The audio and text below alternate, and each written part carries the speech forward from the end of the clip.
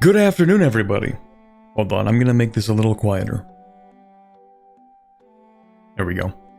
Good afternoon, everybody. Hi. We're playing Total Warhammer 3. Or if you prefer, Total War Warhammer 3. But I've seen it abbreviated like 3 different times. It's a really long title. It's actually kind of hard to fit into like a YouTube title. Anyway, happy Friday, everybody. Hope everyone's having a good day so far. We're doing a little bit more variety for the rest of January, of course, as we wait for the next EU5 update to release. That's when I'm going to hop back into streaming that a little bit. But for now, we're just playing random things. And I think it was last stream, which was a little bit ago. I apologize for that, but we'll get to the reasons why in a second.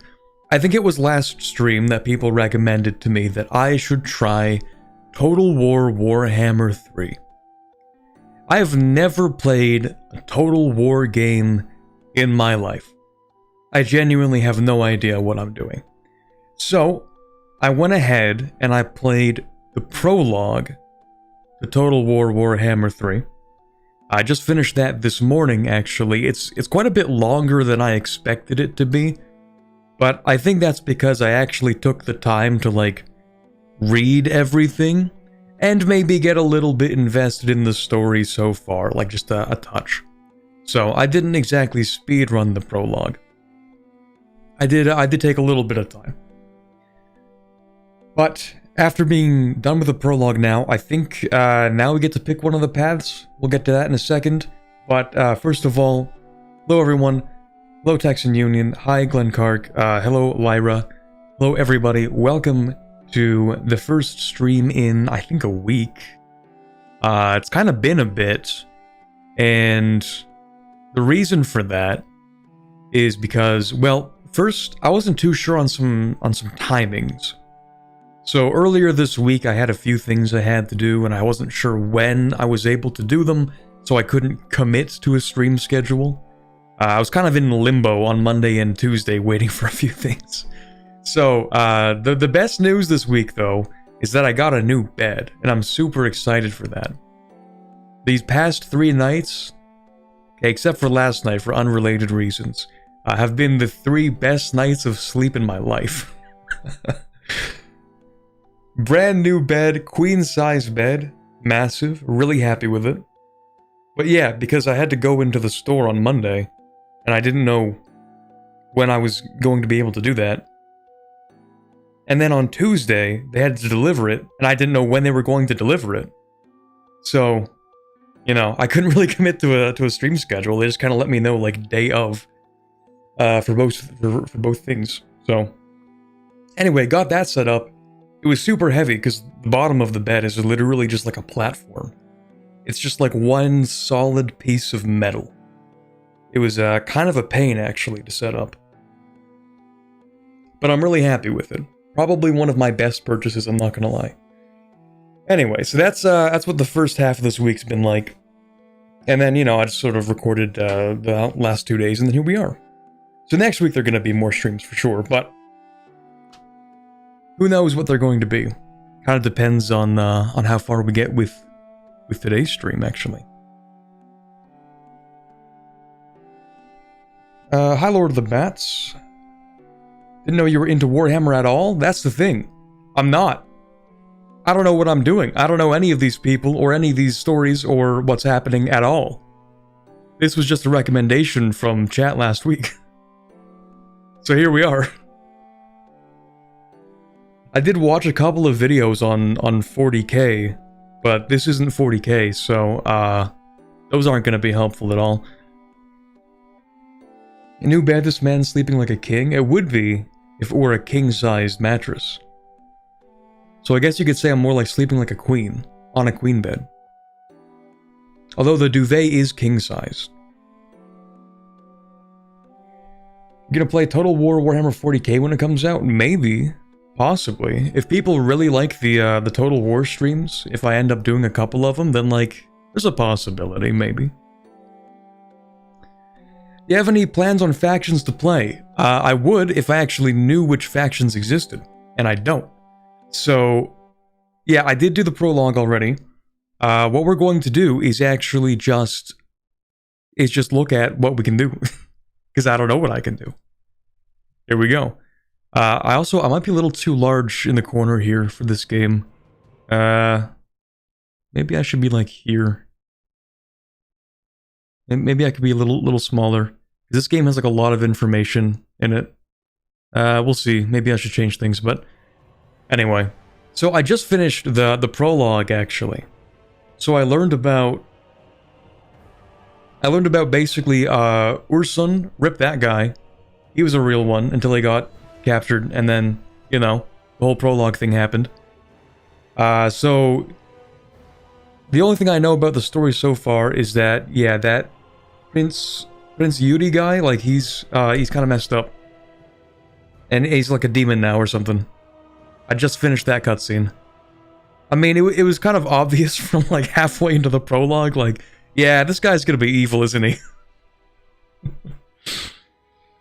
But I was so sure I'd be able to influence the outcome, because like there's this point in the middle where it's like, oh, do I fight for myself or do I fight for Ursun?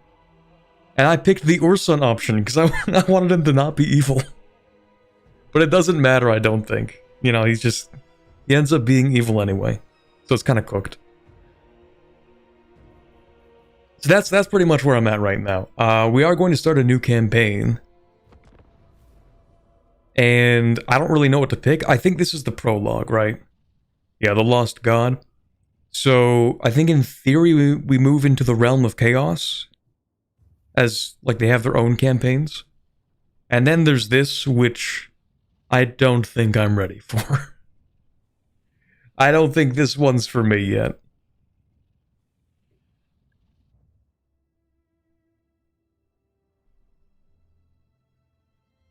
If you don't have all the DLC, then your faction choices will be quite limited.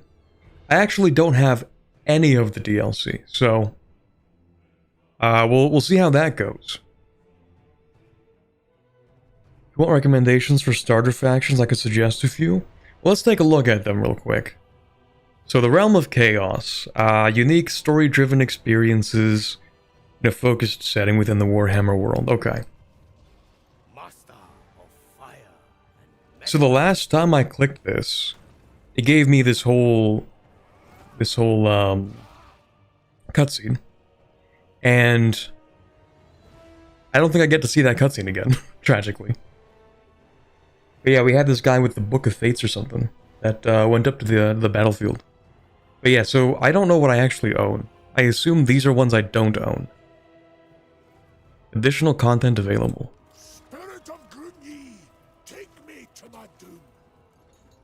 Maybe I do get to play them. Wait, I want to change. Here we go. So, yeah, what is all this? Chaos Dwarves, Regular Dwarves, Grand Cathay, Kislev. Those are the guys that we played as, kind of. This is like basically Russia. Basically Russia, but like actually a little bit closer to like... You know that time when, like, the Vikings went over to Russia? Like that, I think.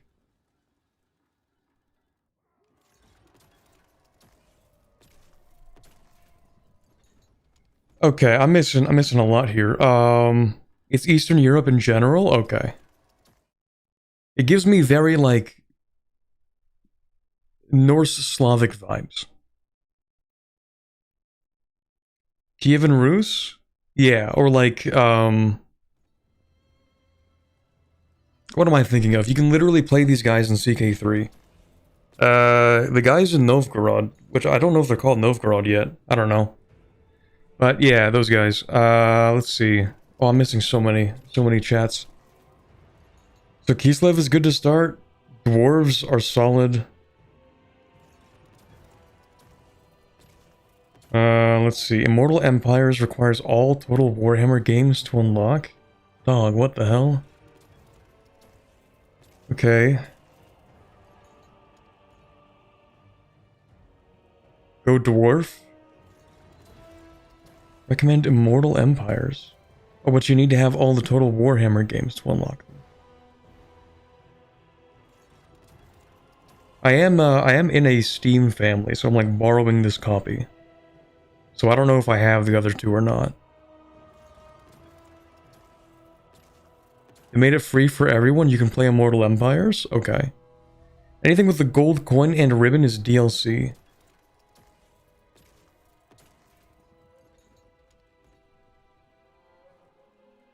You don't need them anymore for Immortal Empires.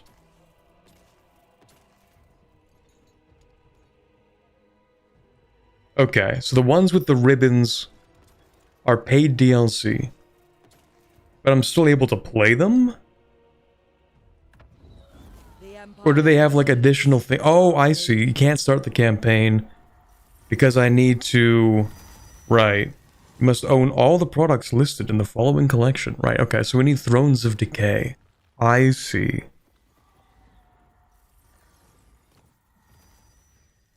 Okay. And what's this little icon? Oh, recommended first campaign. Gotcha. There's so much lore, I don't even know what to pick. I'm looking at all of these and like, maybe 2 of them seem like good guys. Maybe 3.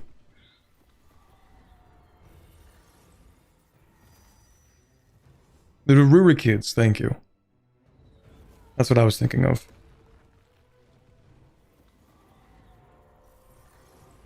It may just be a lord in the faction.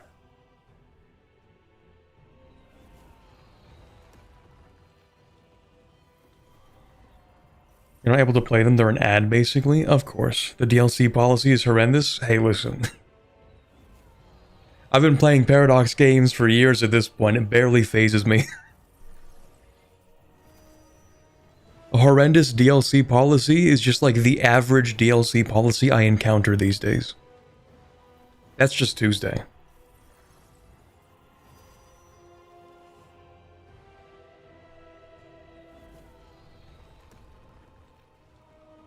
You don't have to be the good guys. There are no good guys in Warhammer Fantasy or 40k.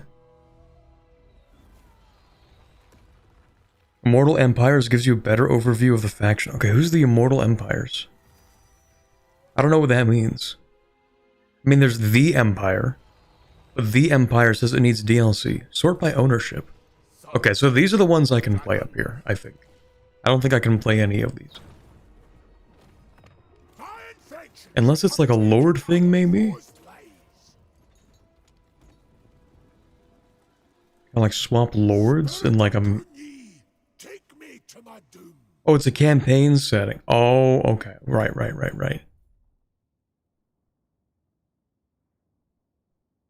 I say right, but I have no idea what you mean by that. Throne of Decay, the Dwarves. To unlock Malachi Mackai's son. Okay, so it's a lord. I need to, like, not play as that lord.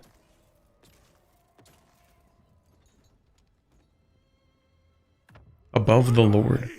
Only the greatest dwarf engineer that ever lived. Oh, I can go with a random lord?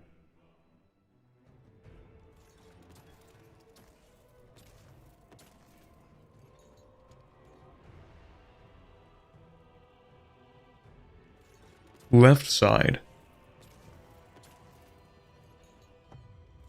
Infections have taken our foes' lives. I might actually be stupid, chat. Okay, let me actually take a second. Click campaign. Oh, this one.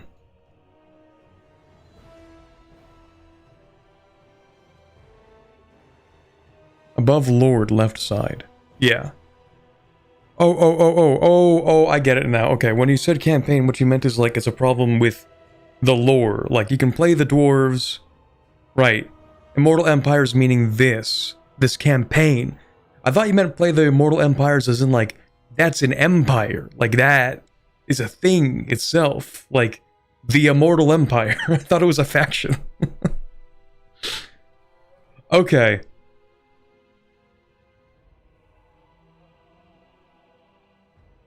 I saw the empires like down here and I'm like, is this the Immortal Empire? Is this what people are talking about? That's okay, never mind. This is what you mean. First daughter of the celestial. Is this what people recommend, really? For like a first campaign? Out of those, Cathay is the most sensible to start as. If you had them dwarves, Empire, Kislev is not a fun start as a noob. Malachi's pay to win. Let's go. Right. So are these all the factions in the game if I have like a billion different things? If I actually did pay for all the DLC and had all the games, these are all the factions?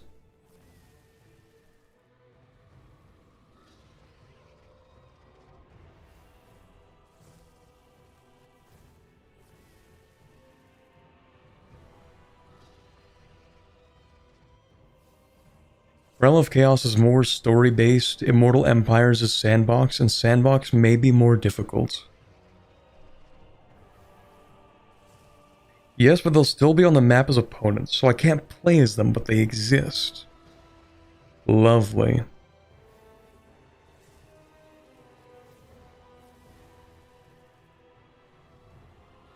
Okay, so people are saying Immortal Empires is like the intended way to play this game then? It's what everyone really enjoys playing? Okay.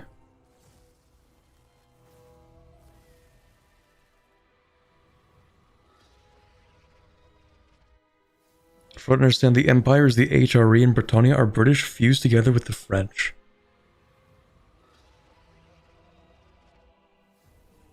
Let's see. Let's see whose factions I agree with the most. Alright, you guys ready for the next 30 minutes of lore dump? Alright, so who do we have? The Demons of Chaos. They sound really nice. They sound pretty chill. The Ungol Prince has given himself up entirely in exchange for the ruinous blessings of all the Chaos Gods and ascendancy to demonhood. Oh, wait, isn't this, is this not Yuri? Like, didn't he become this guy, or am I crazy?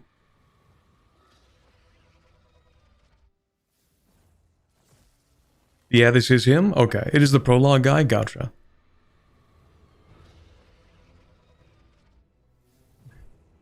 His name is Daniel now. What? Okay. So he arose to demonhood.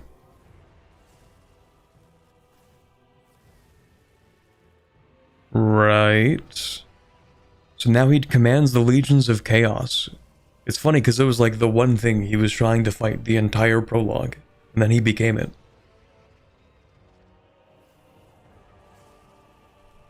Okay. We have Grand Cathay.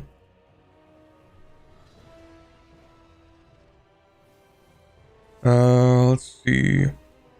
Past the mountains of Morn and the steppes beyond lies the fabled empire of Cathay. I feel like this is the China faction. Balance both the yin and yang to achieve harmony.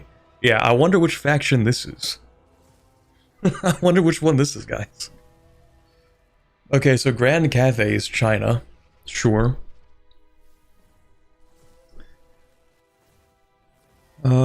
Korn is the blood god. A different god, though. Wait, no, he's an actual god, not a demon. That's different.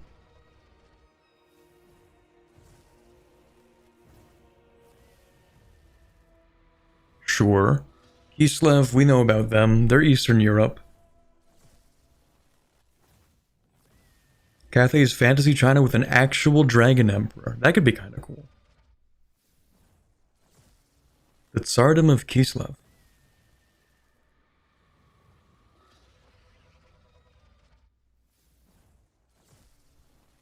Sure. Alright. The Nurgles. Or just Nurgle. The Plague Lord. The Chaos God of disease, decay, death, and degradation. That sounds lovely.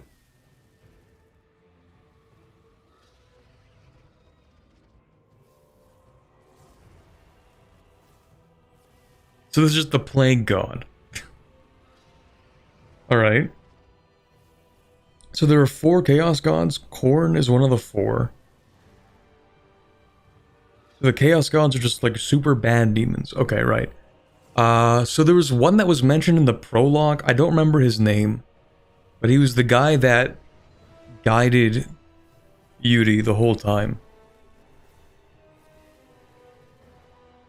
And then he kind of betrayed him. So is he like a different faction? Or maybe he's just not a faction at all. Tech?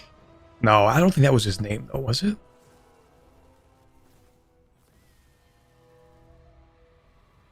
Oh, Be'lakor is not a god. He's the former champion of all gods. And he's in the Warriors of Chaos. Oh, the Demons of Chaos? The Warriors of Chaos? Are there any more chaos I should know about?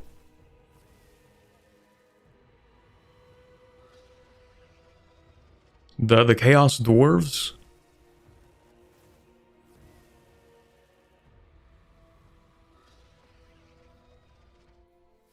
Okay, so we have the Disease and Pestilence.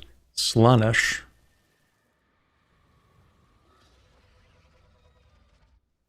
Dedicated to the pursuit of excess, gratification, heathenism, pain, and amoral pleasure at the expense of any other soul. Okay.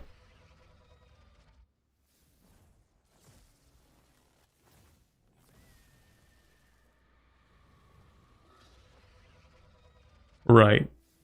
Oh, I think I'm getting it. I think I'm getting it, chat. We have the 4 horsemen. If I can remember what the 4 horsemen are. So we have the chaos god of plague. So what are the 4 horsemen again? There's death, there's pestilence, there's war, and there's...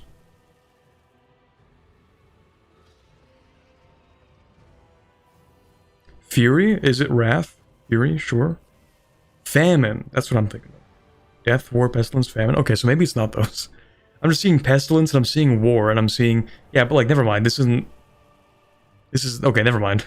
Not the 4 horsemen. I'm crazy.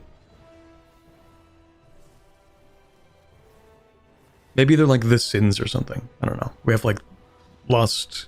Wait, no, because disease isn't the sin. I don't know. I'm messing up this allegory. Forget I said anything. Okay, Tsinch.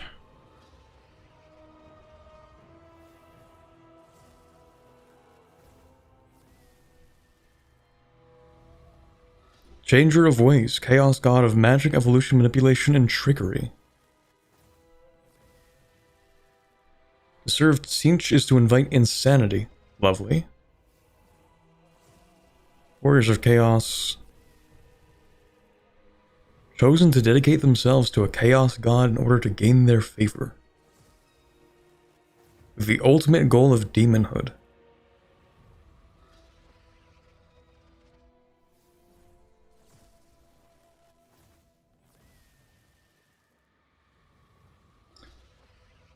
Right. Okay, so I'm assuming in the north you have like the demon lands, and then in the south you have what they call the old world.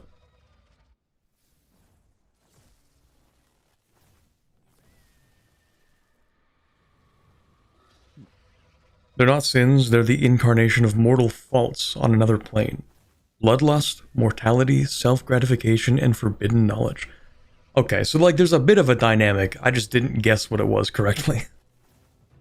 And then we just have like regular people.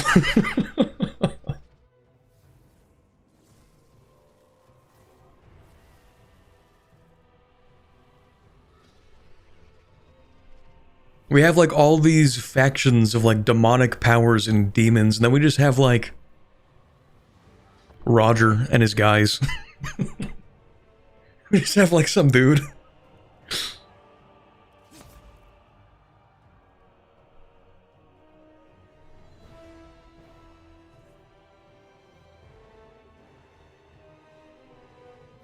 Britannia is the French? Hold on. Oh yeah, those are some super French names. Isn't this literally just like... For Britannia, I fight. Isn't this just Joan of Arc?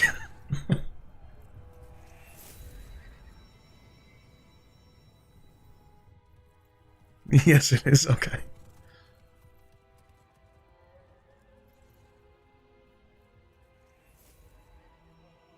They also do crusades. Okay. I could work with that, maybe. Alright, let's look at these again. I mean, they do recommend Grand Cathay as a first campaign. Supreme master of the storm. I don't really know the difference between any of these factions. France, if it was good.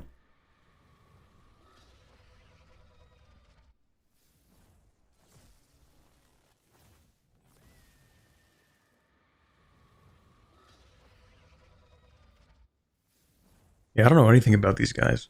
Oh, and then we have this guy who's like an actual dragon. Of the Celestial Empire. But obviously you gotta pay if you want the cool guy. I get it. That's cool. They're all dragons? Or is she a dragon? In human form. Oh, she literally says a dragon. Oh, yeah, okay, never mind. Okay, yeah, she's a dragon. Dragon Lord of the Iron Wind.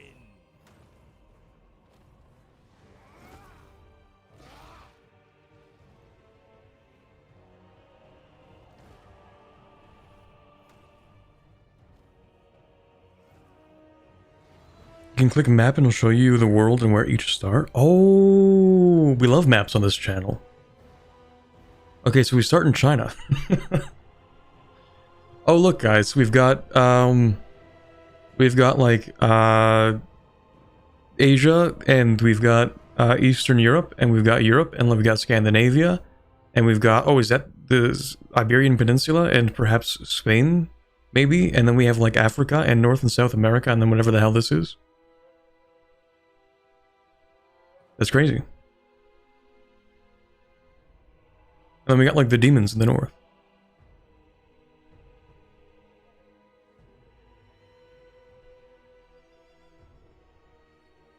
Oh, the donut is Britain. The elf donut.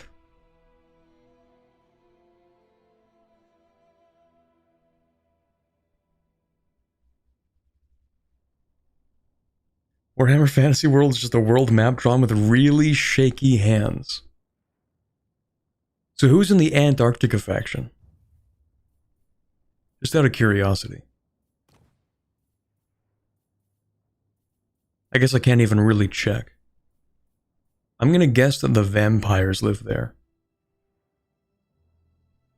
Oh, the Chaos Demons? Oh, it's demons on either side. Okay, never mind. Alright, you know what? Yeah, we can play Grand Cathay. I don't really know what I'm doing, so it doesn't really make a difference to me. Lore is lore. Okay, so who should I pick between these two? They have different units? They do have different... Oh, different starting army. Metal.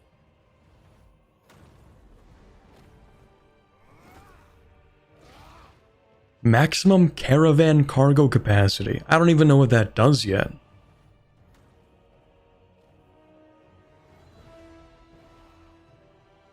Miao Ying is the easiest.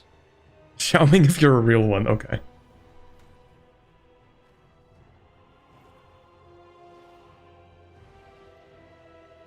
There's trade and economy too. They didn't even teach me how to do that yet. A dragon in human form. Construction costs, okay, sure. Defensive supplies. Corruption, that's a mechanic. Leadership improvement against basically evil guys, okay. Reduced upkeep for missile infantry. Oh, okay, we'll get to that in a second. What's the lore here? Storm Dragon. Oh, so she's the Storm Dragon. Oh, wait, hold on. We got the different dragons, right? Jade, Iron, and Storm. And so the Jade Dragon, I guess he's like Celestial sorceress. the Emperor, maybe? Imperial bureaucracy.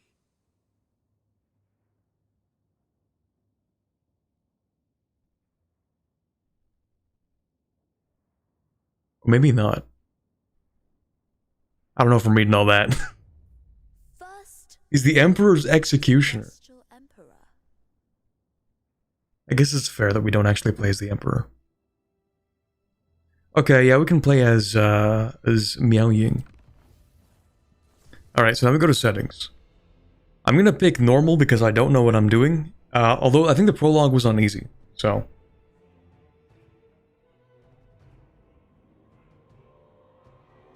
The Emperor is the Celestial Dragon. Oh, that makes sense.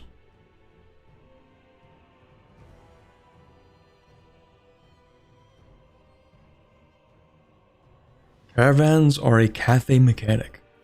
Okay. End game difficulty. There's an end game? Enable end game scenarios.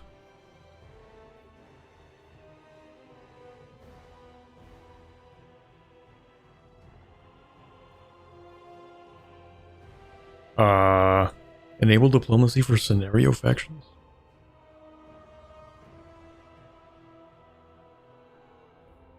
Ultimate crisis mode. That's a good idea.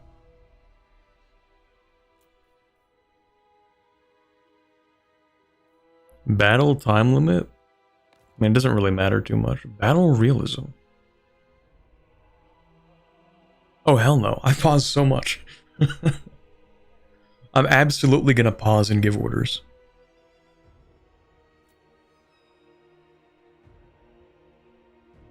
Check all lords, please. Where's the all lords button?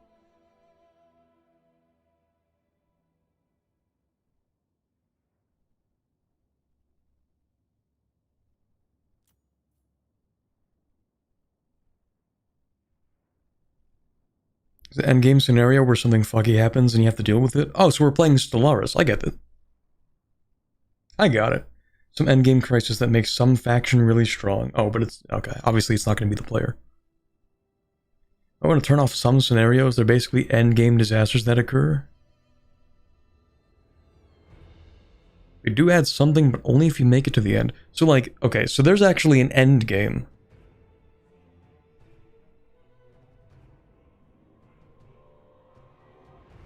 Is it like an asymmetric start, or are we playing like a sandbox, or like a 4X rather? Imagine getting attacked by 10 commands. That sounds like a good time. For like the first 10 minutes.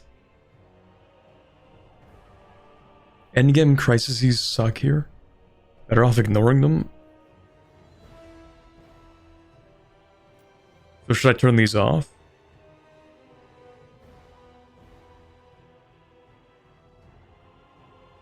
At least one scenario must be selected. At least one. What do they mean by that? Must be selected for an endgame to trigger.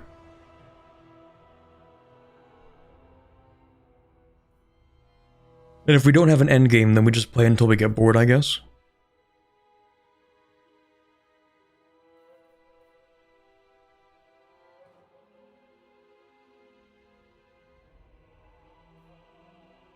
Right, okay.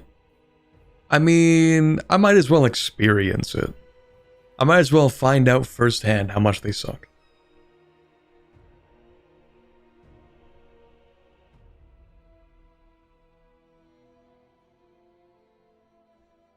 You have victory objectives? I'm getting conflicting information.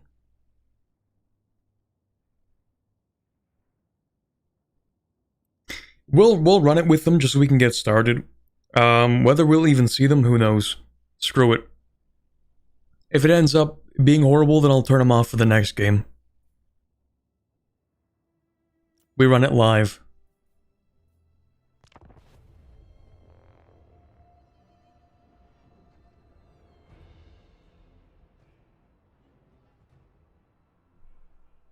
There are 3 tiers of victory objectives. Every lord has different conditions. Minor, major, and world conquest. Okay, what's this? Grand Bastion of Grand Cathay endured through the...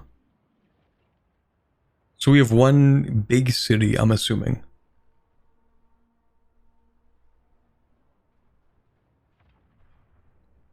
We have the Great Wall of Cathay. The Great Bastion of Grand Cathay. Okay, let's see. Seeking to gain advantage from newfound footholds. Sure, on both sides of the bastion there are those who wish to see the Empire crumble so they may profit from the pieces. While for the demonic forces of chaos, annihilation would suffice. Right.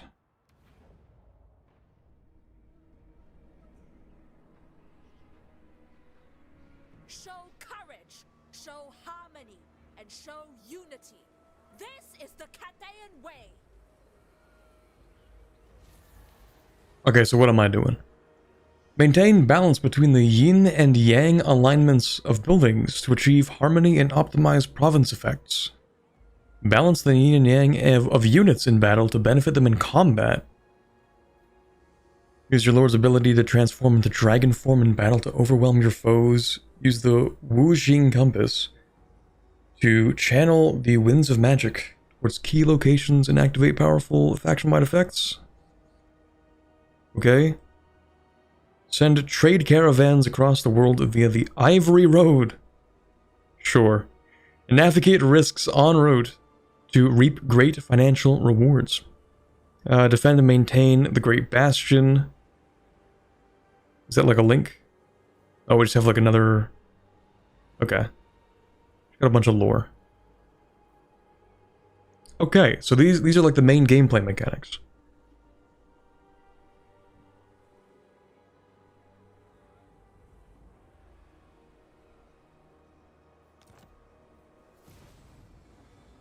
Oh, Empire of the Celestial Dragon.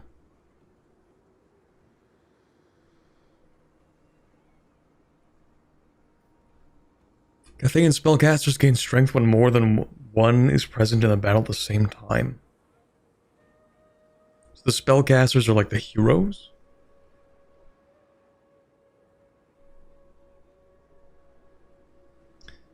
Mission issued, engage the enemy. Defeat the rebel lords of Nanyang. Sure.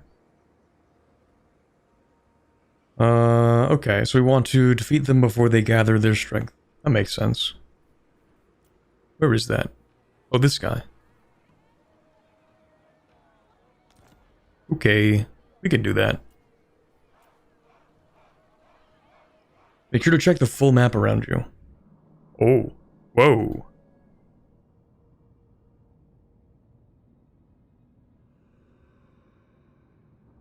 Alrighty.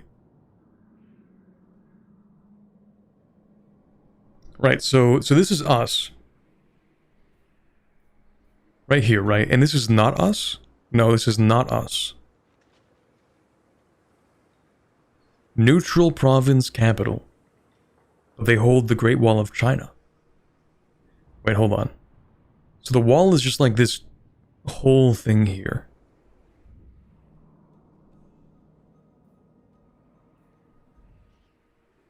And so we kind of want to have the whole thing, right?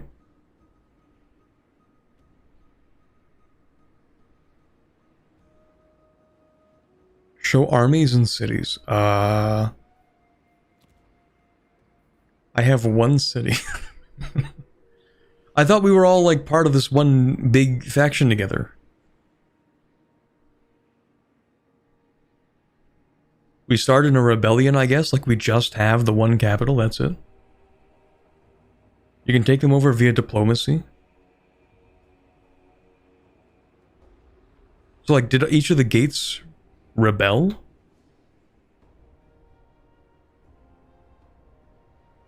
You can confederate them if they survive long enough. Oh, I see, okay. Alright, so we're looking basically, yeah, we want to merge... This is Miao Ying. The Storm Dragon. What do we have here? Peasant long spearmen, so spear infantry. We have like anti-cavalry. We just have like sword and shield, okay. Okay, so you're Harmony Yang. You're Harmony Yin. So you're just missile infantry. Okay, so we have archers. Or are they crossbowmen, I think? Can't really tell. We have for sure crossbowmen. Yeah, okay, they're all crossbows, of course. So we have like the elite crossbows, regular crossbows, and then whatever the hell this is. Ranged is yin, melee is yang. Okay, so you want to have like a good mix of them.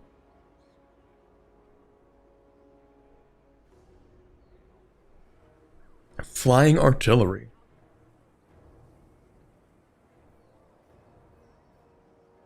Does it actually deal damage? I mean, it has ammunition. Surely it does. Range, missile strength, 560. Skyjunk is probably the worst unit in the game. But it is kind of cool. Harmony amplifier. Increases harmony bonus for nearby units by 25%. It's so weird to have artillery that's flying at this point, because like this thing is... Like there's no way this thing can maneuver at all.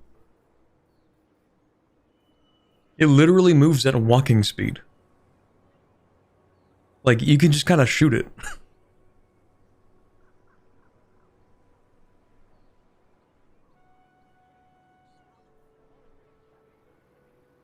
Okay.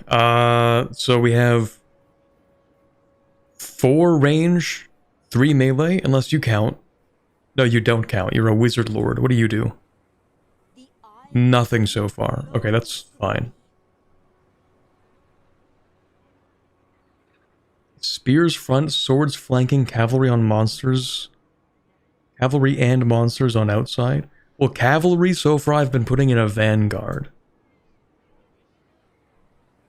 So yeah, I mean, I guess that basically is what that is. Okay, so we're technically balanced towards yang, I guess. No, we're balanced towards yin because we have 4 yin and 3 yang. So we're already cooked. What do you do?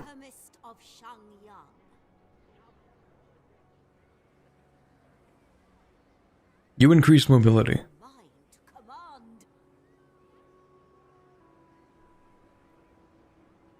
And do like normal things. You do anything crazy?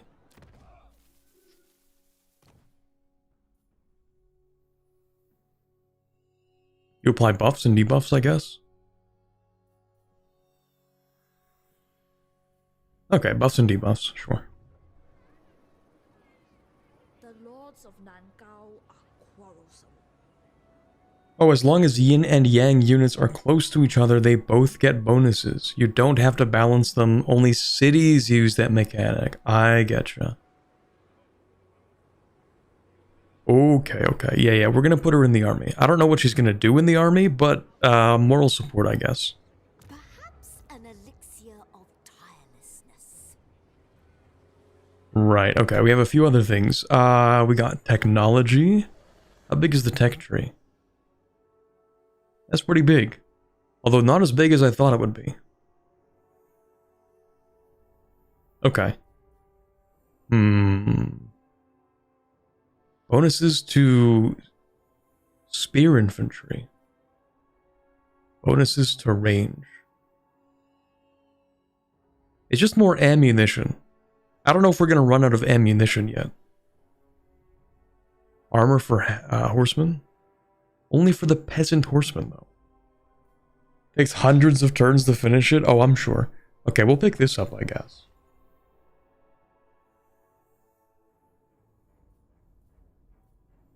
Yeah, sure. Schematics from Nangao. What else can I do? The Wuxing Compass. I yearn for my truth. Control the direction of the winds of magic.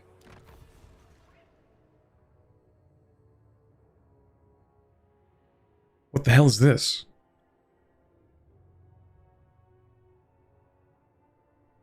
Direct it? Do I point it? I guess. Directing the compass fills the respective energy reserve. The greater the reserve, the larger the benefits. The energy reserve of all directions decays over time. Okay, so we sort of choose something to prioritize.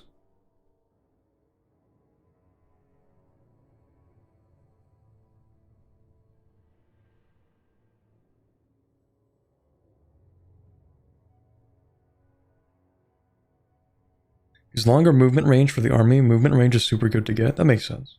I usually go top right for money. Yeah, what do we get here? So, I don't even know what control is. Control +2. Okay. Income from all buildings. Chance of winds magic increasing in strength. Chance of winds of magic increasing in strength. I don't know what the winds of magic are.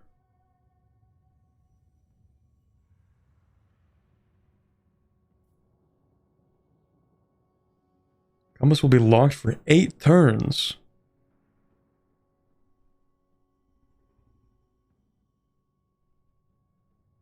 Warpstone Desert. Oh, that's money, okay. Army ability? Interesting. Casualty? Yeah, we don't need this yet, I don't think.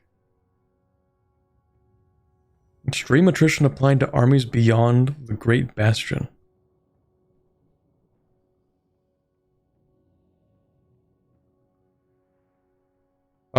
Yeah, this seems like a really good early game one. I think I'll take that.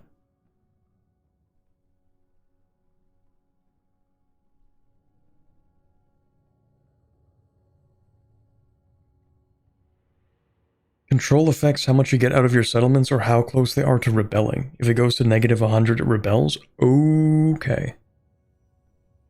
Winds of Magic determines how quickly your army regenerates their mana pool.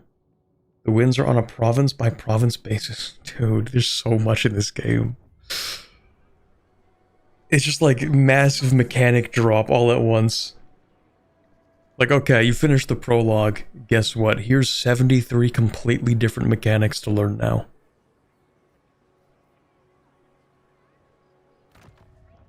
Ivory Road. You spent along the Ivory Road from Cathay to the west. If a caravan reaches its destination, you receive a large reward. Okay. You can see its level and the number of units that protect it. That makes sense. Decide how much cargo it should take. Right, so greater risk, greater reward. That makes sense. All caravans start in Shangyang. Oh, but we have a rebellion there we have to put down first. Now chart the route your caravan should take. I mean, we're not going to do that yet, but I think I'm starting to get it. Destination. Sure. And then you select it. Okay. That's that mechanic. My siblings conspire against me. So basically, do we have anything new here? March, ambush, raiding, encamp, channeling. That's a new one. Oh, it's how we replenish our magic. Oh, and magic is based, it's like army, not from the pool.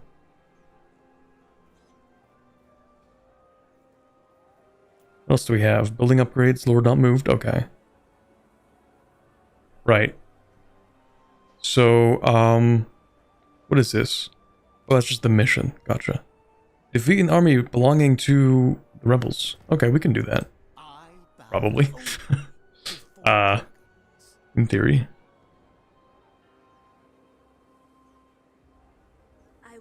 Shouldn't be too hard, right?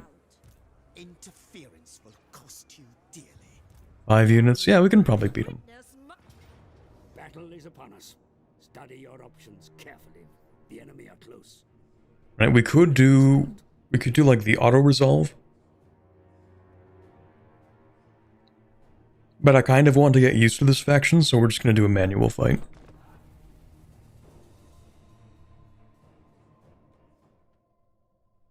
Imagine the first manual battle is one where I actually have to log in.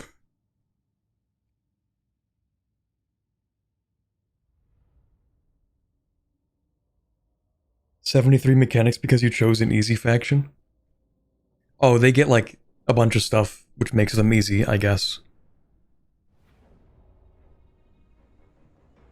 Channel magic. Recharge is blocked. Oh, okay. So we're a kind of faction that sort of requires you to pre-select how much magic you're going to use.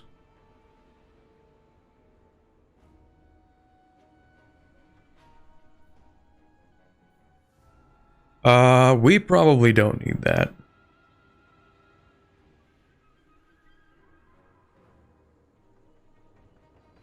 Only for the beginning of battle? Wait, it's gamble mechanics? Risk magic for more favorable wins. Oh, it's gambling. Let's go. Okay. All right. We'll just start the deployment then. So let's see. What do I want to do? I have no cavalry. That's a really good start. Battle fundamentals. I remember how to do battle fundamentals. Maybe. So presumably, like, the army isn't really even large enough to split into flanks, to be honest.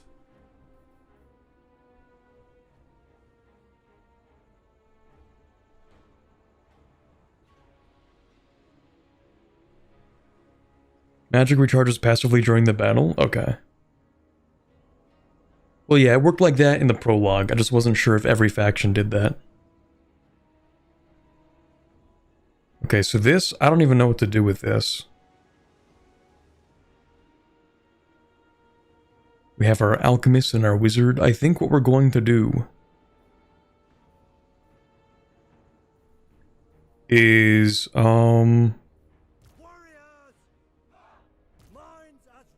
oops. We can do that, and we can do like... No, hold on. I guess in the center you might as well have both? The balloon is an artillery piece. It just looks so vulnerable. Oh yeah, what do you do? Speed minus 45%. Charge speed minus 45%. Okay, so it's like a... slows down the enemy, sure. Regeneration. Oh, there's a hit point replenishment cap. I didn't even notice that. Okay. So... I guess in the center we could do like this. And then right flank this. And then you're just kind of your own thing. I don't know what to do with this yet. Wait, artillery can do friendly fire. I didn't even know that. I played the entire prologue without realizing. So, I'm the one attacking, right? They're probably not going to charge at me. You have cavalry. I don't like that. I don't have cavalry. Staying on a hill is good while on defense. Yeah, I just don't think we're on defense. All missiles can do friendly fire. Right, so like the way that I've thought about tactics barely is that you start with missile front, and then as the enemy approaches, you shift the missiles behind the melee troops. I think. They will come to you. You have artillery. Oh. Okay. Yeah, so like the idea is if they do end up running to me, we have like these guys in the front and they're gonna shoot at them, and then they get too close, they diffuse through the melee troops who actually put up a defense. That's what I'm thinking.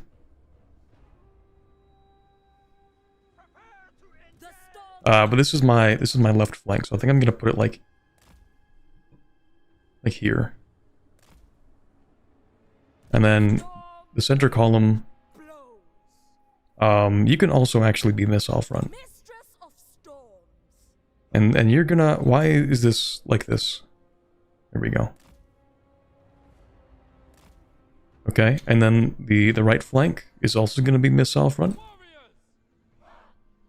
And it's gonna do this, I think. And then the artillery, it's just kind of chilling there. Oh, that's massive range. God damn. Okay. You can just sit there, I guess.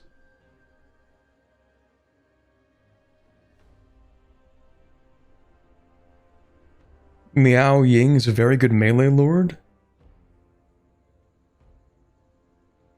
You put her in the front line, press dragon transformation, and watch her wreck house. Is that like the main thing she does? Careful with cavalry. That's true, actually. What am I going to do with that cavalry? I think I'll just have to, like... I'll probably have to move my spear infantry to react to where their cavalry are looking to charge. I don't think I can, like, predict where they're going to send their cavalry.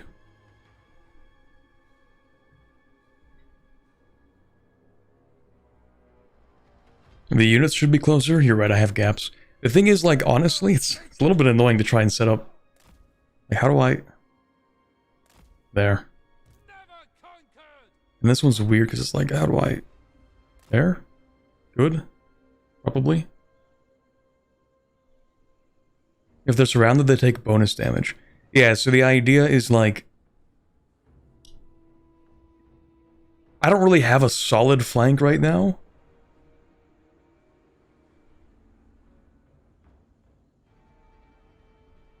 But if they end up moving like here, then I guess I can collapse on the sides. Maybe.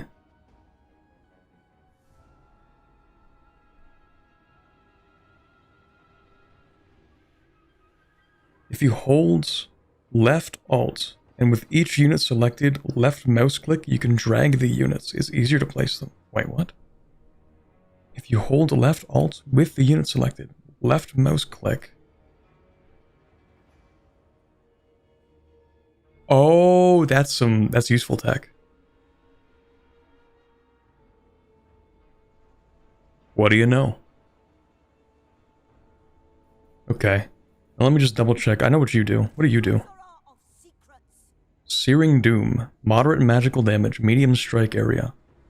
Strong versus a single unit. Weak versus a single combatant. Okay, so it's good against like one unit, but not against like a lord. Okay. Okay, let's try this. I think this should work. And if I lose, I'm going to end the stream. Okay, how do I get you? First of all, I like to do this. Okay, so they're just going to send artillery strikes. Lovely. Once they get a little too close... Right, yes, thank you. Thank you. Once they get too close, what do I do with this artillery?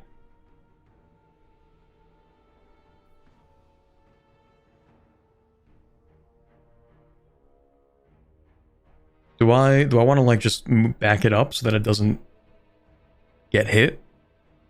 Move it out of the way? It's better to turn off fire at will.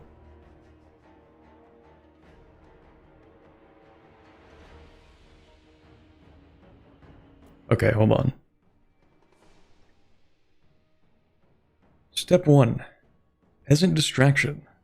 Step 2. Cast everything on clustered enemies. That makes sense. For the artillery, it's better to turn off fire at will and just move it around. Use the artillery to fire on routing units or archers.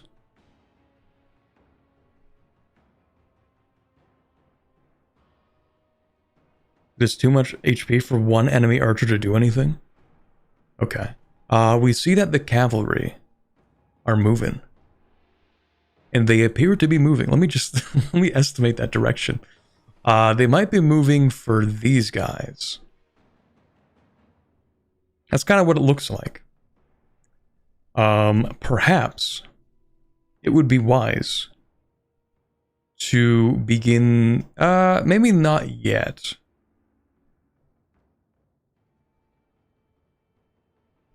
Cav is a good target for the counter or for the slow spell. True. Also, how do I make her turn into a dragon? Oh, there's this button. I don't think that's the button. This is the button. Can only use if the battle outcome is undecided. Okay.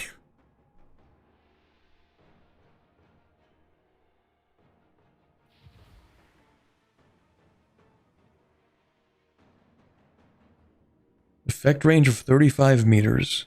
Imbues units in range with melee attack and immune to psychology.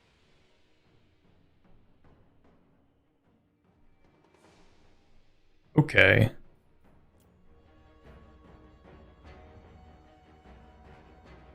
Damn, these cavalry are kind of getting pelted. Like, they might not even make it to the front line. Low-key, they might not even get here. Did we run out of ammo? No, we didn't. That's the yellow bar, right? Is the ammunition?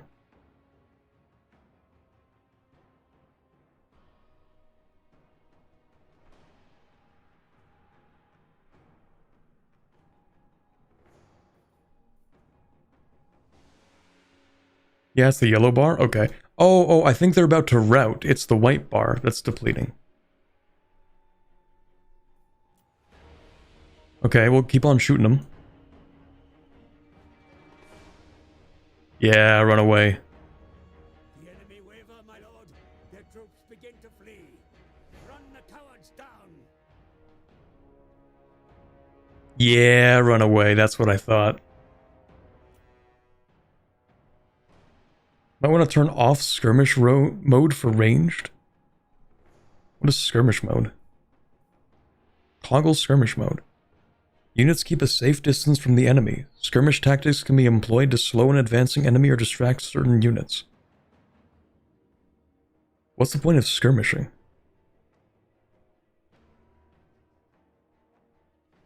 Oh, I get it. Okay, no, this makes sense. Like, if your flank is exposed, you might want to send a unit to skirmish while you reposition so that you can slow them down. I think I get it. Maybe. Oh, it makes it so that when the units come close, the archers start to run. Honestly, I feel like I'd rather micromanage that. They're more for horse archers? That makes sense. Supposed to keep them safe, but usually they'll just move out of formation when you don't want them to. That's the thing, like, I think it's more important for most of my units to maintain, rank.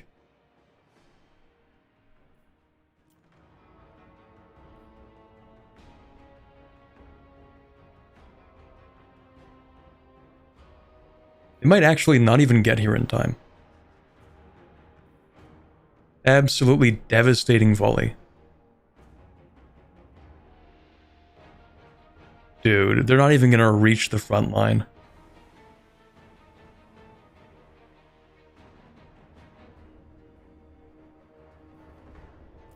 Let's let this play out a little bit, because, like, honestly, we don't really have to do much, it seems. Just an absurd amount of range damage.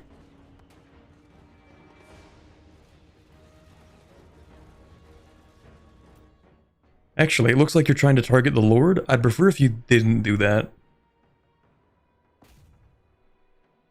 I think I'd prefer if you actually target, the units.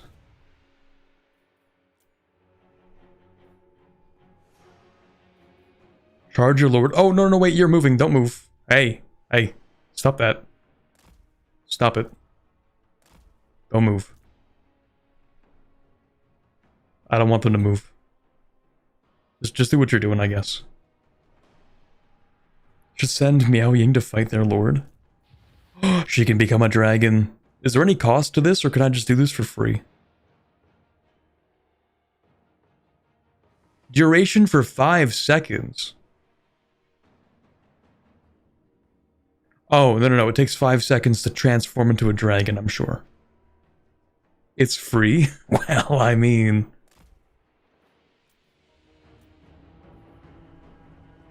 Yeah, don't move, don't move. Thank you.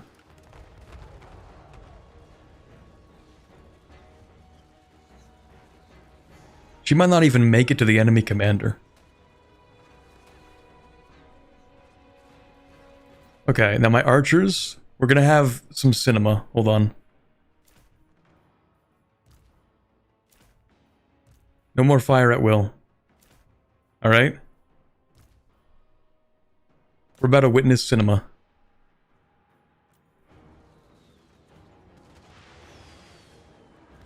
Oh shoot, I forgot about you. Stop that.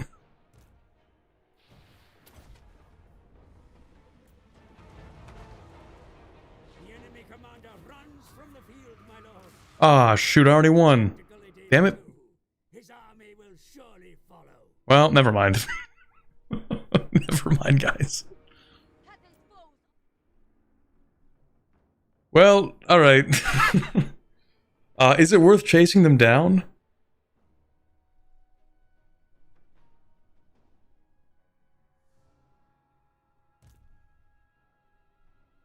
Chase? Yes? Okay. Oh, so even though the battle is ended, we can still deal extra casualties.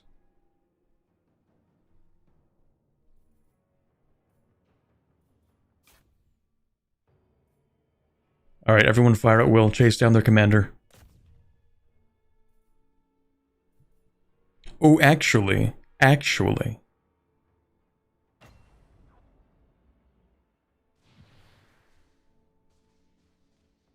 Who could I really effectively route? Commander, sure. Kind of,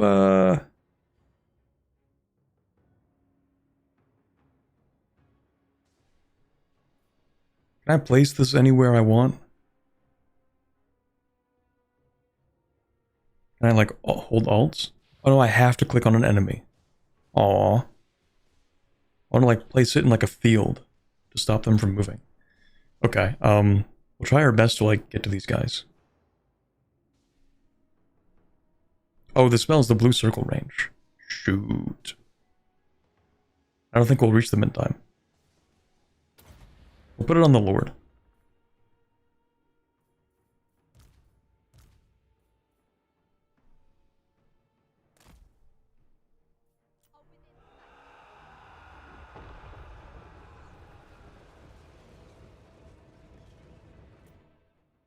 Maybe you shouldn't, maybe you shouldn't walk in there. With like a billion missiles. Maybe not. Maybe not. Actually, you have insane range. You should keep on, bombarding these guys.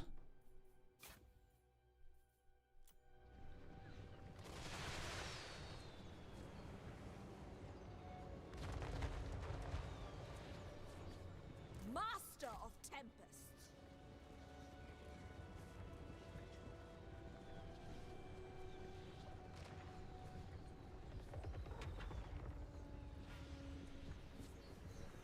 Maintain unity. Strike them down. Get them.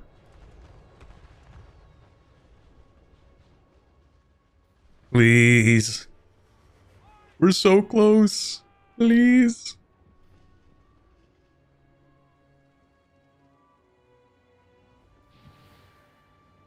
What does this do? Oh. Stop running. Hit his ass. Let's go. Alright, now we're done. Well, I mean, we could keep chasing them. I don't know how far we can chase them, though. We're probably as good as gone, right? For the most part.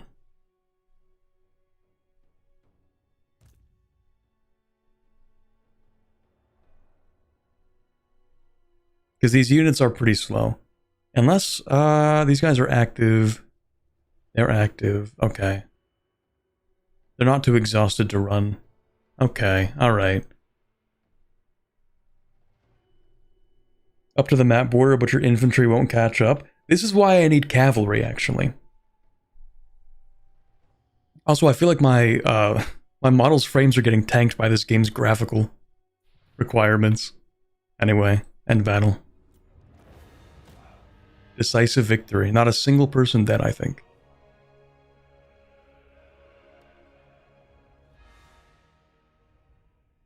Zero losses. I might actually be goated.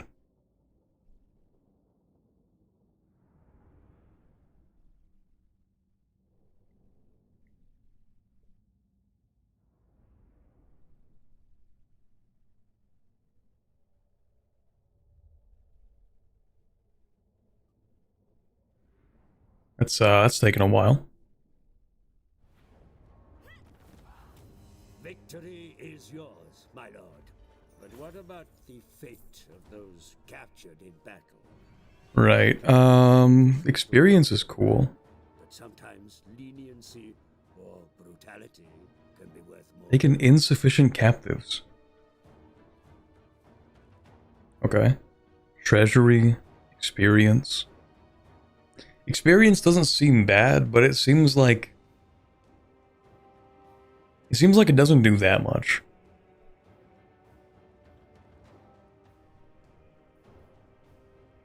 But we also make a ton of money each turn, so I mean... XP is the one thing we don't get each turn. Maybe I'll just take this. Get the money, but it's so little. Nah, I'm taking the experience. Okay. I might turn down the game settings a little bit. Or maybe I should lock this to 60 FPS. Let me see here.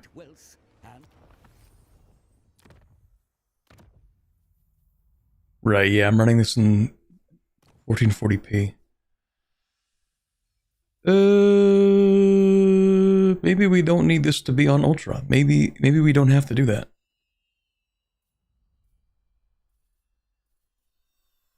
Is there a frame cap somewhere? Me when no frame cap?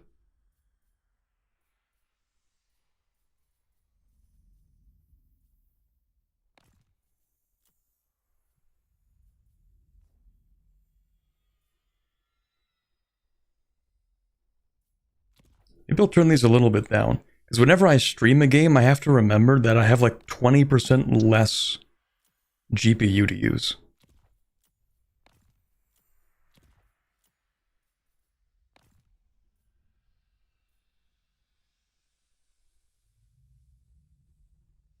Let's try that.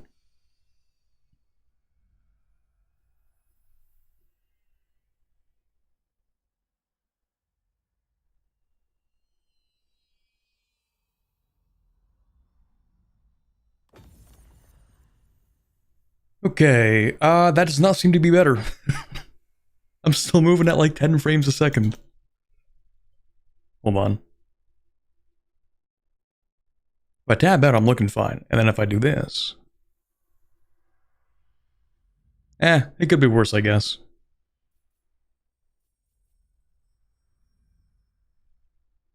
No frame cap. 2020 game, by the way. Okay, don't worry. I have a solution for this. Let me go into NVIDIA... Is it the NVIDIA app or is it... No, it's 3D graphics settings, I think. Or what's that setting called? I can change this manually.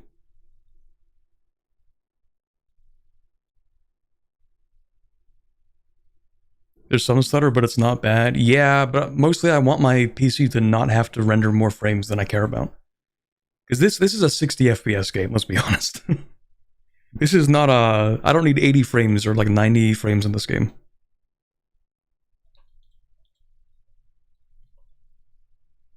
Let's see... NVIDIA control panel, is that it? I think that's it.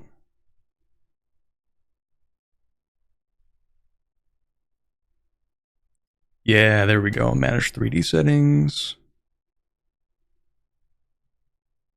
Because I already have like a... I have like a global VSync. And I'm just going to go ahead and make sure. Yeah, I have a max frame rate, but I want to make it for like each game.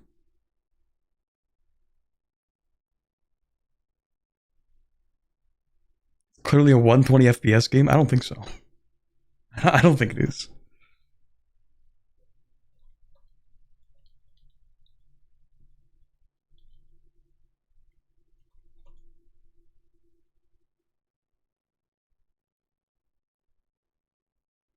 Here we go.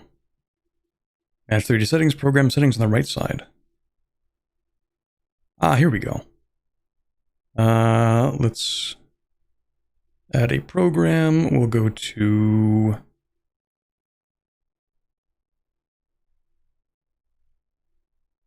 Total War Warhammer. which is not showing up on this for some reason. That's cool. Do I need to add it? Oh, here we go. Total War Warhammer 3. Add. Alright. And I can scroll down. You can go to max frame rate. And we are going to set that manually to 60 FPS. And apply.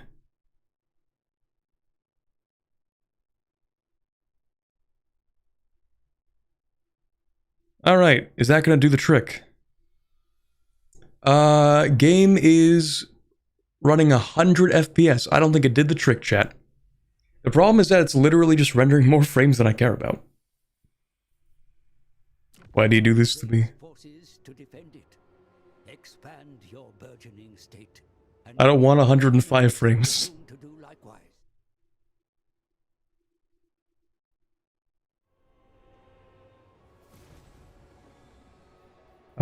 Where's the button again? Do I have to close it and reopen it? Maybe run the monitor at 60. Hell no. Yeah, I'm gonna save the game and then I'm gonna close it and reopen it. That shouldn't take too long. In theory, this should work. Yeah, max frame rate. I did apply it. Alright, let's try that.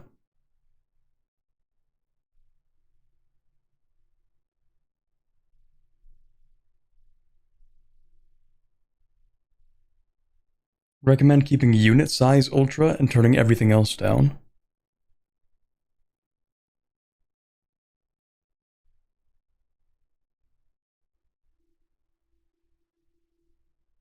Unit size actually matters to gameplay. That makes sense. Yeah, yeah, I guess I'll keep that.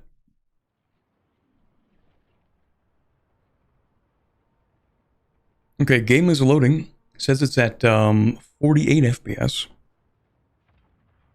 That's kind of odd. Even Minecraft has a frame cap and that game is 17 years old. It shouldn't be that hard to implement. Like, pretty much every game on PC has a frame cap now. Pretty much for this reason. It's like, what if I want to run something else while I have this game open? Okay, I think we're getting 60 FPS. Let me just make sure the game actually registers on OBS. Total War Warhammer 3. Please find the game. Hello? OBS? OBS, please.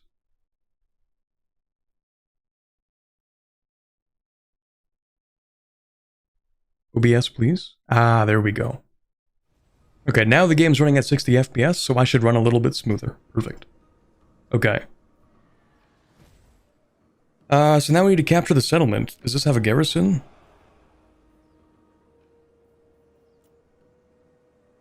Yes.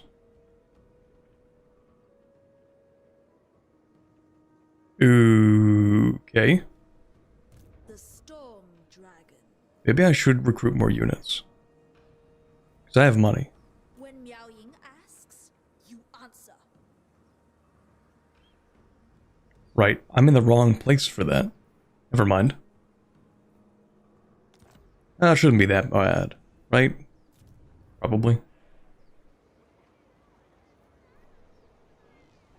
Oh, that's a lot of options. There were only 2 options before.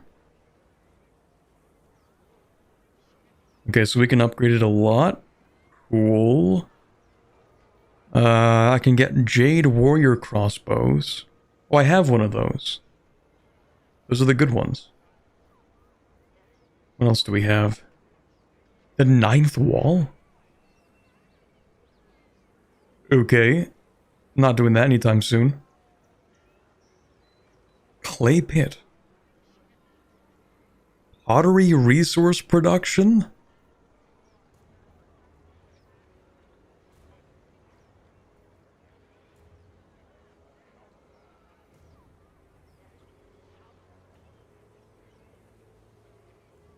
This is too many mechanics.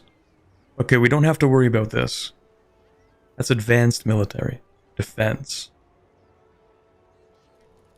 Chance of a plague spreading. We got plague mechanics?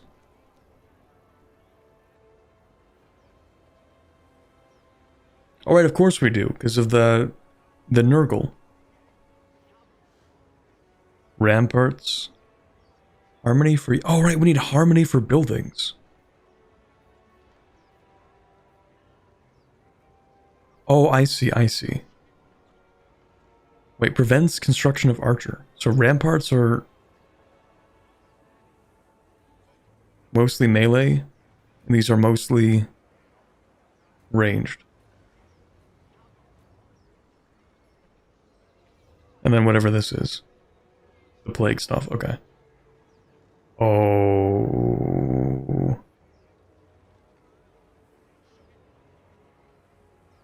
Prevents construction of the spice market. There's so many things. Okay.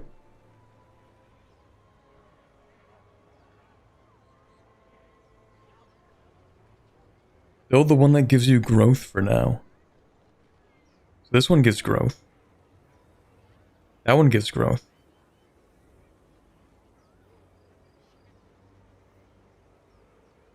That one gives control. That one gives control.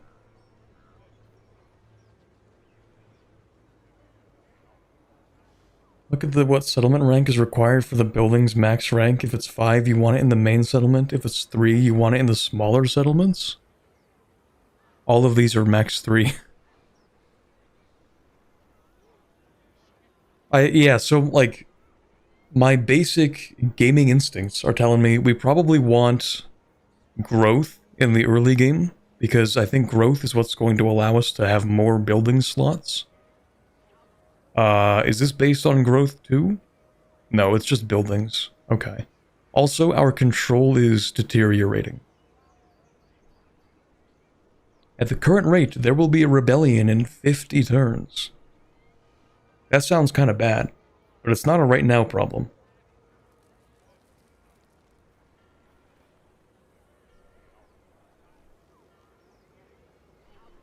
So how do I check my current harmony? Ah, here we go. Current balance is in harmony. Okay, so we're gonna build something in one direction and it's gonna ruin the harmony, and then we'll fix it the other direction. So I guess we want one of these. Do they do the same thing? No. Construction cost for all buildings reduction.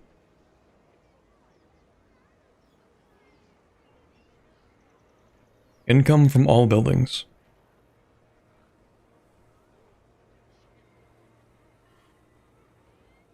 I feel like we want the construction cost one. It goes up to minus 6%. I feel like this like kind of scales better. I don't know. I'm gonna pick it up.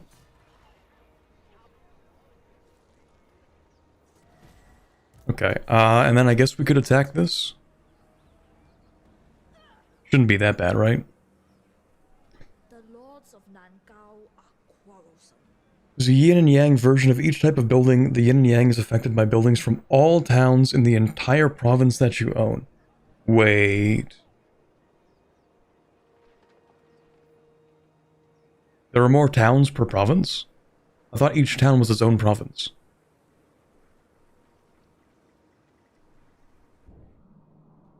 No. Okay, hold on. Gunpowder Road has 2 settlements. The minor settlement, and then we have the main one. I see. Okay.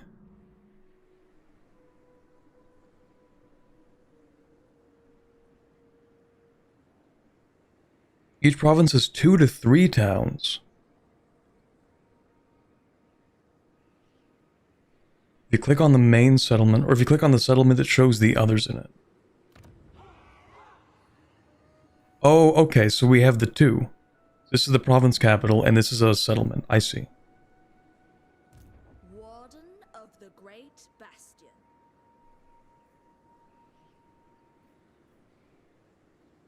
The North must be defended. Okay, so in theory, okay, yeah, we don't need to raid. I was just looking at that from like the previous thing. Okay. We can probably take this, I feel.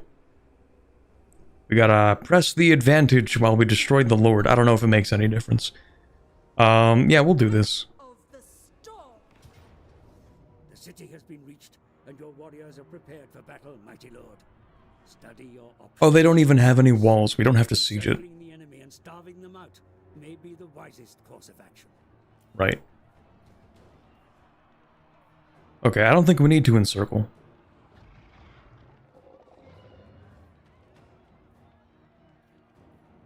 I think someone said always auto-resolve these. The sieges. Is there a reason for that?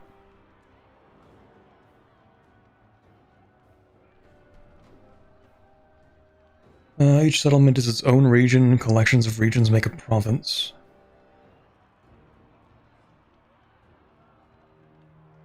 Provinces have multiple, usually 3 to 4 towns. One of them's major. Right.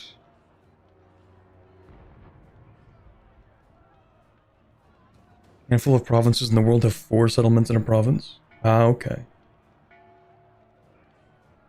It's like a U5. Yeah, just realized that parallel. Sieges can be boring after the 50th battle in the same 4 maps. Siege battles suck in settlements with walls.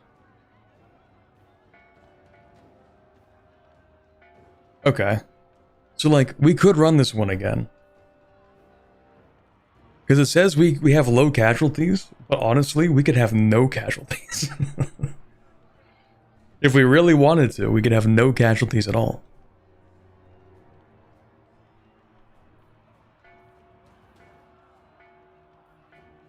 You know what, we just have a good, like a solid battle. I feel like we can probably just auto-resolve this. It probably doesn't matter that much. You face a dragon of Cathay. Okay, we actually lost quite a few troops.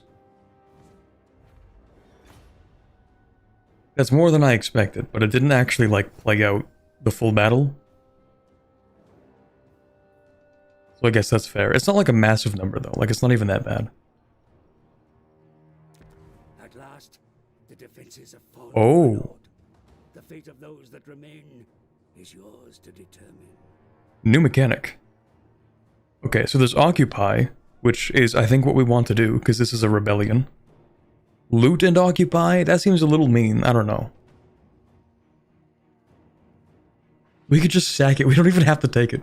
We can raise it to the ground. No. We'll occupy it. This is mine now. Parameter expands.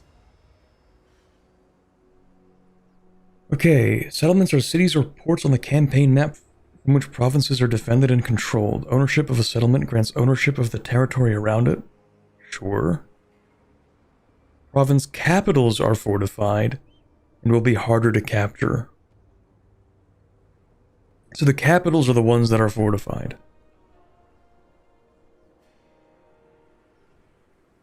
Loot and Occupy also damages buildings. I see. So we get the Crackle Blaze.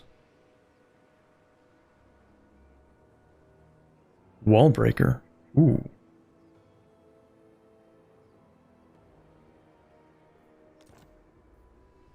Okay, unassign skill points. Here we go. That's a lot. That's a lot.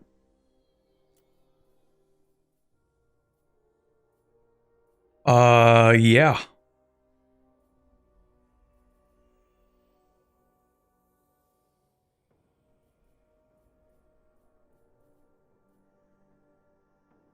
Okay.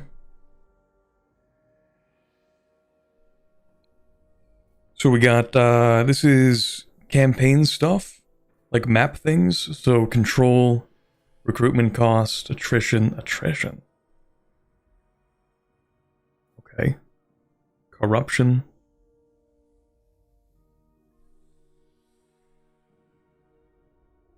That's a massive casualty replenishment rate. That's crazy. 30% casualty replenishment rate? Okay.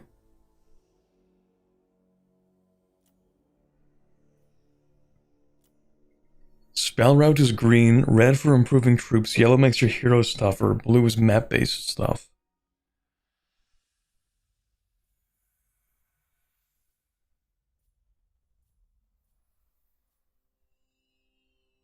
And then I guess the top is just aura farming.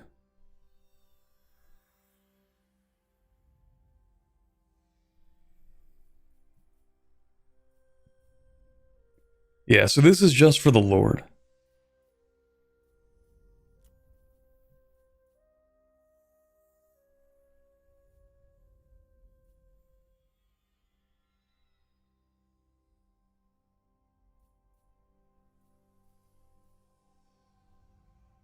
Legendary Lords have unique skills. Oh, so this is the legendary unique stuff. After rank 12. Diplomatic relations plus 40 with Grand Cathay. Am I not Grand Cathay?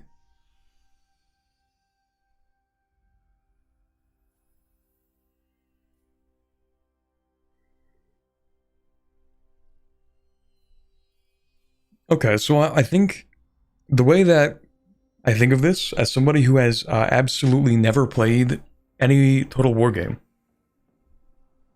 is that, like, I prefer buffing troops over buffing, like, massive aura farming singular units.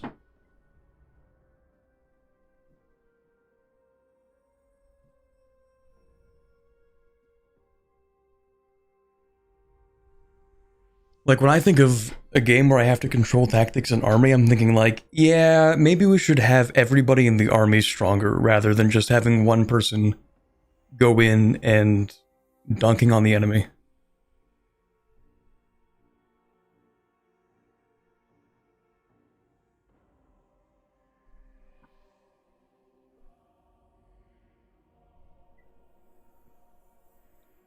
One Gigachad hero or commander can turn the tide of a battle. That's also true, though.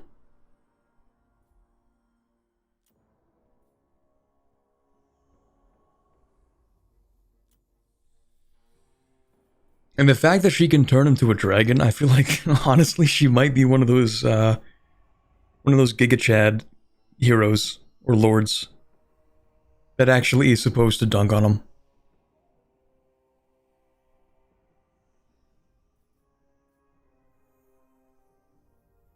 You don't want a hero that gets beaten instantly when they get into combat? Funny story, actually. That's exactly how the prologue ended.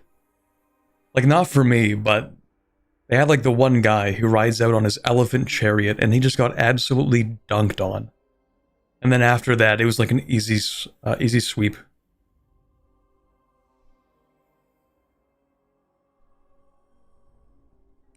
Anyway, I think to start with, we'll just go and, like, add this. Unit experience gain per turn. That seems useful. You know what? We'll pick that up.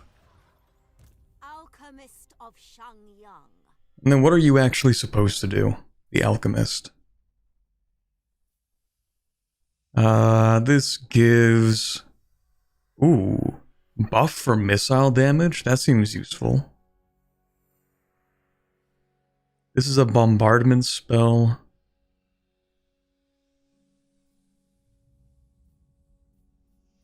You definitely seem more like a buff and debuff character.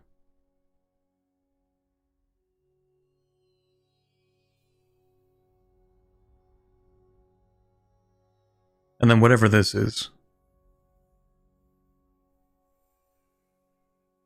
Randomly moving area of effect? What the hell? Okay. Transmutation of lead.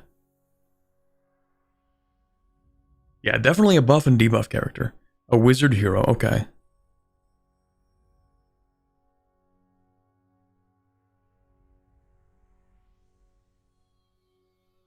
You can see what the spell looks like.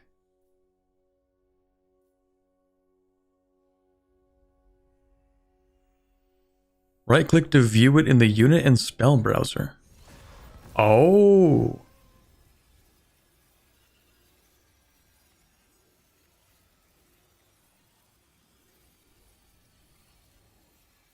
Lore, okay.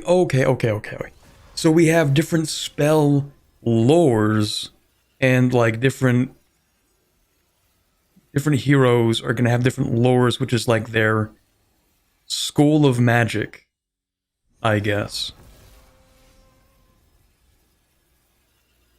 So this alchemist has these spells. Like, this is what they do, I guess. The lore of metal. So armor reduction. This is just a bombardment. Okay. Glittering robe. Affects one allied unit within range for 44 seconds. Okay. Oh, so this would be... I think I'm starting to put it all together in my head.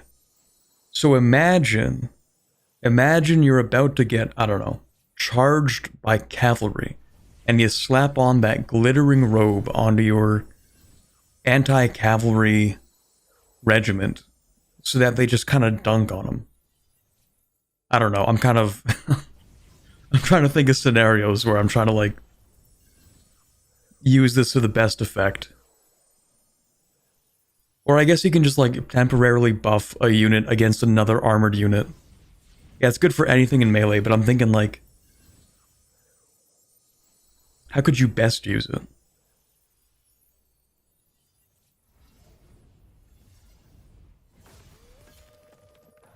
Searing Doom, very good and spammable. What the hell is this? Okay, that's interesting. Transmutation of lead, just a debuff, sure. Final transmutation.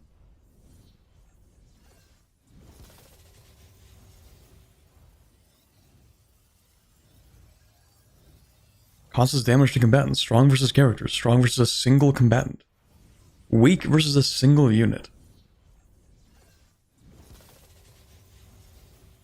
Okay, so we want to use this against the enemy commander, I guess.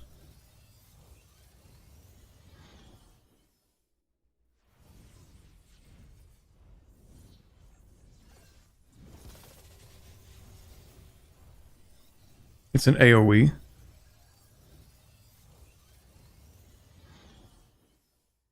It is an AoE, that's true. Just turn the enemy lord into a statue. Nice. Okay, that's cool. Oh, I didn't even scroll over. Okay. Alright, I'm getting ahead of myself. Let's pick up something that seems interesting. So, our ranged units seem pretty good. We could, like, buff them at the start for 18 seconds. Do more missile damage. Or we could just spam this. Strong versus single. Yeah, we could just spam this. That's fine. Okay. Cool, you were upgraded. We get the Jade Sculptor. Alright, followers. Swordmaster. A bow. Province secure. Oh, we can issue a commandment across the land. Okay. Right, there's that thing. Mission complete. Oh, issued. Capture 2 provinces. Either by direct ownership through vassals or military allies.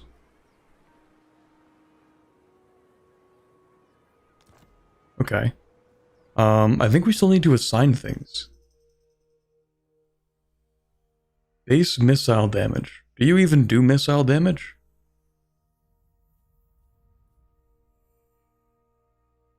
I don't think so.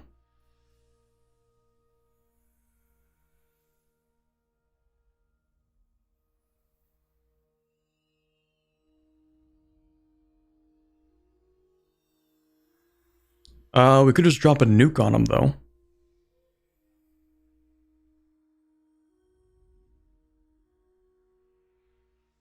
Allows the unit to attack and destroy walls in melee. What's this? More base missile damage. Oh wait, sorry, I was looking at 2 different things. So we can't really use this. Actually, what do you do? Well, I can't select you. Never mind. Enables flaming attacks. Yeah, sure. So, so this hero, we don't get to select them for this, or am I crazy?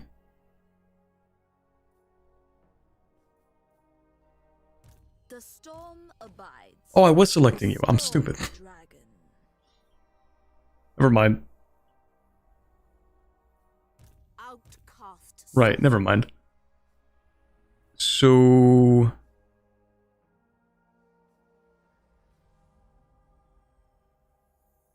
you have Jade Sculptor and Swordmaster. That makes sense. And you can't really do much with either of these. I actually want you to have this. And this doesn't really do much. I mean, enables poison attacks. That's cool. Alright. Alchemist of Shangyang. So someone said I should also, let's see. I should make sure that my unit size. This is the one thing that matters, right?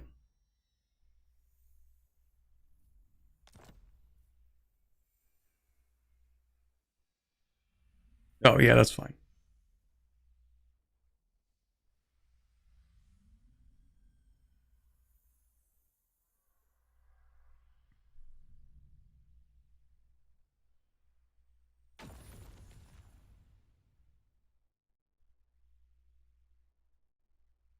I don't have any DLC for this game, so we're literally just playing base Warhammer 3. Unit size can't be changed in the campaign. Oh, I thought it said it could change at the start of the next battle.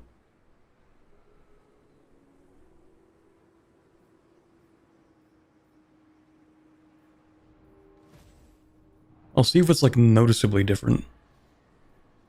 Okay, we have another upgrade available. What do we get from this? Alright, so this is... oh, this can also be level 5? Really? These can both be level... oh, sorry, this is the main city. I'm dumb. This is the little one. This is the one that can be upgraded. I kind of do want cavalry. I like having cavalry.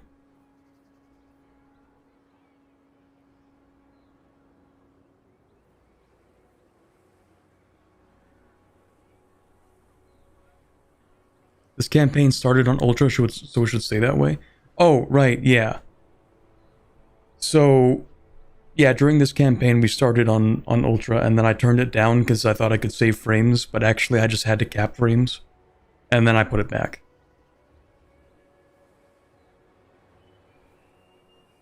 So, this one can be max level 3. Should I just stuff it with economic buildings then, I guess?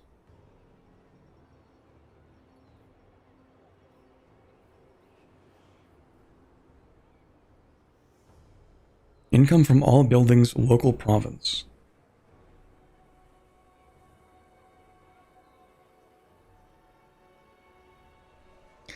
Is the harmony for each settlement, or is it for the entire province?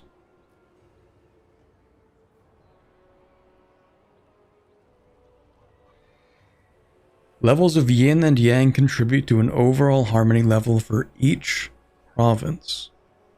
Okay. Province. Okay, so what we should do is probably build like the other one here. We built... which one did I build in here? Yeah, the Labor Conscription Bureau. So we should build the other one in here, I think.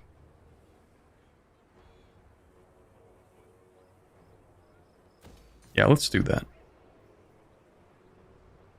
Commandment available. I don't know what any of this does. Control +4. Our control is looking kind of bad. Oh, but only for one turn. Provincial instability. Okay. Corruption reduction. Oh, corruption doesn't mean like political corruption. It means like demonic corruption.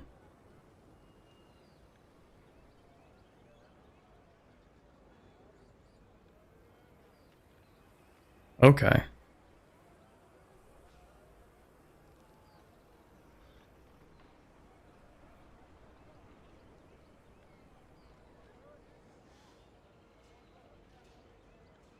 Commandments are province-wide buffs. You can choose to switch if you own the entire province.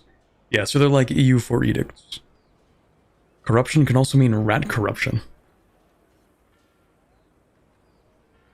Where's the rat corruption? The Skavens? I don't know, it just sounds like skeevers, like from, from Skyrim.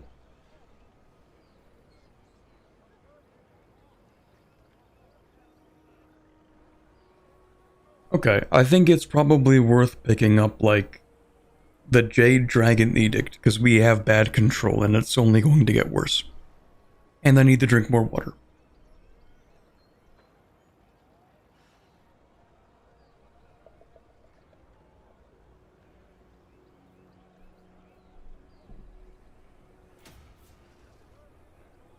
Okay, and then I don't think I have anything else to do this turn. I stand apart. We could recruit, actually, couldn't we? Global recruitment is available to boost your armies far from home, my lord. Yet such flexibility comes at a price. Build your forces close to home where possible. Global recruitment pool is shared across all armies in the faction. Okay. So if we can, we want to recruit from local, and if we're out in the field, then we can recruit from global. But we don't want to overextend, because then we won't be able to recruit enough. I get it now.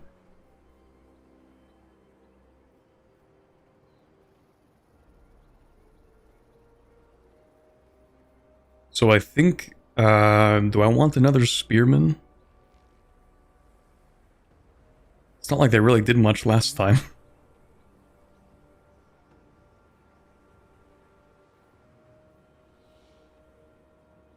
Unit rank 3.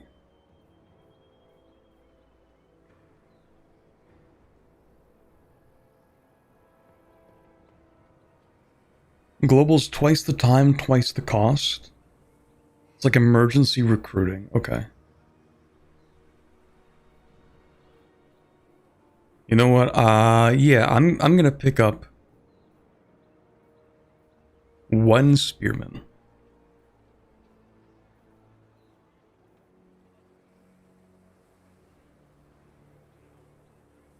Well, is there really a downside? They don't even cost that much.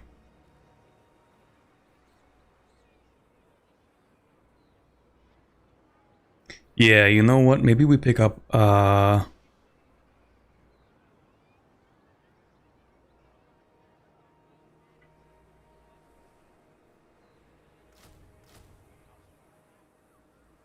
that's probably fine. Should recruit to full, the AI will?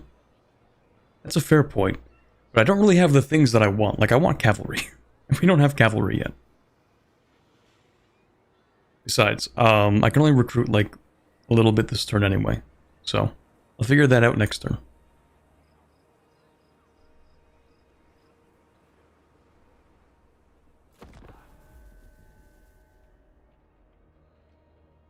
Yo.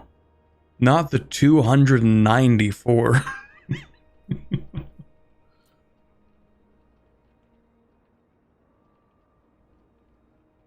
There's no way.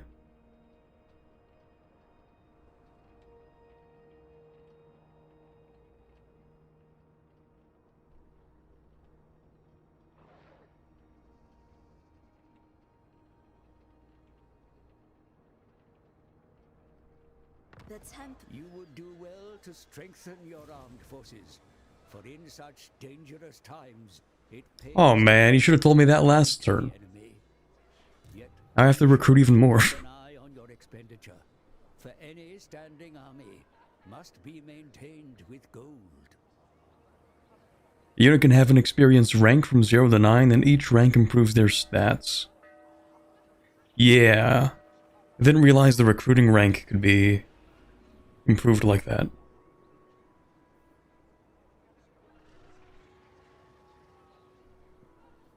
Okay, right. I didn't really do the other things I can do. So we'll recruit more troops, but there's also diplomacy, and I didn't do diplomacy with these guys. Okay, so this is like... Hold on. Yeah, thanks for that. Thank you for letting me know. So we are the northern provinces of Grand Cathay. We have the western provinces of Grand Cathay. Leader of men. The Celestial Loyalists.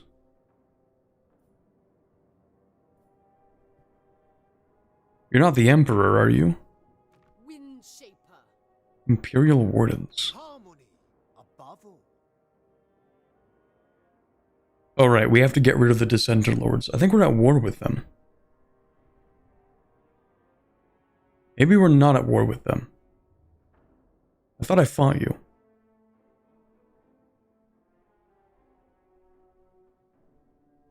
When I played Total War Rome 2, I kept a book by the PC and read while the turn ticked.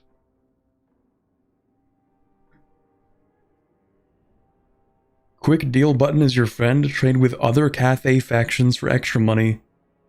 Get relations up so you can confederate them. Yeah, we're at war with the Dissenter Lords. Oh, wait.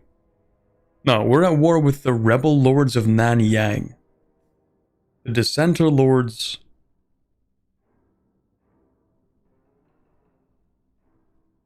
I think they're just rebels.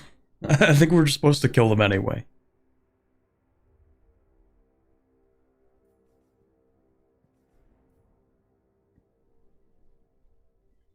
Okay, hold on. So who are these guys? You're the Imperial Wardens. You're also the Imperial Wardens. Okay. So this isn't like a city-state. This is the faction that also owns this. Oh, we are at war with these guys. No, you're Nanyang. These are the other guys.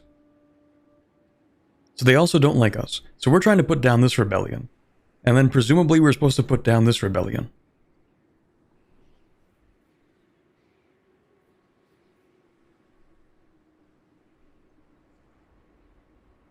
May your ancestors watch over you. Okay. Non-aggression pact, trade agreement. Oh, join confederation.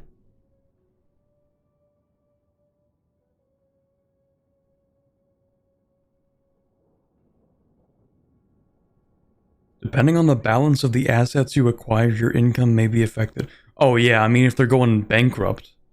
If they're broke and I confederate with them, then I'm gonna inherit their brokenness. That makes sense. Okay, so they're safe. They're kind of chill. The Imperial Wardens. We're kind of on the same side, I guess.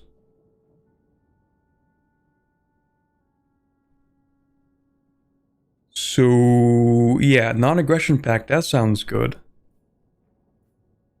Maybe non-aggression pact, trade agreement, and military access?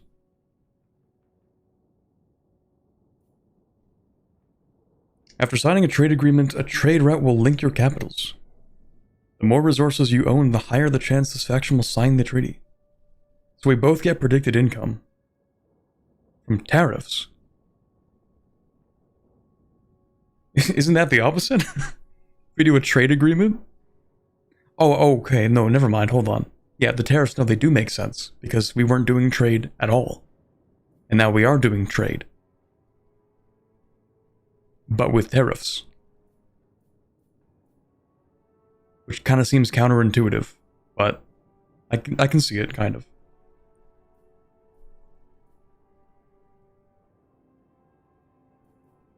Oh, and then we can balance it. Oh, so they'll pay me for this. That's not per turn. This is per turn. This is just flat.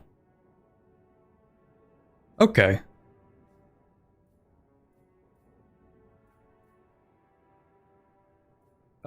Yeah, that seems good. We'll take that. Agreed. Sure. And then I think they're gonna start liking us more. Trade goods. Nobody has trade goods. We suck. How do I make sure they like me more? Oh, here we go. They're trending towards 35. Cool. And then I guess we can get a defensive alliance, then a military alliance, and then confederation? Now do that for every Cathay faction. Okay. Oh, I see. Okay, so we get rid of those and those and those. What even are the Chaos Dwarves? I don't know. Beastmen. So these are all the Cathay factions. Okay, so presumably not the one I'm at war with. And not these guys because they're also rebellion, I think. So the western provinces, we should be chill. Actually, what does this do? Get an overview on how likely factions will sign diplomatic deals.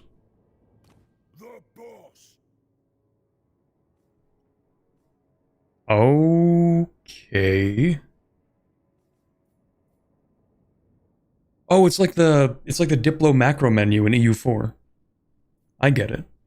If we go to trade agreement, the Celestial Loyalists are chill with that.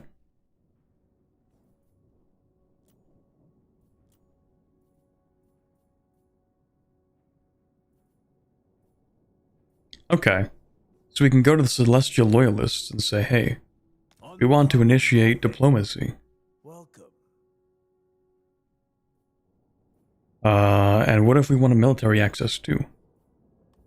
And we can balance it for like the lowest amount of payment possible. Actually, you're kind of far away. I don't think I need military access right now. I think we're kind of fine. Probably. Because you're... Actually, where are you guys? Are they these guys?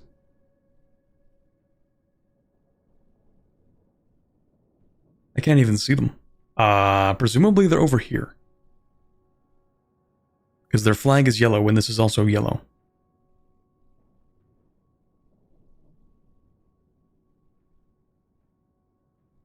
Trade agreements are only negative if you intend to invade that area in the near future.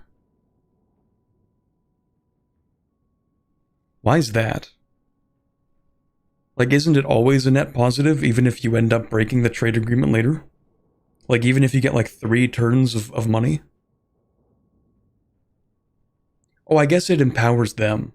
Depends on the relative strength. Because if you get 60 gold and they get 60 gold and they're smaller, then the 60 gold actually helps them more than it helps you.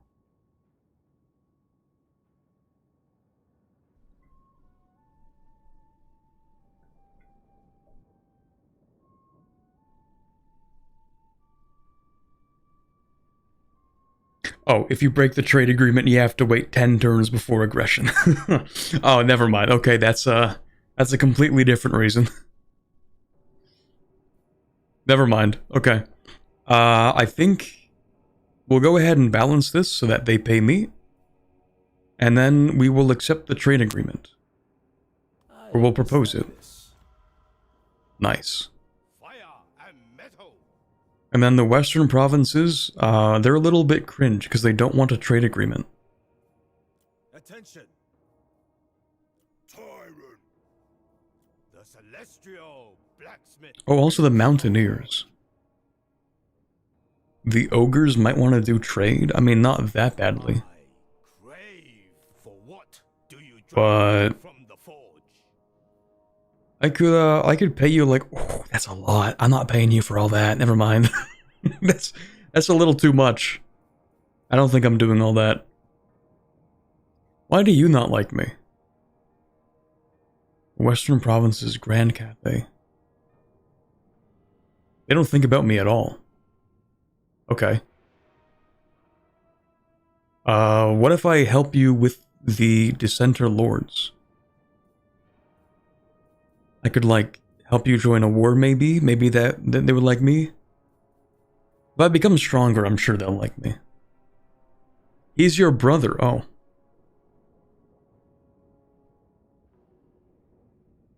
be fair, you have no trade goods right now? Yeah, but neither do they. We're just trying to be chill like that.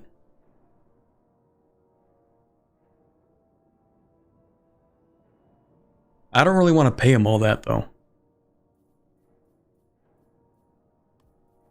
Like, that's a lot to pay for a trade agreement. Is there any other way I can make them like me a little bit?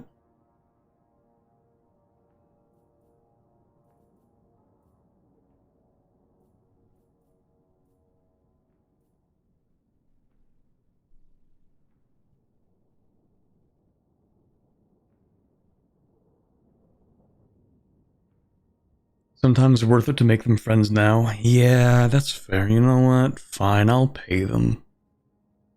I suppose. Offer to join a war you were already going to declare anyway? That's a fair point. That's actually such a real suggestion. That was like a Civ classic. Back during my Civ 5 era. It was like, oh yeah, I'll get an alliance with you, just so I can go to war with this other guy anyway.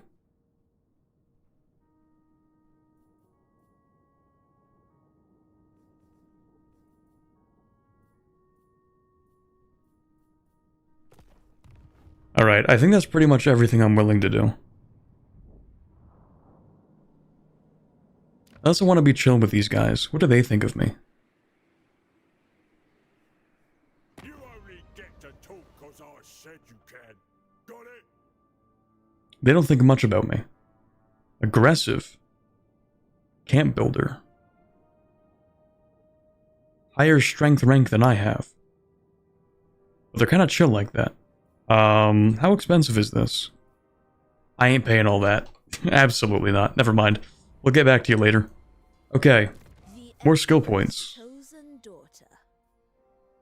I feel like just maximizing my range in the early game. Also, what the hell are these?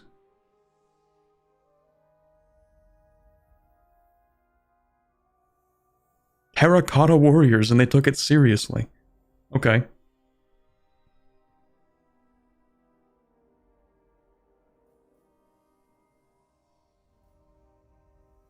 Missile strength. This seems useful. I'm picking this up. Acolyte of Warpstone. Okay, we do need to recruit more units for the mission. Recruit regiments of renown. What does that do? Never mind. None may refuse my call. Oh yeah, someone asked if I'm actually building the cavalry thing. I am not building the cavalry thing. How long does this take? 2 turns.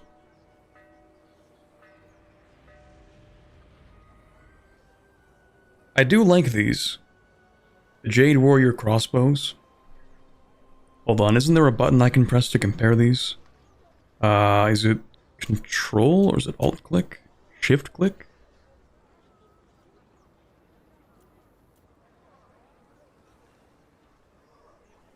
Maybe it's none of the above? Ready to defend.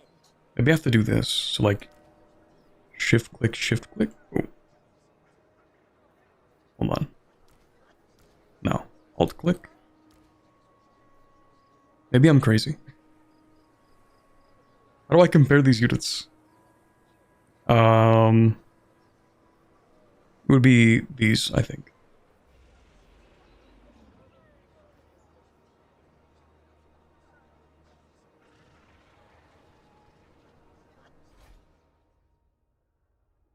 Not quite what I was looking for. Could have sworn there was a thing for this. Oh no, there is a thing for this. I'm just dumb. Okay, yeah, so the peasant archers just have less armor. And less range. And less, pretty much everything except for speed. Okay. So what can I recruit right now? Because I have some like elite units. Celestial. Meow. Like this guy's really cool. He's kind of goated, but I can't recruit more. The defense effort has need. I can make really cringe peasant archers. So maybe I want to upgrade this so I can get good crossbowmen. Because I don't want to recruit peasant archers. And then cavalry will have to come later. Maybe. For now it'll do. Alright, we'll just do this. You know what? Whatever. I don't know anything about this game, so I don't know why I'm trying to plan when I should just be pressing the end turn button.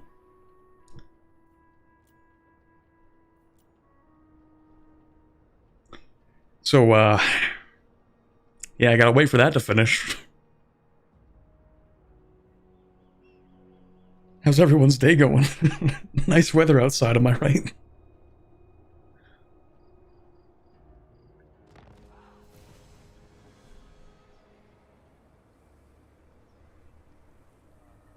Okay, capture and occupy the Snake Gate. Ooh. Okay, well, we're not gonna do that by being mean. We move with the current. Because I feel like we don't have to.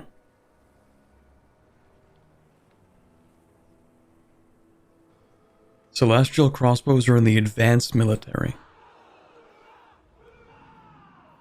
How do I... Can I take a look at that? Ooh, okay. Alright, these things too. Sky lanterns.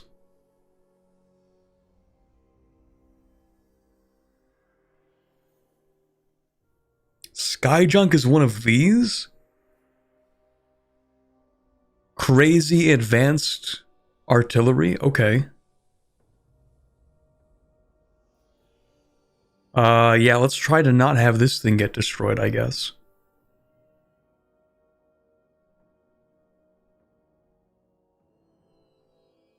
Sky Lantern. So the Sky Lanterns are just like a worse version of this. Okay. I see. And then for the, Oh, okay, so that's why those units are so goated. It's because they're literally like the most advanced missile infantry we have. I see.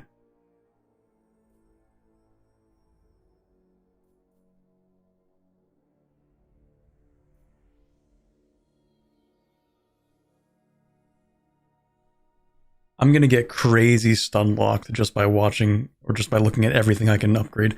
Okay, let's not worry about that. So we have two things. Recruit units. Oh right, I was gonna recruit more units here. The Emperor permits this. The Emperor, shut up. Okay, we should probably get... Emperor. I don't know, I feel like we have enough range. I'm thinking... Nothing. Head empty.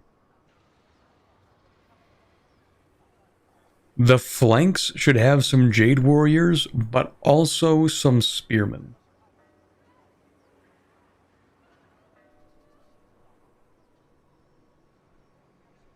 Move to the border with the enemy and then recruit? What difference does that make? Actually, I can just take this right now. Don't have to move anywhere. Or I don't have to move to a border.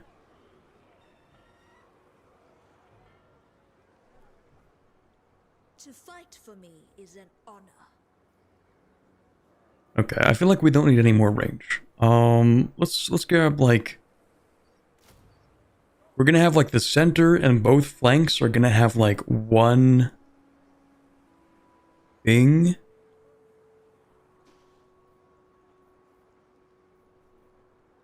One spearman. Oh wait, does recruiting use up the turn? It doesn't, right? Oh. Quabit will we be killing the knife ears? Thank you very much, Goat Papa, for the 10 months in the King's Guard. We might actually. There's a real possibility this time. Oh, while recruiting, you cannot move. I didn't even know that. What do you know? Okay, let's go ahead and attack the settlement. Of the dragon.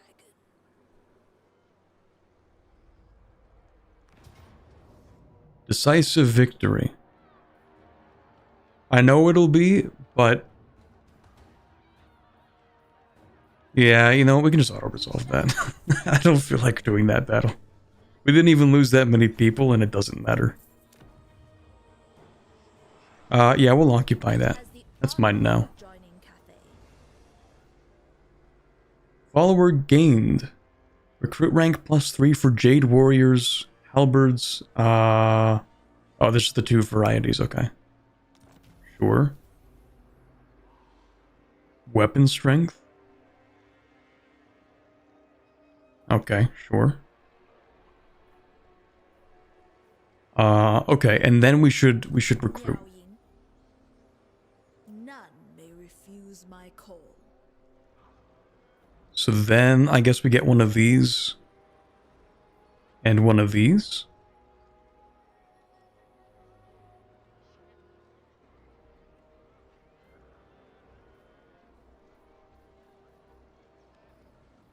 Let me think about ratios here.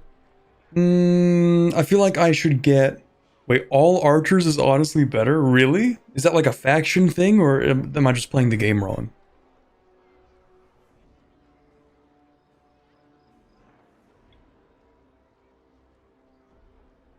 The archers kinda did carry that last battle.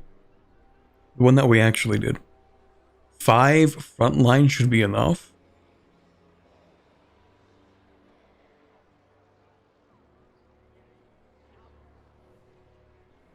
All archers is best for all factions if you know how to play.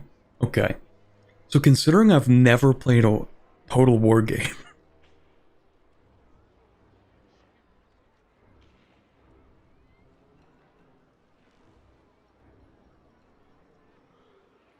If they die before they reach you, they can't do damage. This is true, but consider cavalry.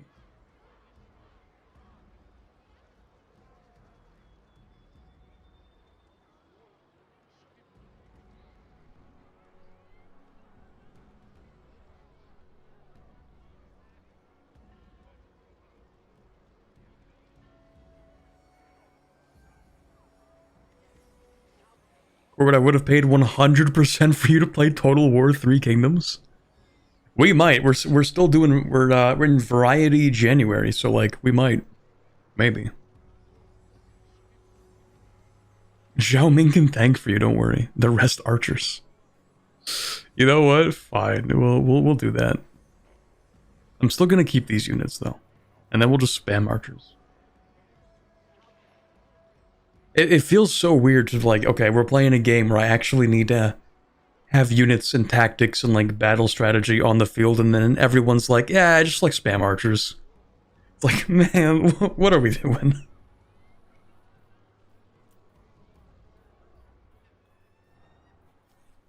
It's like trying to learn Hoi 4 naval combat, and then it turns out actually you just spam naval bombers and submarines. And it's like, okay. Alright then. You could do hammer and anvil, but that's boring. Not to me. I like hammer and anvil. I love cavalry tactics. Alright, yeah, we'll just spam something. So, like, actually, we should just spam this and have a bunch of range. Pretty much.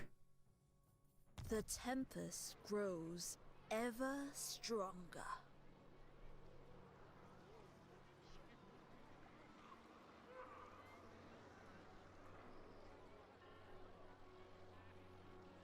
As Cathay, you basically want about 5 frontline spears to hold, while your jade crossbows and crane gunners wreck the enemies.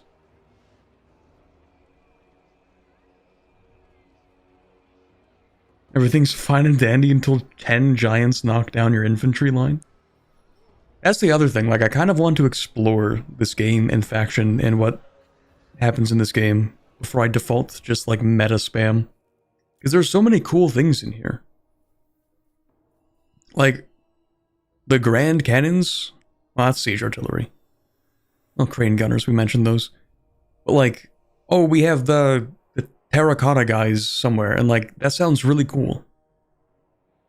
To have the giants.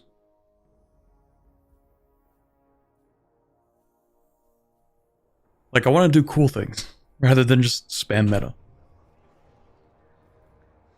I serve the Shadow Court. What do you do? We're gonna reduce the cooldown and cost of that, actually. Okay, right, what are my... what was that? What are my 2 things here? Recruit units. Capture and occupy the Snake Gate. Can I just ask nicely for it?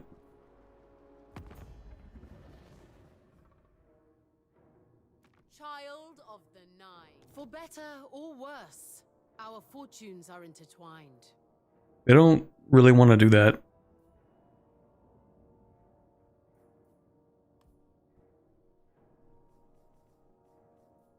You know what, we'll just deal with the rebellion first. That's like the first thing that's immediately available to us.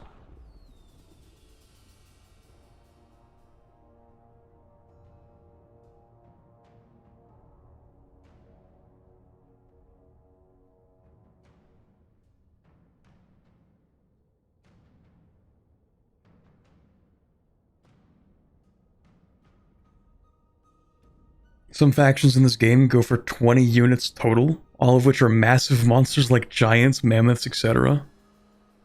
Okay, I need to know. Is there a faction where I can just spam like 20 dragons? Because I think that would be cool. Actually, are there even dragons in this game? Well, obviously we have like the jade dragons, like these guys, right? The high elves?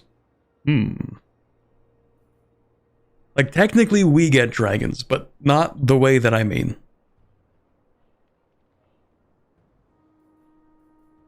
The Storm Dragon.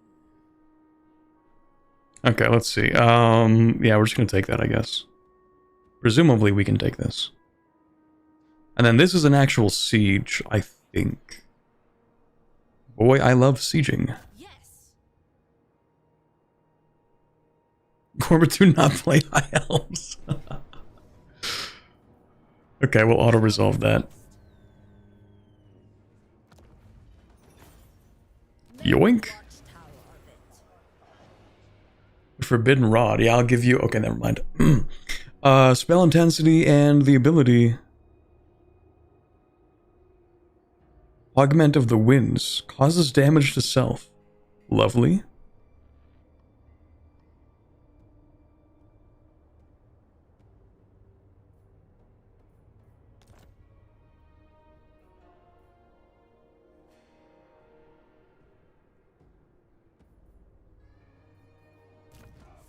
There we go.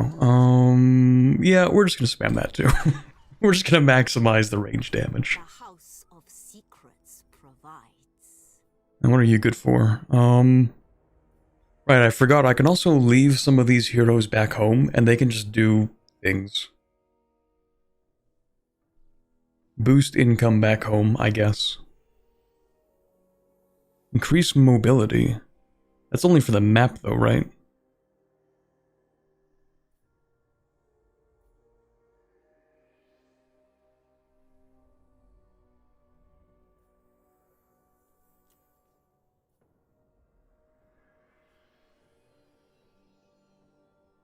Increased mobility is good? Oh, I can only do one of these. Ah, okay, it's limited by rank.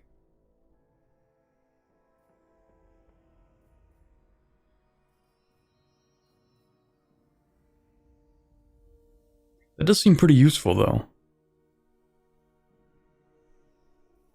Yeah, I'll take it. I just want to check, like, the things that I have. Spell intensity plus 10%.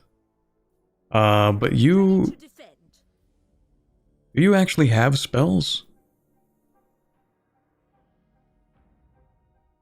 Wrath of the Storm. That's a spell. Oh yeah, we do have some... Oh no, that's not a spell. That's an active ability. We have 2 spells here.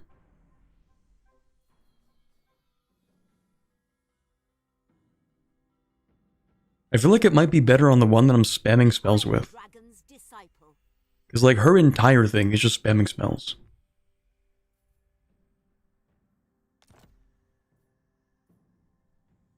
That's literally all she's good for. Miao Ying is best to use the rod. We can bring, like, we can put it back on her later, right?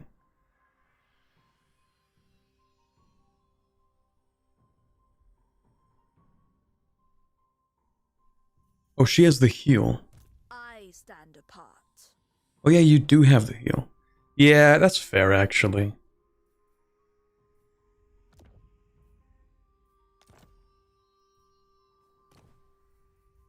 And then can you take a Jade Sculptor? No. Okay.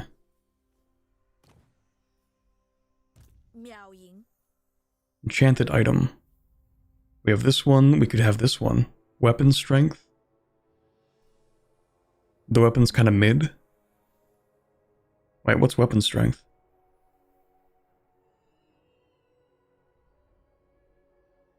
Oh, okay. Maybe that is good.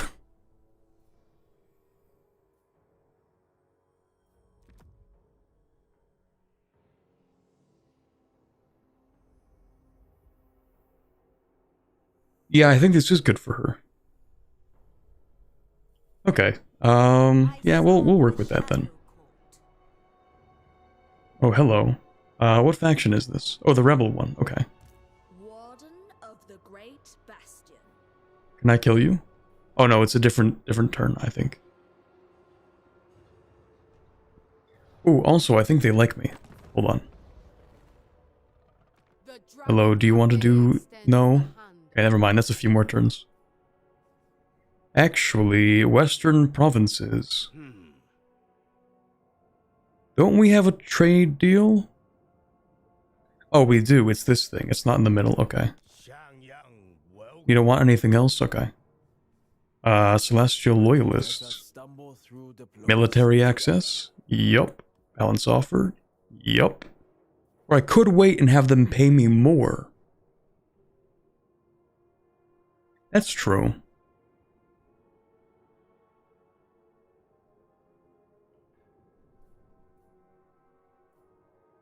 Yeah, but if I pick this up, then I think they increase their relations faster. Maybe? Yeah, it's probably not a big deal. We'll do that.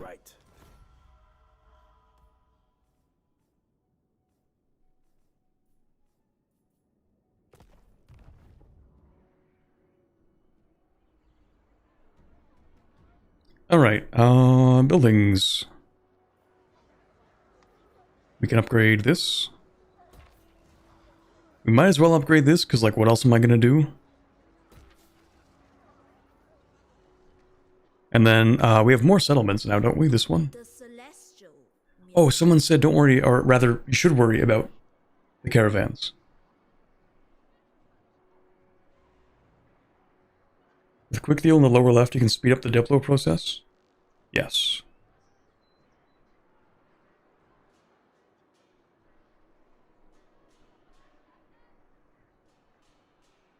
Except your allies will betray you.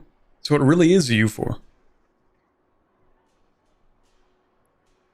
Okay, so how do I do the caravan thing again? There's a button here. Right, so we own... No, we do not own Shangyang.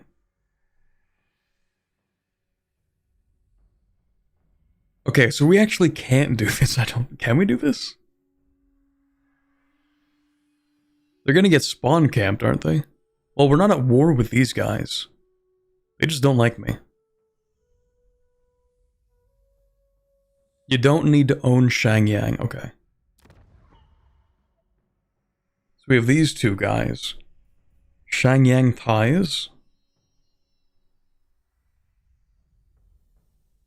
Lord's Caravan Army has an additional alchemist. Lord's Caravan Army has veteran units.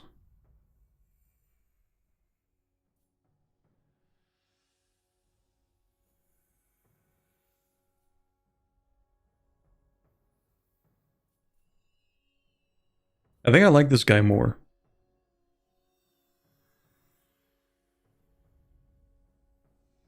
Wait, do I actually have to, like, fight these battles if they get attacked?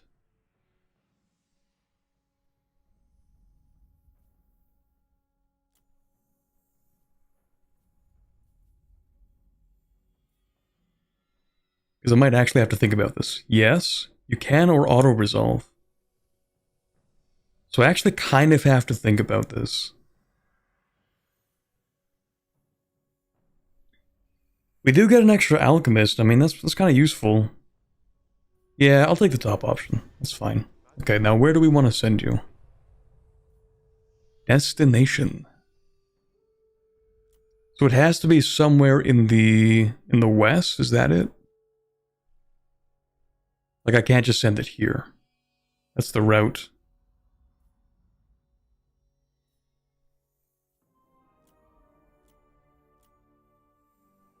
Oh, this is how much money I get out of it.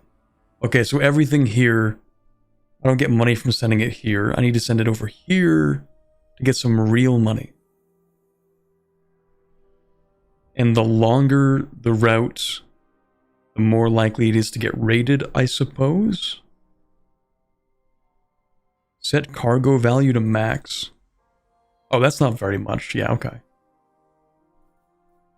And then we can go all the way to here for 5,000.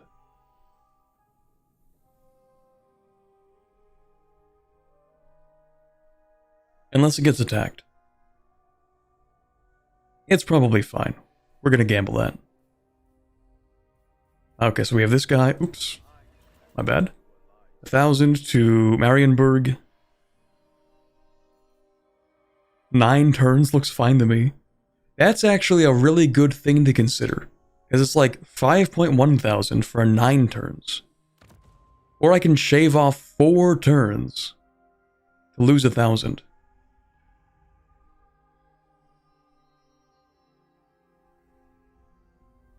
Which means I can send more caravans on average, right? So I actually make more money by sending it to somewhere closer for less money. Completing each route also gives you a unique item. Okay, unique for each route. So like if I send it to Karaz Akarak, then I get an item for this, and then if I go again, I don't get an item?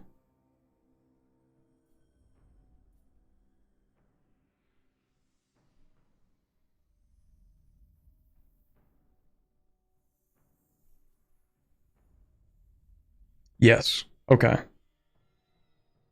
Karaz Akarak gives you an epic item. Drakenhof gives you a regen item. Yes, but it's only once. Yeah, that makes sense. So Drakenhof has an insane item. Oh, it might be one of those things where it's like, yeah, you get less money, but you get something really good.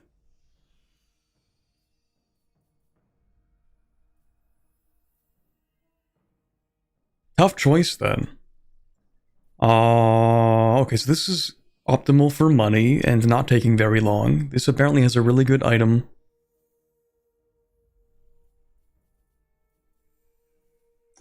I think I'll take the money in the early game. Because I feel like we're not actually fighting anyone challenging enough to need the regen item right now. I feel like we can just run this, and then we'll run this one next.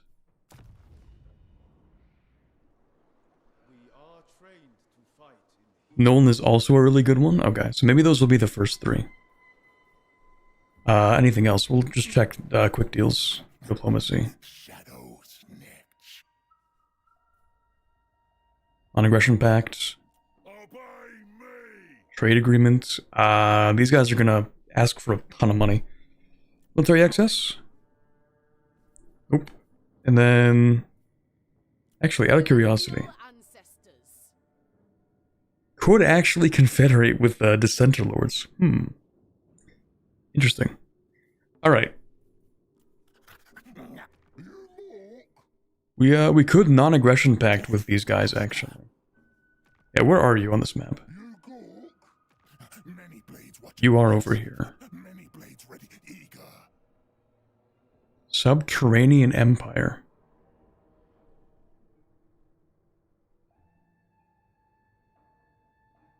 Right.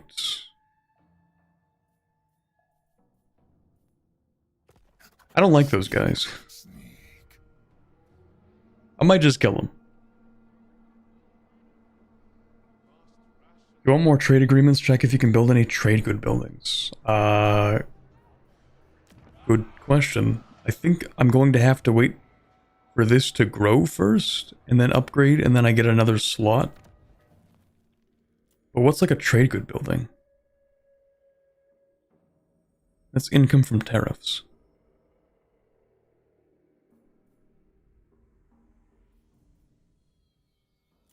Oh, resources.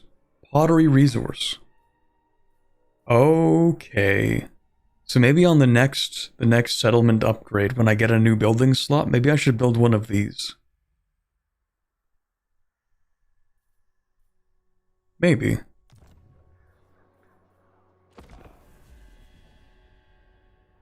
I should have recruited units. Oops.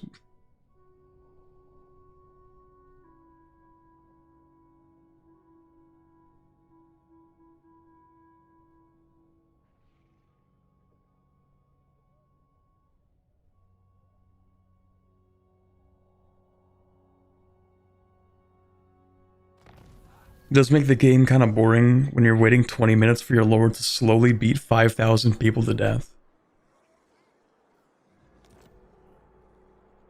That's true. Like, we could just absolutely maximize our lord, and she could kind of go crazy. But at the same time, that sounds really boring.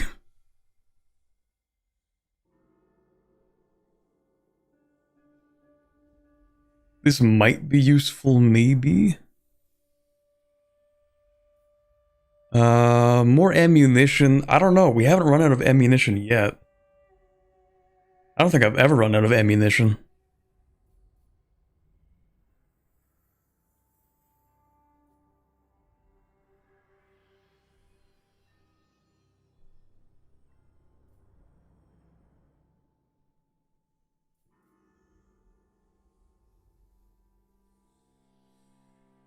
Ooh. Construction time -1 for province capital / settlement buildings. Income from sacking settlements.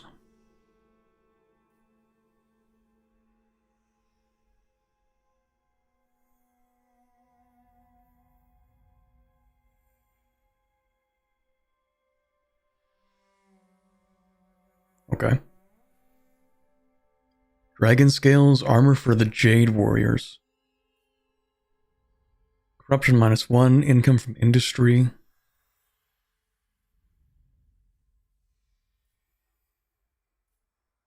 Yeah, I don't even know what I want. Banner of the Moon Empress.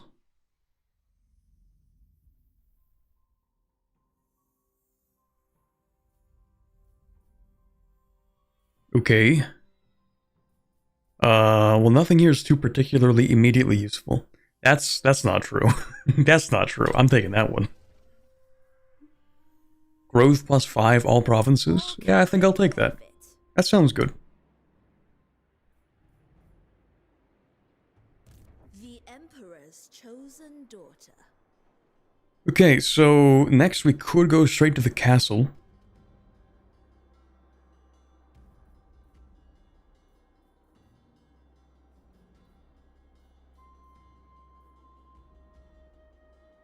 We'll probably win this. Might of the storm. Surely. Pyrrhic victory. Casualties high. Okay, so maybe we're gonna siege this for a bit. Maybe that's a good idea.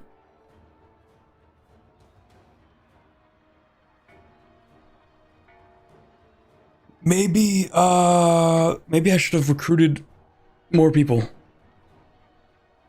Maybe.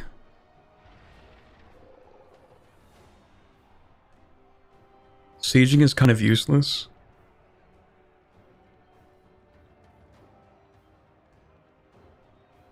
I don't really want to lose those units.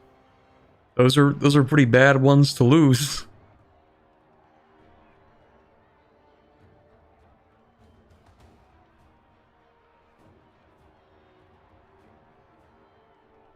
You have artillery so you can manual it to destroy their army? Just manual fight it?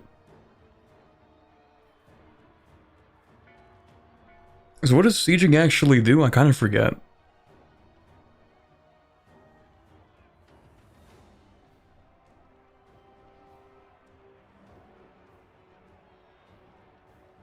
If you siege, they'll probably sally out.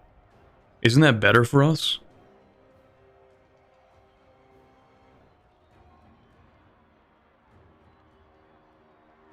They take attrition super slowly.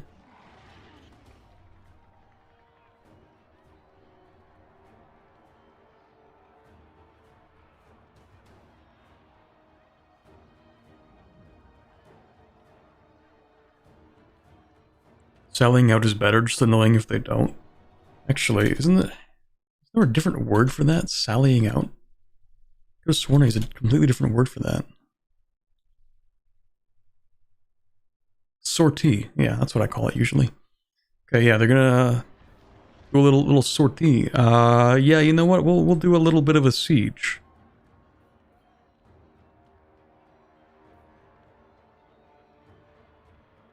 I think presumably like... Oh wait, does that take 7 turns to construct?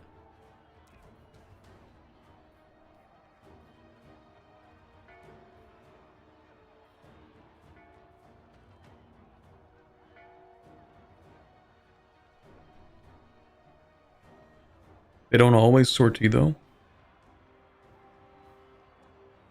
Siege them and recruit reinforcements with a second lord. Yeah, you're right, I actually don't have enough people. Isn't a sortie where you attempt to destroy siege equipment? A sally out is literally sending the army out to fight them? I'm pretty sure they mean the same thing. Hold on.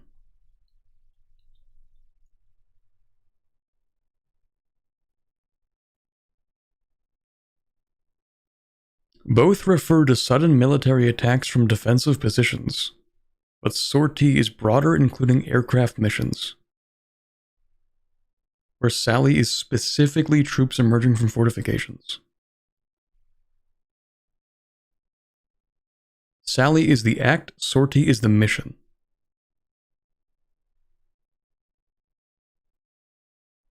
Okay.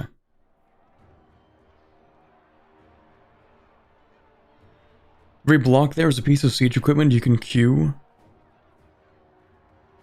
Each one shows you the number of turns from your current position till they're built.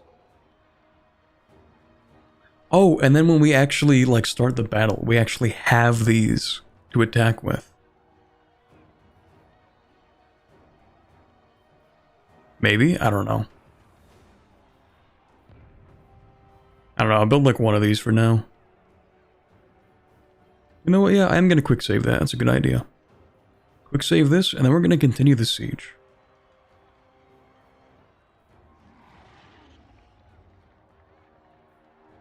So I kind of actually want to have both of these. I want a battering ram so I can break down the gates, and I want a siege tower so that I can sort of storm the ramparts, I guess. Or the walls. Yeah, I think I did like one siege in the, whatever you call it, the prologue, maybe.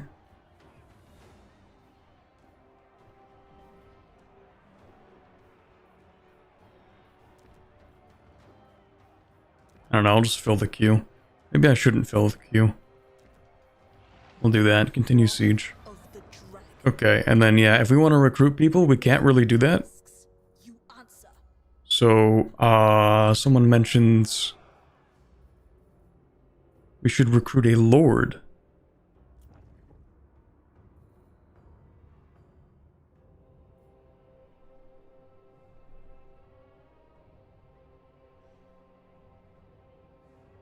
So sharp is magic item stuff, ambush, defense chance, forest spotting, campaign line of sight. Spell intensity.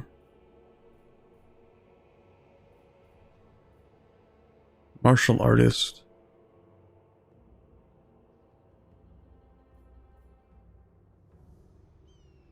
If spellcaster. Is this guy even a spellcaster? How do I check that?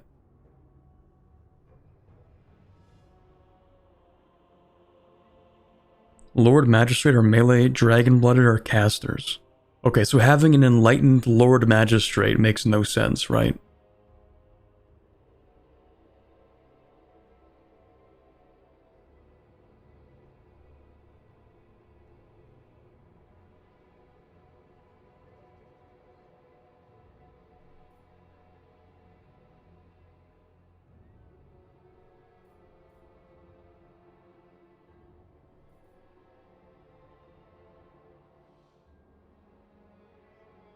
Yeah, you know what? Like, he's not really going to be around to fight an army. That's not really what he's for.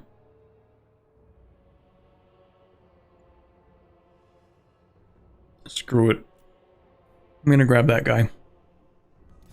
The Lord Magistrate stands ready. And then how many units do I need? We must So at this point I should just spam ranged. I think that was the idea. upon you. We get cavalry though. I love cavalry. But cavalry for a siege? If they sortie, then the cavalry are gonna be really useful.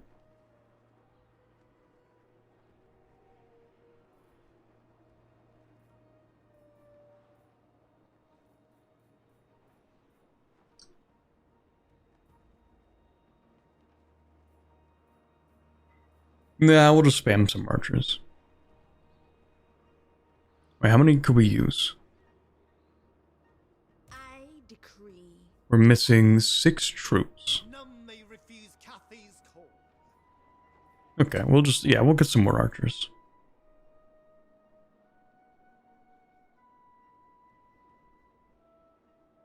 Melee lords are good at dueling other lords or other single entities, especially with good mounts. That makes sense. Okay, what else do I want to do this turn? Quick diplomacy. Shadow Walker. This faction does not trade. Who the hell are you? Savage orcs. Okay, that's why. Sure. Trade agreement? Oh, I don't even know who you are, but I'm about to find out. Hello. The bloodline of the Celestial Emperor gives me jurisdiction in these talks. Okay. Whatever you say. Long live Cathy. Okay, so we're in like a 3 kingdoms period of Cathay. Or like we have rebellions and fractured lands and people are like, yeah, I actually have the authority of the emperor, and then someone else is like, that's crazy. Me too. Or something, I don't know.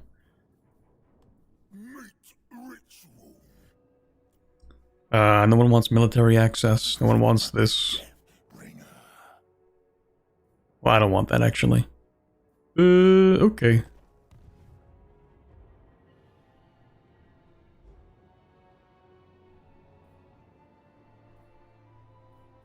Okay, I think we can end turn now. Probably.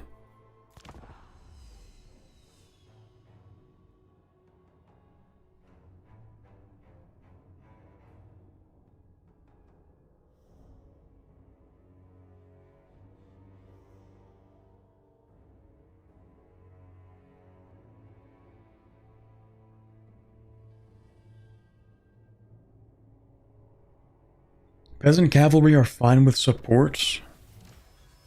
Or to hammer and anvil, you just have to use them properly. Except the peasants still suck. Okay. Cycle charging infantry, you still win that. Cycle charging infantry with basic cavalry. Isn't that just hammer and anvil?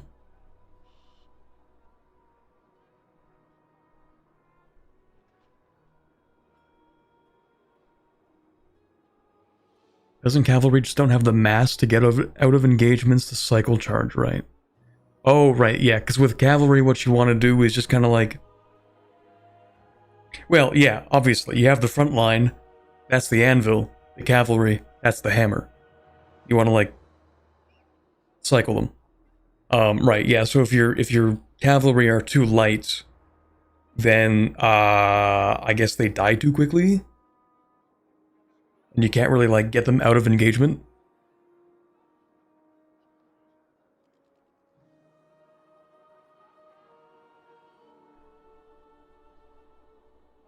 You just have to micro them. Lovely.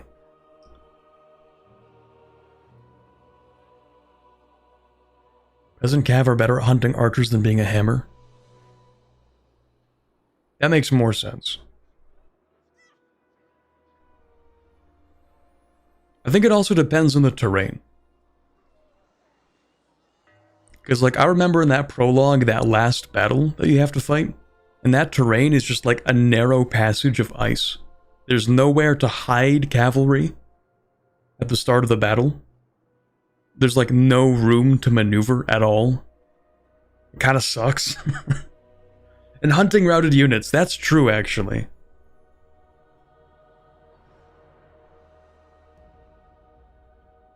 Yeah, what faction do I get to play as if I want to have just horse archers? And then I feign a retreat while firing backwards. Which faction lets me do that?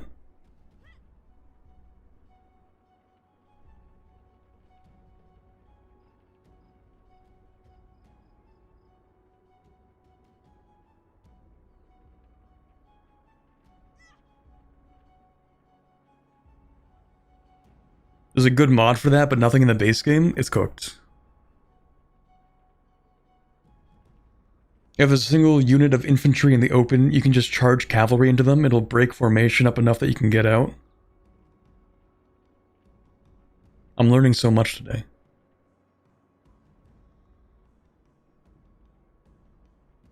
Okay, let's see what I'm doing this. Mission successful, we get the Pigeon Plucker Pendant. Okay.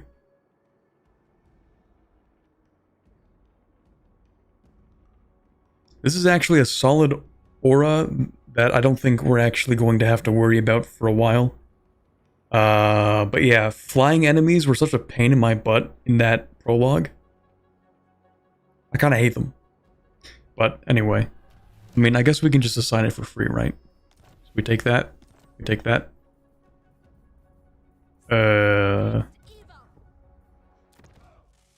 Not you, actually. Right, you're the caravan guy. Speed and unity win the day. Talisman. I mean, it's free. I might as well slap it on there. You over here. So the way I can do this is I can just take these units and, like, send them over here, right? The dragon expects. I provide. Oh, no. I moved the whole thing like an idiot. I guess I have to, though, eh? Okay, so I have to exchange those. And then, hey man, I'm gonna need you to move, like, right here. Oh no, he can't go that far. No more threatening than lice. Okay, so maybe I should have waited a little bit. I didn't realize it was gonna move the whole army, but that is how this game works. Okay, let's check on the siege.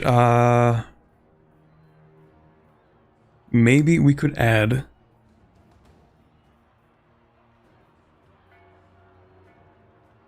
Well, it doesn't really matter. We can wait it out anyway. Continue the siege.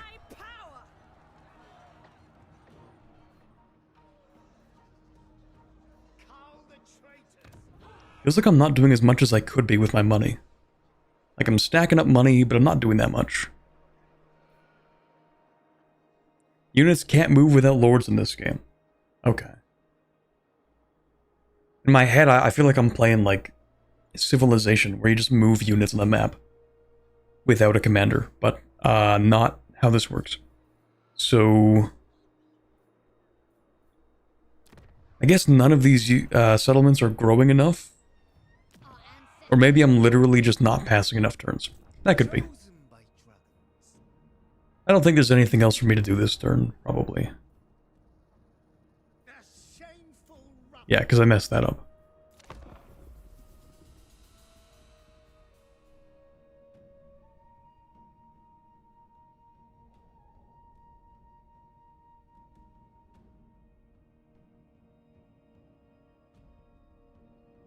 Trade caravans can get units from other factions.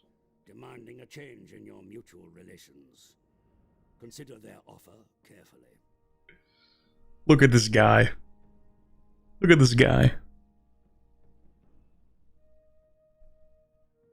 He thinks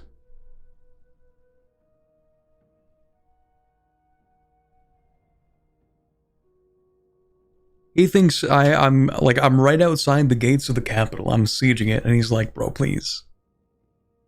He thinks he can pay me off.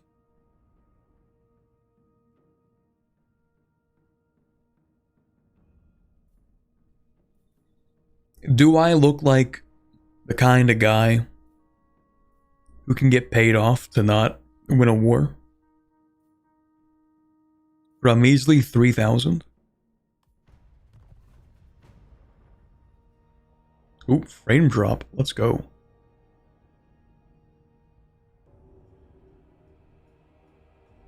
The Emperor loves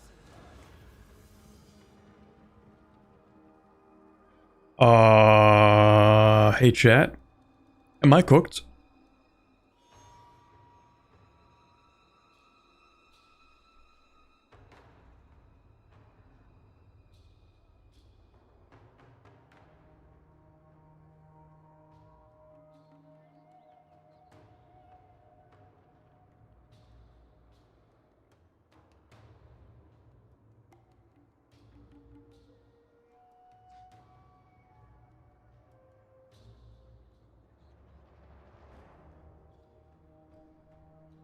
I think you can take them. The army you're fighting's pretty strong, either cooked or cooking. I think either way, someone's getting cooked.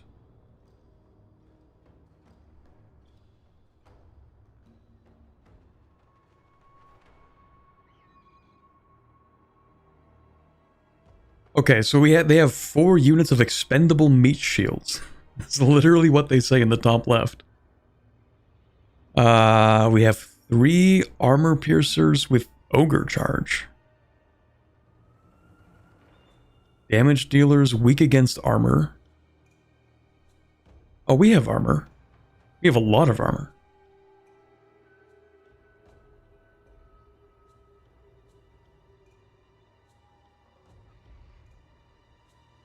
I think the only problem is that we have like absolutely no range.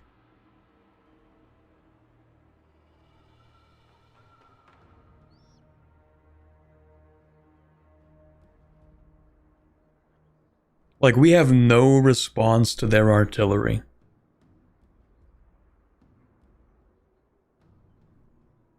This is artillery, right? Range 420? I think that's artillery range.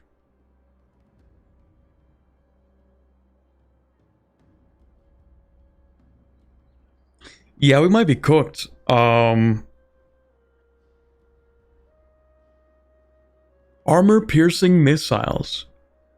Okay. We have no response to the range. I think we're just gonna have to let them meet 1 unit. Yeah. I think we're just gonna anyway, that's crazy. It's crazy how that works. What is that?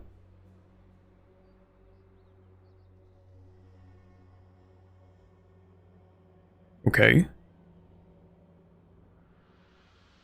Thanks. Strive for balance in all that you undertake. In unsettled Ooh. times, it pays to maintain harmony amongst the competing forces of nature. Channeling staff. Ooh. Ooh, I like that. My lord, the enemy raid your lands and slaughter your denizens. Take up arms against them. Make them pay dearly for their transgressions. Okay, we have to kill that guy, but I'm kind of busy. Lord Magistrate. A suitable location. There is no... I need you to recruit. I feel like I could get away with 1 cavalry.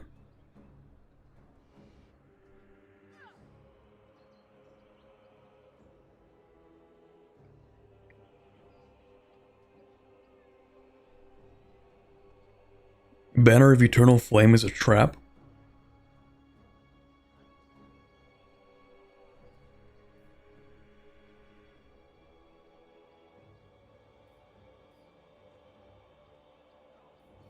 Yeah, I'm gonna grab one of those, and I'm gonna grab one of these.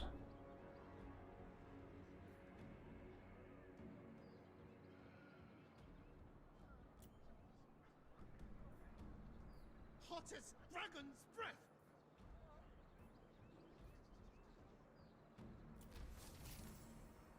Banner of Eternal Flame.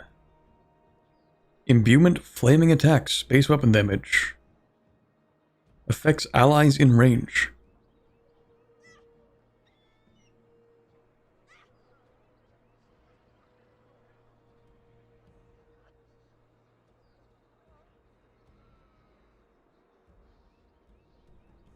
We have vision on the Beastman army. This one?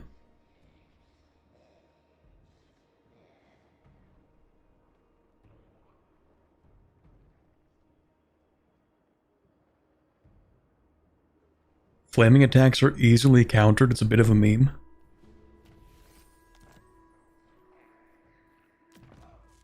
Wrath of the Dragon.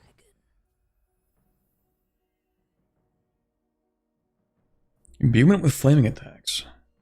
So everybody just gets flaming attacks. And base weapon damage.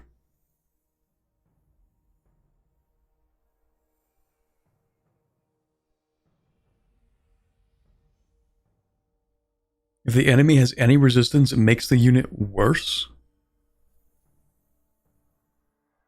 Does it convert some of the damage into fire damage?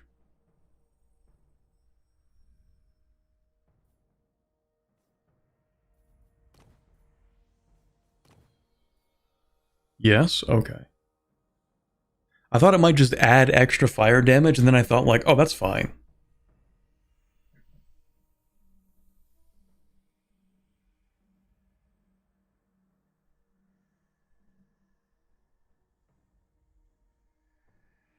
Affected units. Affects allies in range. All. All of the damage becomes fire damage. Oh. Yeah, I could see that kind of being a problem sometimes. But like, if we're fighting someone with fire resistance, we can just kind of take it off, right? If I remember to do that.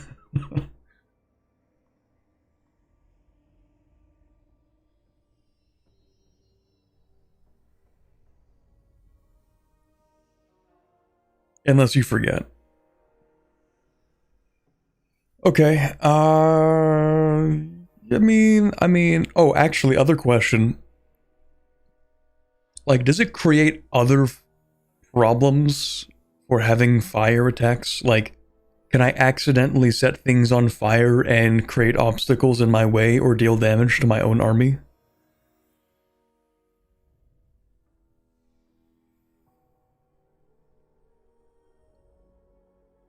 No, it's literally just fire damage? Okay. So I figure it would be something like, oh, you know, you give your archers flaming arrows, and then guess what? The battlefield is on fire, and your strategic abilities are cooked, maybe. Or it could be useful. Imagine if you could, like, set an enemy's retreat path on fire.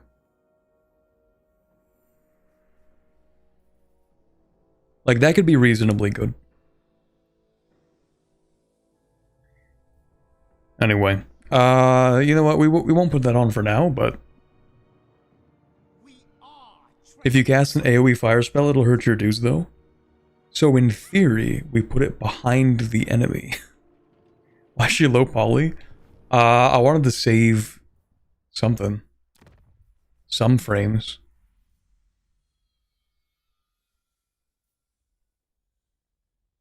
I don't even know, because everything's on high except for, like, this is on ultra. So I don't even know why it's that bad. We must rush you now, water. Anyway, anything else for me to do right now? Quick deal. Don't care about that guy. Greatest of the No. No. No. No. Okay. I don't think my caravan is back, is it? No, 2 more turns. Okay.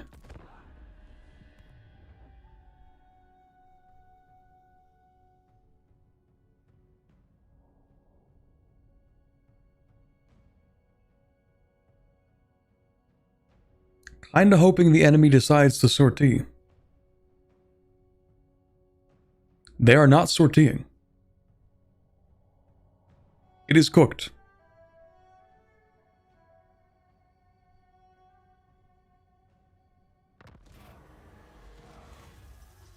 Oh, hello. Alchemist gives you an ornate chest. which vacillates in and out of corporeality? Sure.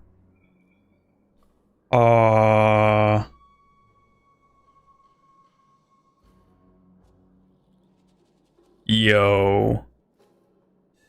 I don't know if I like that. Add it to the water supply.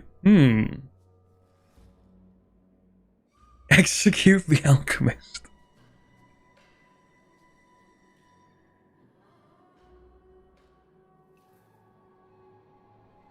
Growth plus 20 isn't that bad, actually. It's just 5 turns.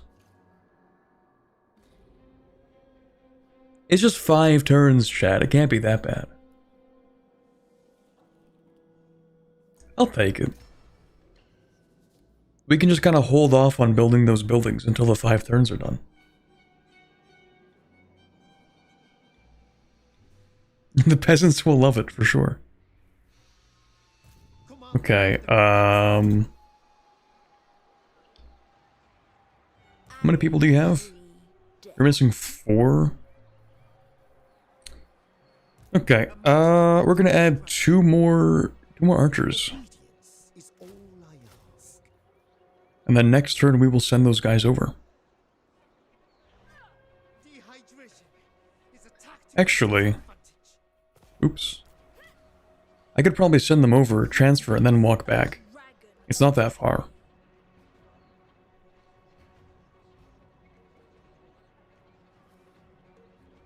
I can probably do that.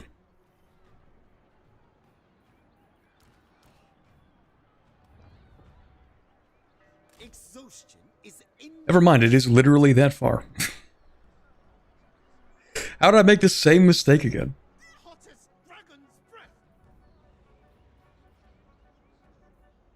Maybe can I stance march to go further? If I stance march, then I have to... I don't know. Maybe?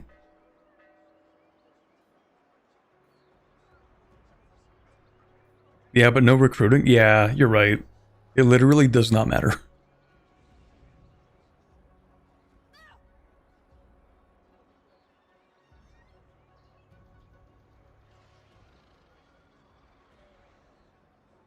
Okay, you know what? Never mind. Okay, so which buildings are more expensive? Is it this one? 1450. Please tell me the modifier. Because I feel like that's more expensive. Also, whoever followed, thank you very much. That's gotta be more expensive, right? I think that's the one I picked, plus 50% cost. Because this one is... Oh, yeah. Yeah, that's more expensive. So I feel like I'm just not going to build that. Instead, we could pick up... That's kind of pointless. We could pick up...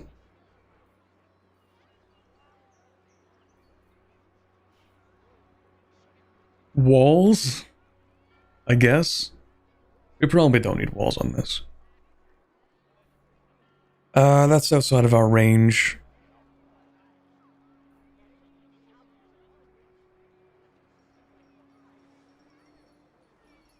Plague immunity.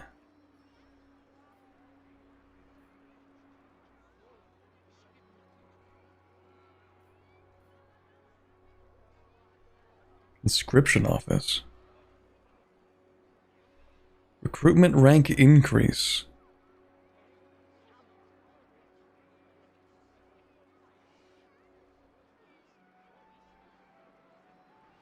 Yeah, we can only go up to tier 3, so I'm thinking I just fill it with these buildings.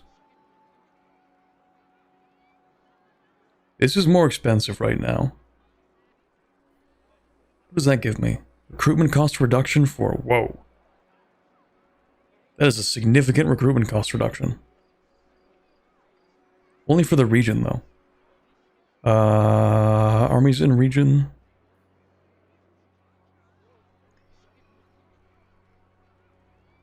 I don't even know which one of these I want. We could just go with the income one, actually. Like, there's nothing really wrong with this.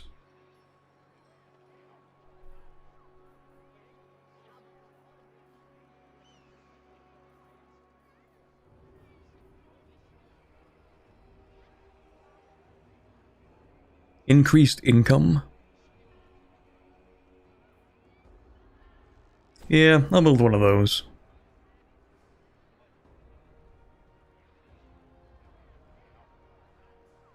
We'll eat through that income pretty fast. Yeah, probably. Ooh, yeah, that's expensive. Okay, that's fine. Alright, anything else this turn other than looking at diplomacy? Quick deal. Trade agreements. We are learning about new factions, but I don't really care about them. Child of the Nine. How friendly will you become? 46. So if I actually want... Well, maybe I can be friends with these guys if I just wait.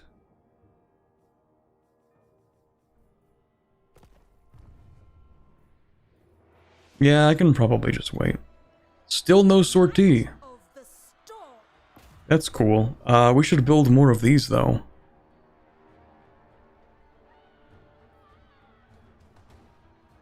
How do I check how much siege equipment I have? Oh, wait, it's literally underneath that. I'm blind. Never mind. Don't answer that. Okay, we should pick up maybe one of these and one of these. I don't know if we need more than one battering ram. But a backup wouldn't be a terrible idea, maybe.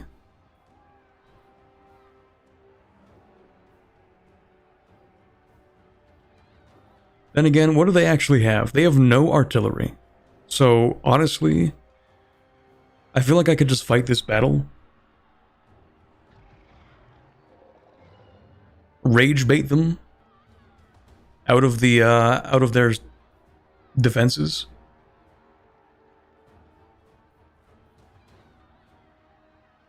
Auto resolve says I'm not going to lose any units.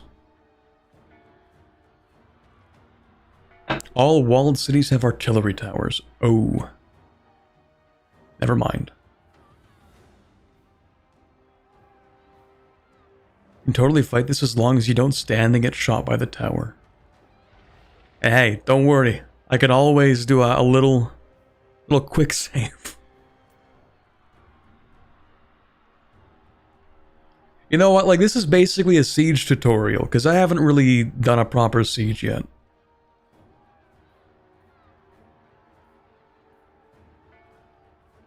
The army isn't as large as it could be if I waited, like, one turn.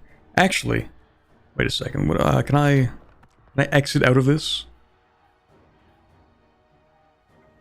I don't want to break the siege. I just want to, like, go back to the map. Do a different thing. How do I do that? Fight battle, continue siege.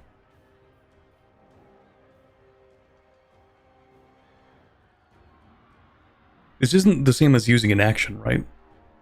For the Bastion. Wrath of Okay, the okay. Dragon.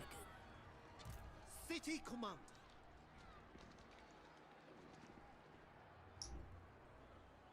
We shall defend Cathay. What if we wait 2 turns?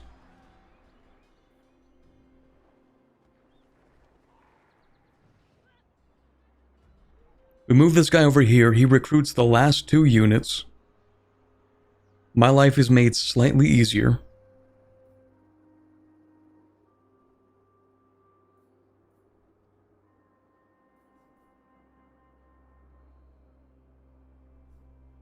We have the extra siege units.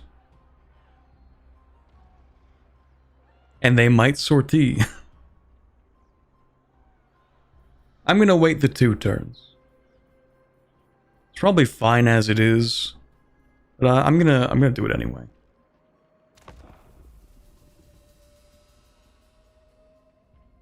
By the time you get your recruits, the enemy troops should be at about 50 models per unit.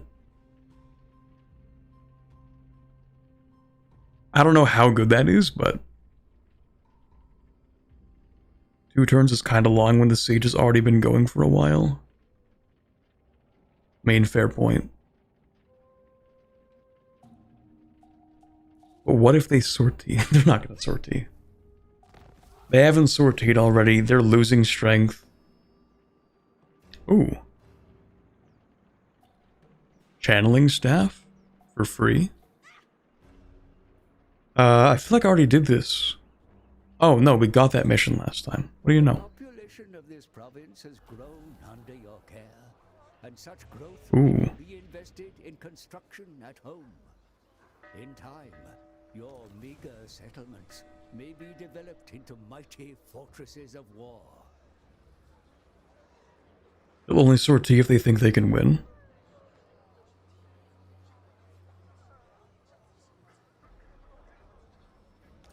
Okay. Okay, maybe we'll fight them this turn then. We can upgrade...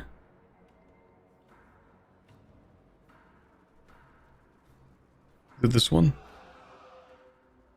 Yeah, oh, we can upgrade both of these. Hell yeah. Oh, no we can't. No we cannot. Because this is the province, not the settlement. Growth is province-based. This is not civilization. Okay. I think I get it. Those that serve your cause gain experience over time, my lord. Be sure to guide their development to your advantage. Sure. Confederation. Oh. Okay. Alright, caravan completed. You've been upgraded, and you get the Anchor Chain.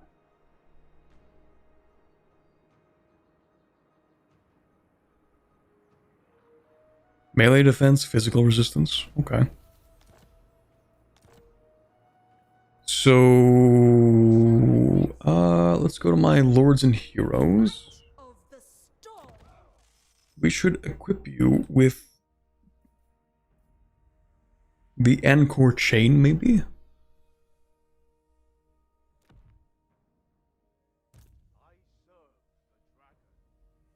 This guy's the caravan guy, so like, I'm probably not going to give him anything.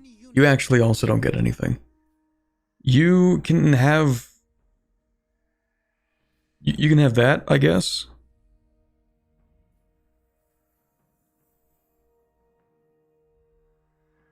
Oh, hold on. Channeling staff. Oh, yeah. Yeah, you're getting this. Cooldown reduction and an ability that gives you further cooldown reduction. So we can reduce the cooldown on our cooldown reduction? Absolutely.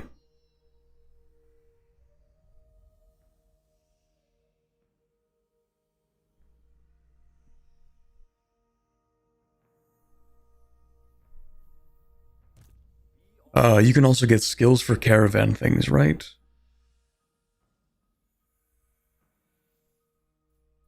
Maybe. Ooh, sale value of cargo. Maximum caravan cargo capacity. Chance of the intercept battle being an ambush?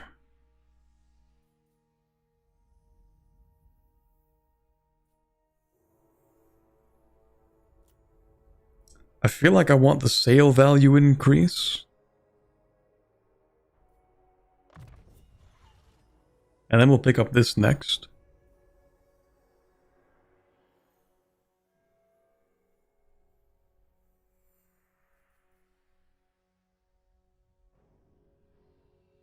If he lives a few routes, he'll be decently powerful. I try to not put units on lords that are not immortal, because if they die, you lose it.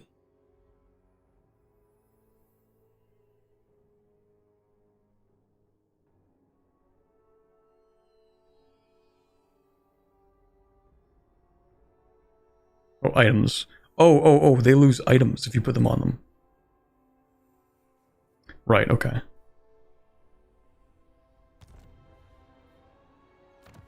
New research.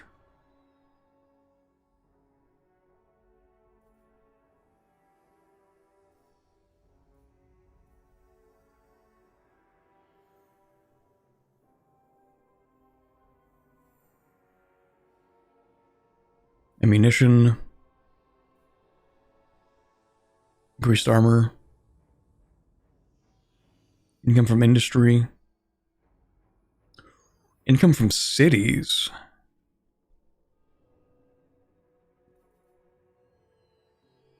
Ooh.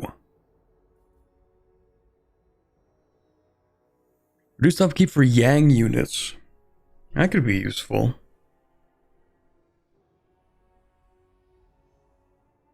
Are you enjoying the game? I am, but I feel like I just don't know anything. Like, I've played like maybe 10 turns, and we've been playing for like 3 hours.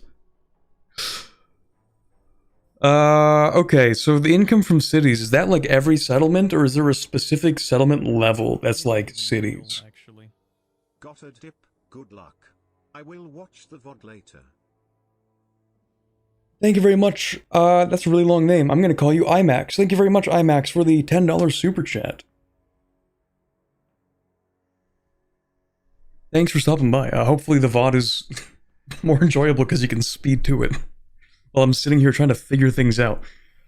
Okay, you know what? I think we are going to go harmonic discipline, harmonic mastery for income. That seems good. I don't know. I'm just gonna do it. The Celestial Empire ever improves. Income from cities is just the province main building that you upgrade. You face a Oh, like the actual, like this. But I feel like it would be called the... Hold on. What is that called? Settlement? Village? Town? City? Surely they don't mean... Surely they don't mean like just these, right? That would be ridiculous. That would be silly. No. Surely they mean it's the entire line of buildings here. That's gotta be it.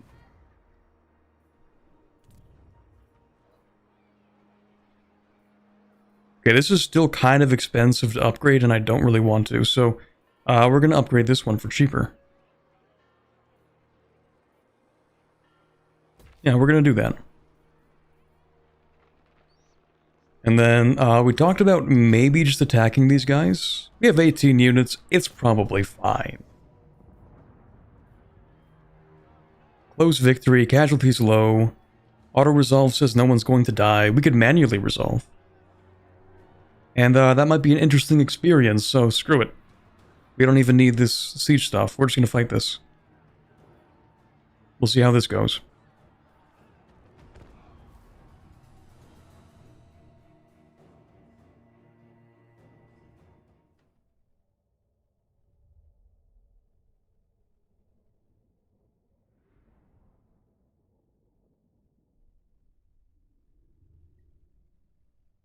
Multiple settlements in the whole province. Province is the number of settlements in the area? Yeah.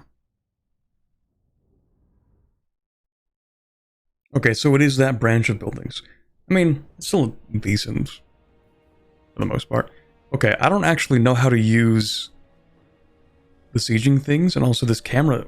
Why is it like this? Why are we backed up against the corner? Okay, so this might be my first time actually trying a siege. Let me get a lay of the land here. So the army's on this side. We could deploy wherever we wanted to. I would like to rotate the camera. No, can't do that. That's cool. Okay, so this is a gate. That's a piercing tower.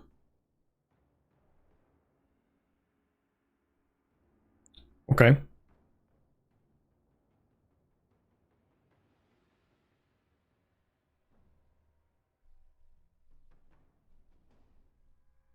Let me see if I remember anything about siege theory.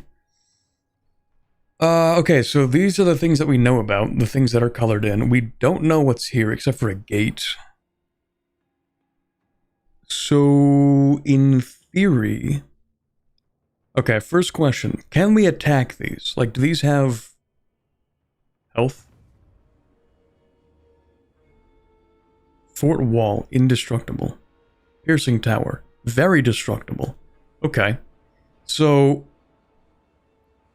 Could I use the artillery to try to bust down these?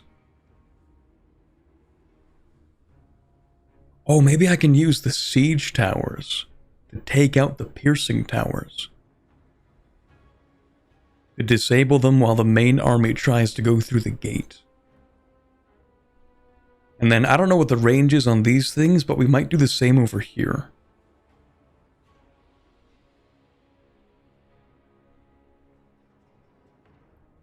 So the theory is we don't really want to go down the main gate here because that's super defended.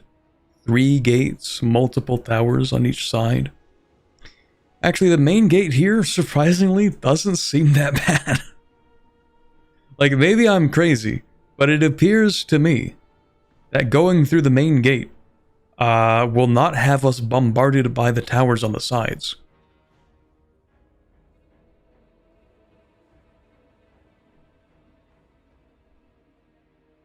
But it does kind of put us into a funnel, into a choke point, which is this entire main gate. And choke points are bad for us. Because we have, like, actual army, and they have small army.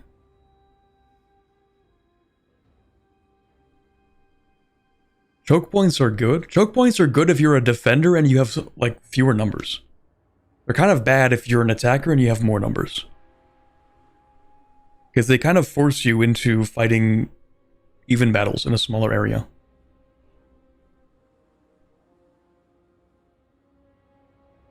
Oh, choke points are good if you have spells. Oh, my bad. I forgot. We're playing a fantasy game. No, you're right. Choke points are good if we can throw large explosives. That's kind of true.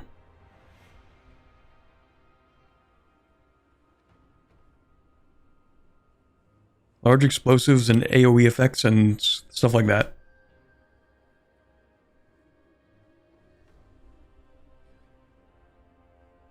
Against the human player, it would be really bad. Against the AI, it's possible.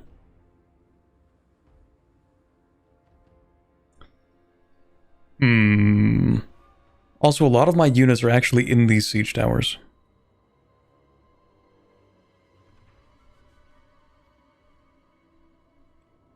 Okay, so let's run a little bit of strategy here. The designation of flanks is not as important, I feel.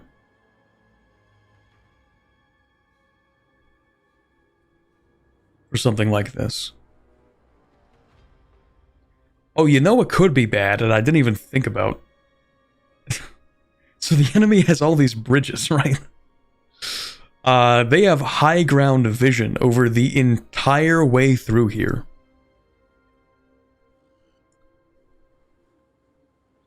Yeah, how many archers do they have again? How many ranged units? Just out of curiosity. Because I don't really remember. That could kind of suck. You know, we're walking through the main gate, rows of archers on top. Yeah, that'll be fun. AI's way too stupid to use it.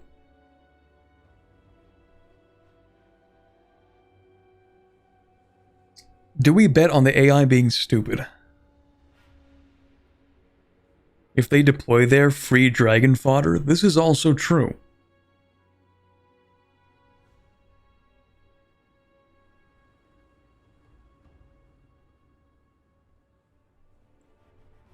Okay, if we bank on the AI being stupid, I feel kind of dumb for having all these siege towers. Like, what am I going to do with these now? Built all these siege towers, and now we're doing nothing with them.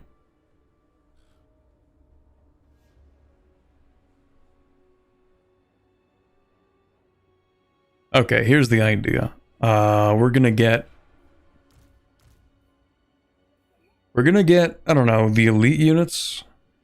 These are expendable, but I don't really want to, like, have them die.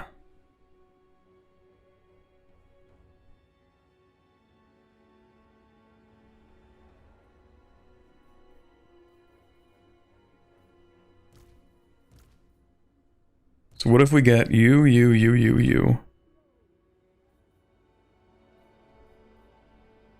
not really a front line, though.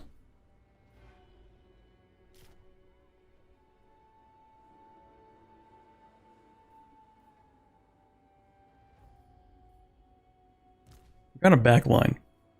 And then, I don't know.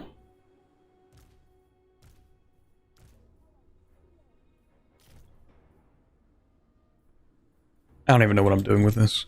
Cavalry. I shouldn't have even brought the cavalry here. Still can't park artillery on the walls.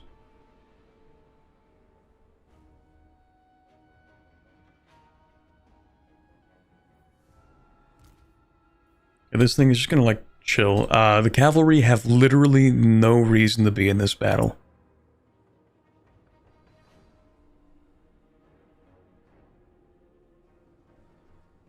I don't even know what I'm gonna do with them.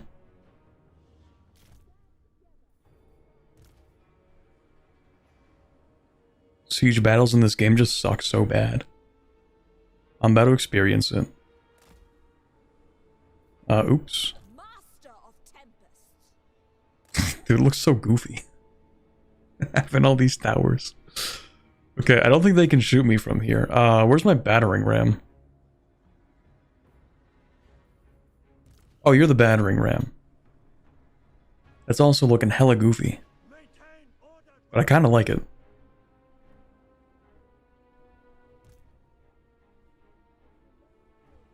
Okay, group 2 is literally just range. They're not doing much. Urban fighting is not exactly what we are best equipped for right now, but that's okay. And then we'll just put this here, I guess.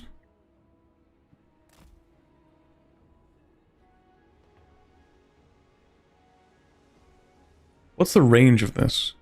That's 350 range. Let me just check something. So our artillery has a range of 360. Theirs has a range of 350.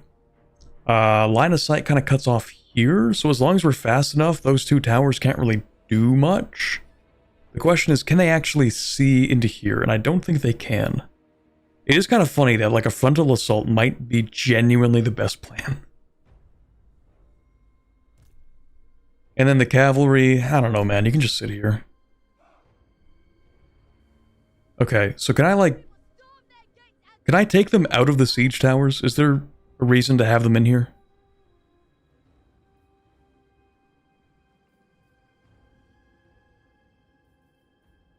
We have ladders, we have siege towers.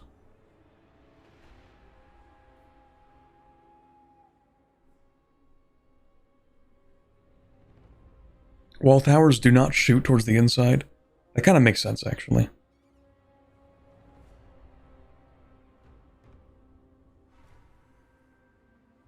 Select the unit. There's a button to remove the tower. Never conquered. Vengeance faithful. Oh, drop siege equipment. Huh, what do you know? Yeah, I don't even see a reason to have those anymore, because, like, it's so dumb, but the frontal assault, no siege towers, might actually be the best way to do this. Ready to defend. Okay, so yeah, we got the melee, we got these guys. I don't even know how I'm gonna do this. Like, what range am I gonna do inside of this narrow corridor? I guess it could be useful once we break into the courtyard. Maybe. Kind of depends, we'll see. You're learning? I'm learning so much today. And then 3, these are just like the whatever. No, okay. These are the expendable infantry. Maybe I'll regroup these later, whatever. Your forces are lined up and ready to attack. The enemy Major siege battles are fought over walled cities, sure. they may be overcome. Either rout the defending units or capture and hold one or more victory locations. A what? Hold on, what's a victory location? That is a key building, which provides siege defender. Right. This over here, these are supply caches. Okay. That's the victory location. So if we can literally just move the army up into here, then we win.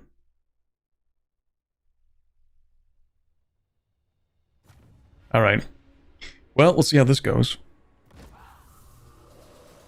The siege weapons are in position, my lord, and are ready to begin their assault. Begin your advance. Put you, I don't know, dude, here.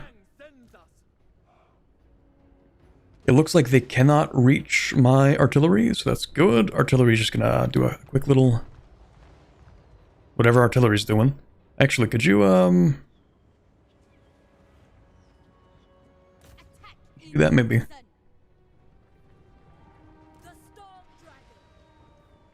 let me pause, because there are things I can press. What does that do? Slows them, okay. What do you do? That's a really big strike area. You know what? Just drop a nuke real quick. Maybe I can just drop a nuke on the, archers up here.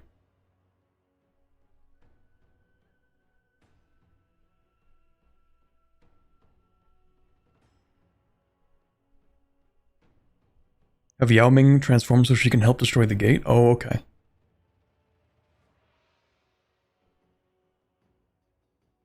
How many of these do I get? An infinite number. What do you know? Okay, yeah, you're just gonna drop a nuke on him right here. Miao Ying, you are going to... you have a lot of things you can do. Potion of Strength. That's nice. Transform into a dragon. Decrease cooldowns. Gives all units within 35 meters increased melee damage. Okay, you should become a dragon, I think. That's a good idea.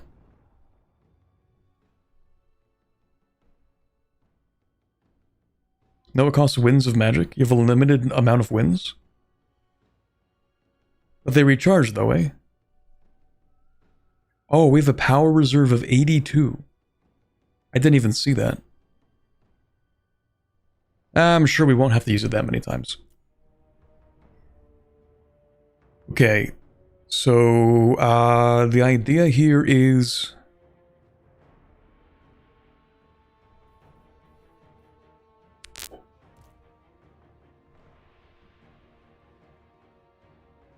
she becomes a dragon. Sure. What do you do as a dragon? Just hit things really hard? Well, you lose your ability, but then you can assault the gate. Now, do I want to assault it directly with her, or do I want to have her, like, destroy the archers up top?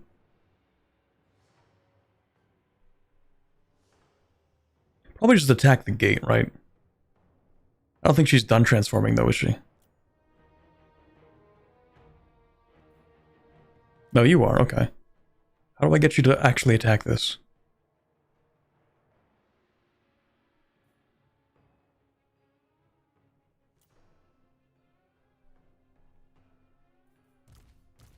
Hello? Does she just act on her own?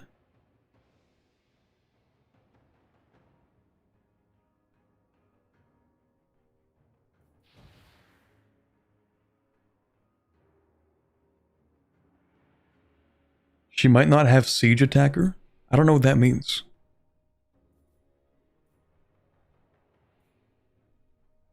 Oh, the animation needs to finish. Oh. Okay. It looks like the animation's done, but she's, like, not movable.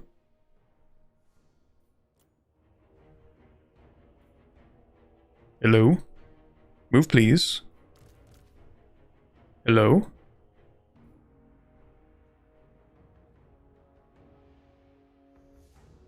Hello?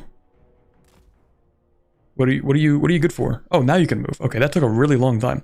Okay, I'm gonna right-click this, and in theory, she's gonna beat it up.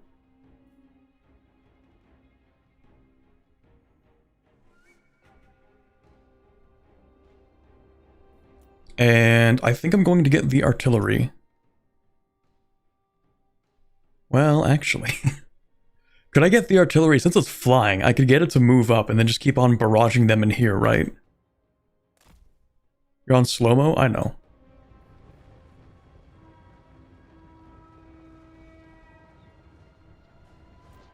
Okay, archers, I know you like shooting above the wall, but actually, if you could please... thank you.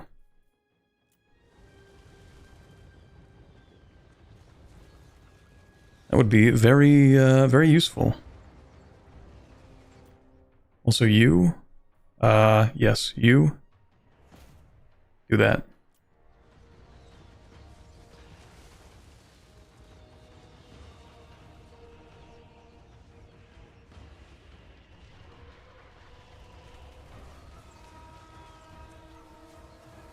Okay, so the enemy is leaving the gate. That's cool.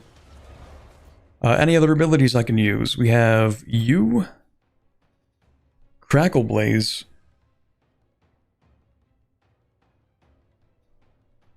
Very low amount of damage, but I think it's free. That's not a very big range. Actually, can you move up here? This is a bigger range.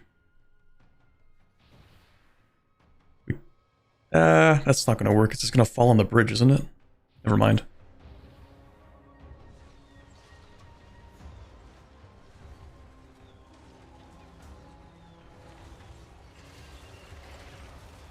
Archers in this game don't care about obstructions. Dude, that's so weird.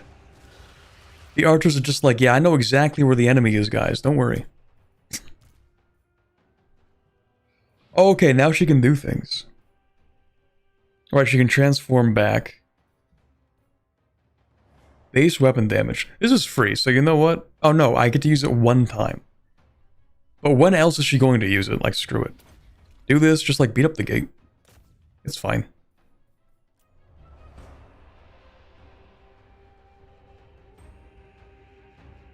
It is kind of funny. I expected the archers to be entirely useless. Because I'm like, oh. Like, what are they going to do? Are they going to, like, shoot through the walls? They're going to shoot over the walls? They can't see the enemy. The answer is yes. They are going to shoot over the walls. Despite the fact that they can't see the enemy. So, that's great.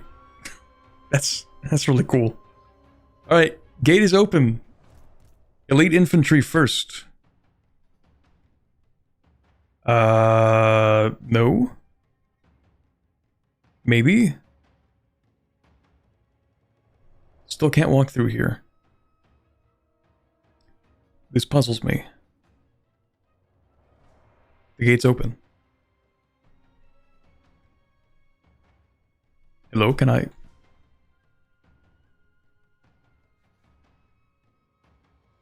What?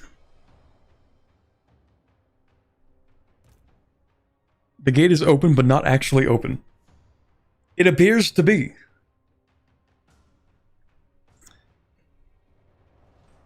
Oh, hi, Athenium. Just give it some animation time? Oh, okay. Everything in this game is just animation time. Okay, I'm starting to understand why sieges suck in this game. Now can we move? Yes. Okay, elite infantry, push through. Nope, you can't push through, but the dragon can push through. I don't really understand this. You know what? Whatever. She'll just go through. Honestly, she's a one-person army, so like she doesn't even really have to worry that much. Although I don't want you to go too far.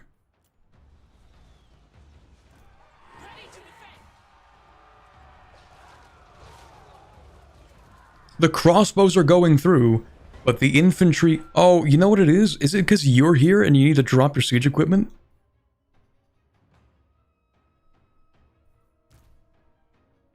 Oh my god, it's a siege equipment. You can't bring a...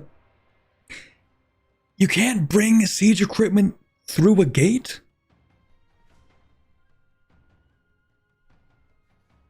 What if there's a second gate? What if we need to break a second gate down?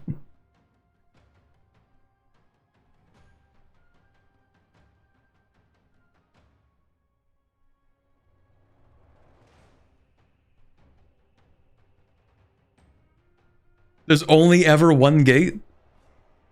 I think I understand why the sieges start to... like, they kind of suck in this game. I think I get it now, guys. I think I understand it now. I think I get it. Okay, yeah, there we go. Just push through, I suppose. These guys literally have no job whatsoever. You can just kind of stand there. Just don't die. How are you tired? You're literally a... Whatever. Okay, so... So, like, the towers, they don't actually attack on the inside, right? So we can just kind of... We can just kind of move the artillery in.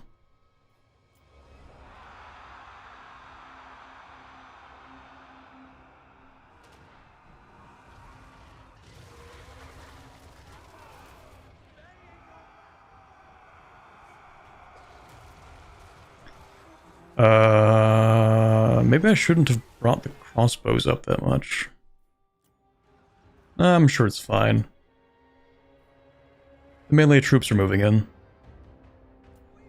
Hold on. Hello. Hey, hey buddy. Hold on a second, hey man.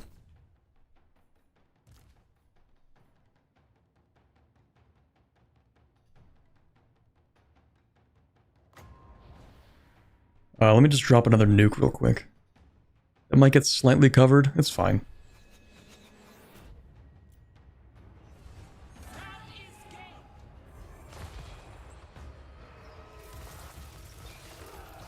Okay, so that didn't work out the way I wanted. The crossbows, they're probably fine. That's because I'm going to send the elite infantry to kill this guy.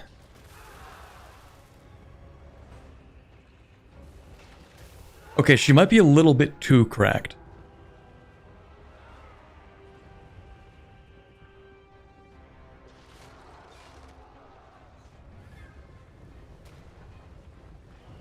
The enemy lord is... Where are you going? Come back. The enemy lord should be dead. We're just sort of escorting him out at this point. Okay, buddy. Okay, I feel like I'm overextending way too much. You need to relax a little bit, actually.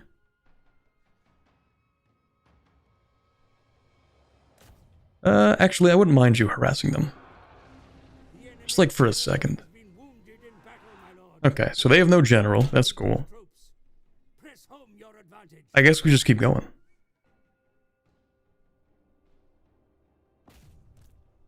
Okay, just like chase them, I guess.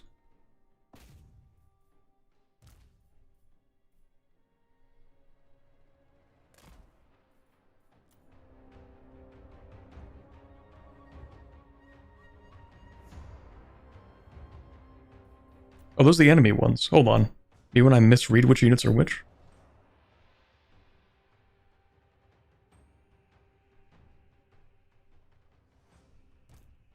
You're actually gonna wait, and you're actually gonna wait.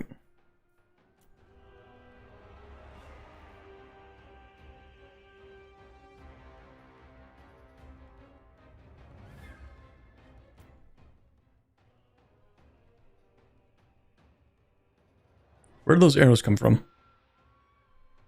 That's probably fine. Yeah, these guys are fine. So actually, you're gonna like hang back for a quick second.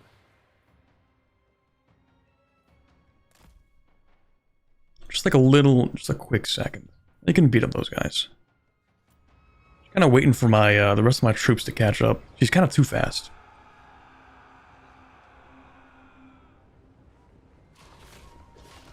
Is that cavalry inside the city? Remarkable. Alright. Okay. I didn't even bring in the peasants because I'm like, oh, they won't have cavalry inside the city? Pfft, they wouldn't do that. Okay.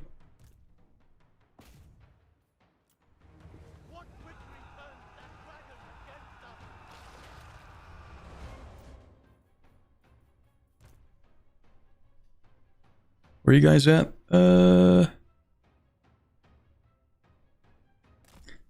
It's not perfect, but it'll do.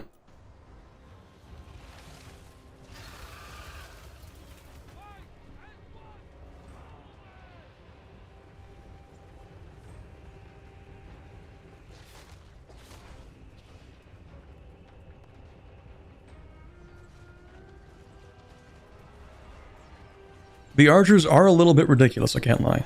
Speaking of archers, that's going to be gone instantly.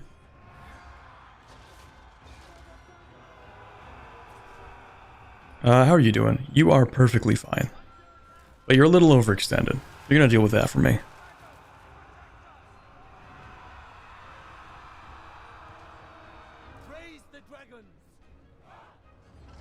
Oh, we kind of have people in the way, don't we? Yeah, you can't really shoot.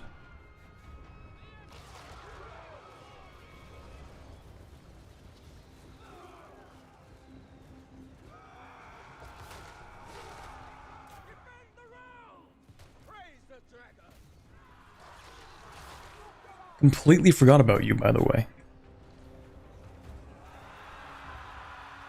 How far can I drop this nuke? I'm gonna drop it, like, right there.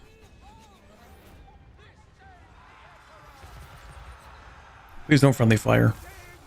Oops, my bad, my bad, my bad, my bad, my bad. My bad. Just chase him down, it's fine.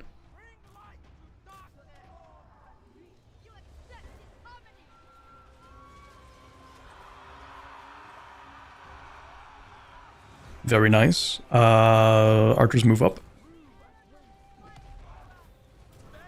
Oh. Really? I was fully prepared to have to, like, storm the courtyard and like hold it off from like 6 different armies. Really? That's it?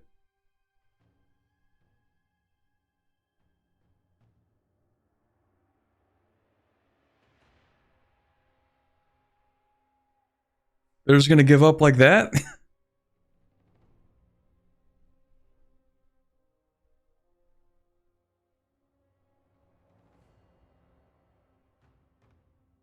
That was kind of anticlimactic. Okay, cool. I don't even care about, like, the... Like, there's no reason to even chase the routing forces, because, like... They're garrisons. Like, there's no reason to chase them down. We don't get anything. Well, maybe we get more money and something. I don't know. Yeah, they all die since they can't escape.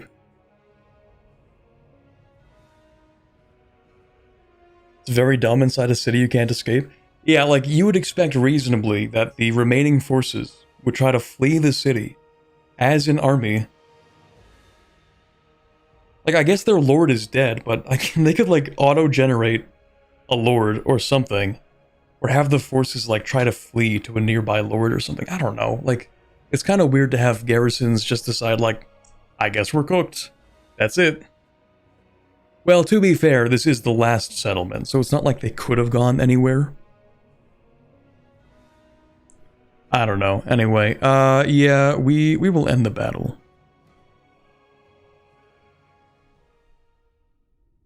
That's how normal field armies work. If the lord dies, they replace it. Yeah, so, like, if you kill... Oh, look. Dude, they killed one unit. A lot of our losses are literally from friendly fire.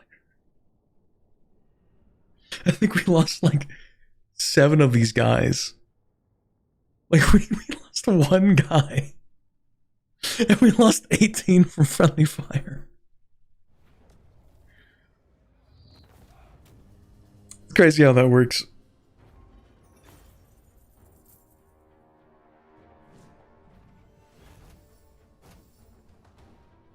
Crazy how that works. Anyway. Cool.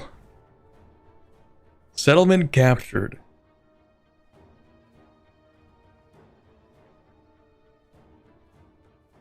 Is there ever really a reason to loot and occupy? I mean, if you're, like, broke, I guess. If you're, like, giga broke, we'll just occupy. It has the honor of joining Cathay. Alrighty. Faction cleared out. Province secured, the lands of stone and steel. Okay, so now I'm never gonna do another siege battle again. That was kind of boring. Remember the Pyrrhic victory? You know how you're supposed to lose like 500 guys? Yeah, I'm starting to realize that actually this...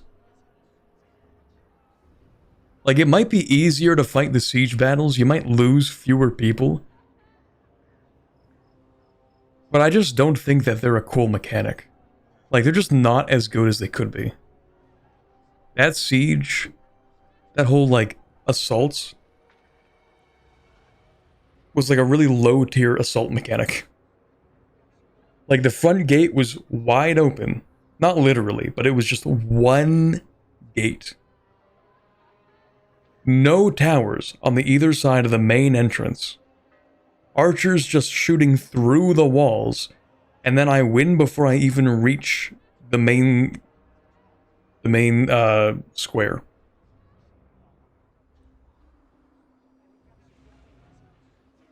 So, like, they're really easy. They're sort of anticlimactic. Keep in mind, these are supposed to be some of the best defensive settlements in the game. Most other faction settlements are even worse.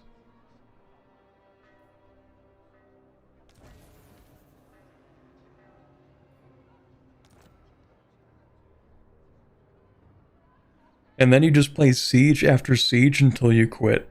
Okay, so is that like the main complaint with this game? Is that the sieges are simultaneously too easy, but not easy enough to autocomplete because the system will always do a worse job than you can?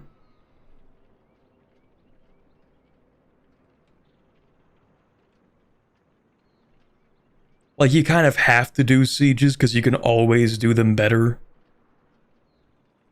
than the autocomplete.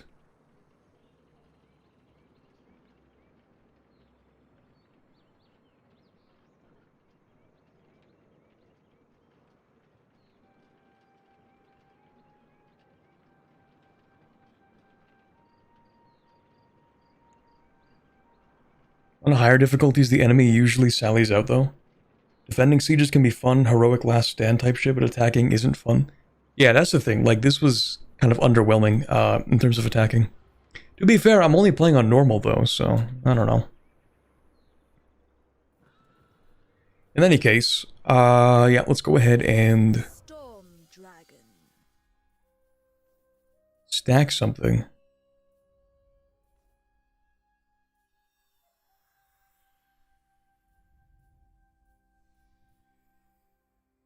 I can give you spells, actually. Maybe I should give you spells. That's a really good passive. All of the enemies around you have lower armor.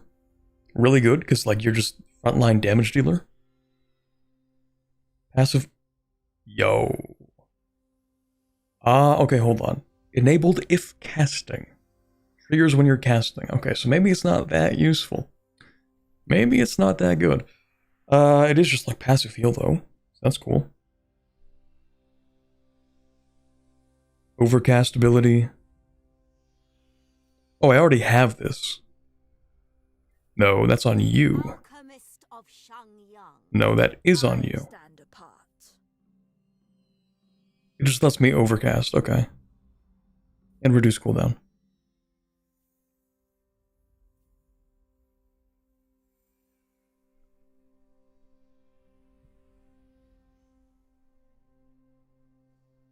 Defending sieges most of the time is the optimal play. Oh, rather, most of the time the optimal play is just to abandon the walls and hold the victory point plaza. Man.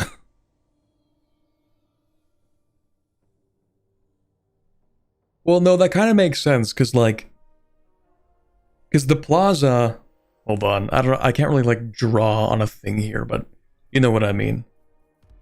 So, like, you have the plaza, which is like a square, right? And then the main gate is like a rectangle in front of it. So it's like it is a choke point where the enemy comes through, and you have, like, multiple firing angles, so you have, like, a crossfire right as they leave the choke point. So I can see that, actually. That makes a lot of sense.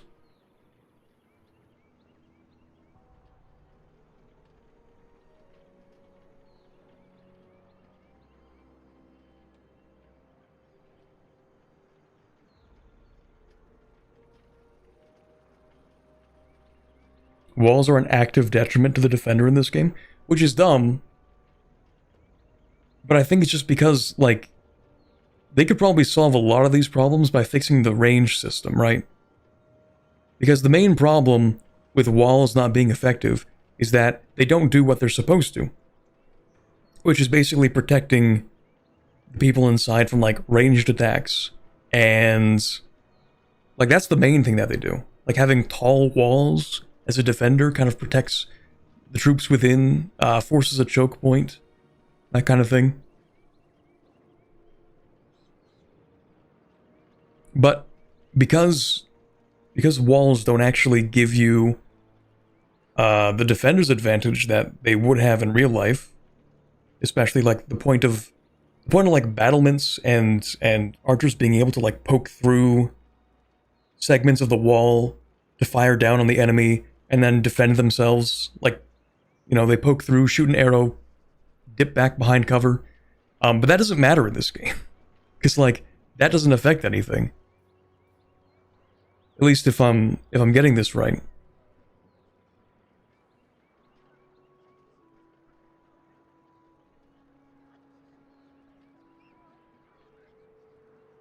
The cover on the walls blocks the defender from shooting most of the time, unironically. Let's go.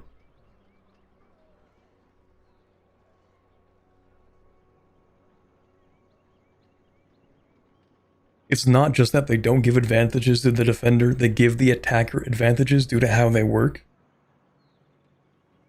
Due to how they work as in, like...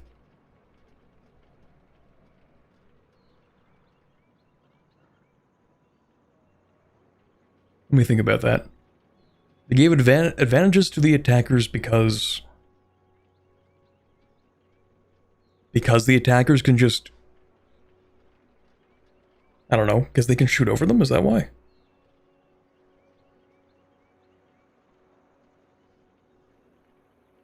When standing on walls, you can only stand in front or behind.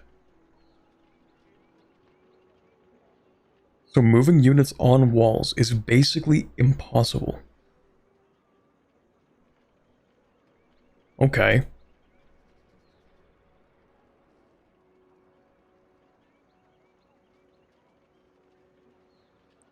Oh, you can't place units on them.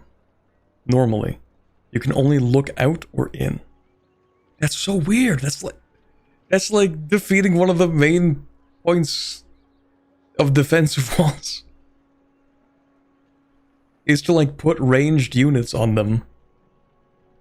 And then, I don't even know if I have a good example just by looking at the models here, but like, you know how a lot of walls will have like a little lip? You can kind of see here they have like a little lip that stands up. This is to allow your ranged units to basically peer over them and shoot downwards, which is a massive advantage, right? You have a massive high ground advantage. But like, if you're not really able to do that, then it kind of defeats the point. Also, the attacker can just walk in and capture the points. The attackers don't get picked off correctly when they climb up the wall. That might have to do with, like, the health system of the game, maybe. Also, attackers can just pull ladders out of their ass, so siege towers are basically useless. Oh no. Oh, they fixed that. Okay, maybe not. I mean, I know for sure, when I was riding up to that settlement, it said, like, oh, everyone has, like, a little ladder icon underneath them.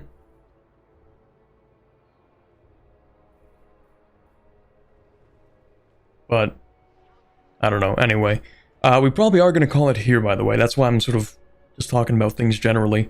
Because it is 5 o'clock, it's been 4 hours, and I actually would like to continue playing this campaign. Because we've barely gotten started. I feel like I learned a lot today. A lot about how sieges, unfortunately, you kind of have to do them just to lose fewer people and not lose entire regiments. And that they are easier than they should be. And that I may very well get tired of them. But we'll see.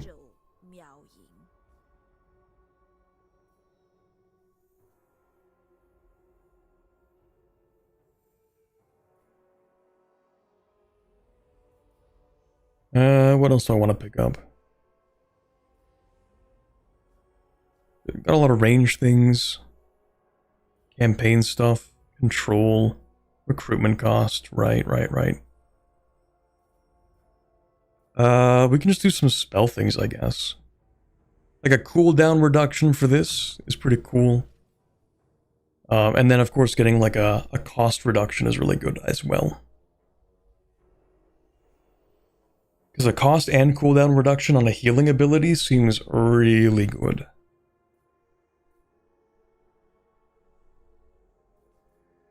I serve the Shadow Court.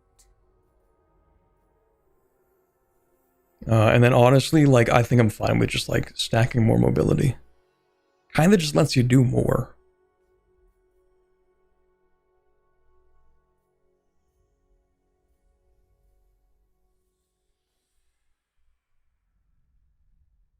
Well, what's this? You know what, this is good for an opening barrage, actually. If we can apply this to our best crossbows at the start of every battle, this seems decent. Maybe I'll take that.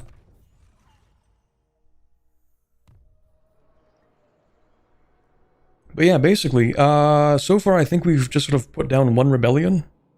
And then, in theory, we want to put down the second rebellion. And can I just take that? The settlement can be colonized. What do you know? So maybe I'll just go ahead and take this too.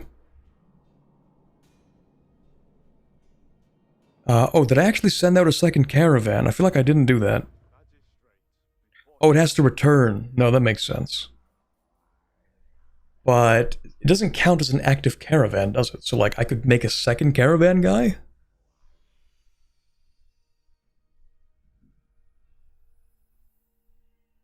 There is someone there? Oh, it has rats in it. Okay. Depending on who you're fighting, auto-resolve is your worst nightmare or best friend. That makes sense. They probably don't have the most accurate auto-resolve. You can recruit a second caravan.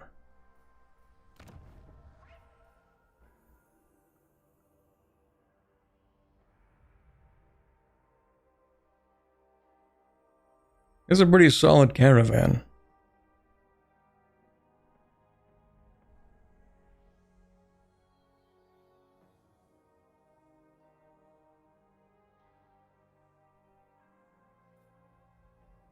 What about you? Includes ogre mercenary units. Man-eaters and Iron Fist man-eaters. Interesting. No range, though.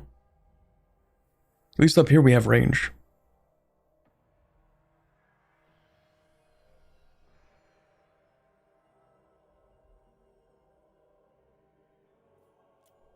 You know what? I'll take that guy.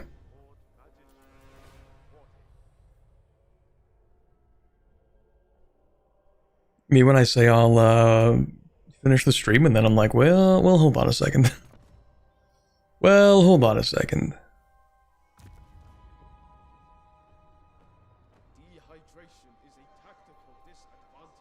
Well, you know, we got a couple of things to resolve. You know, we could do that. You know, just like a few things. Just like a few things, you know. We are trained to fight in heat. What is that? Oh. Shrine of the Alchemist.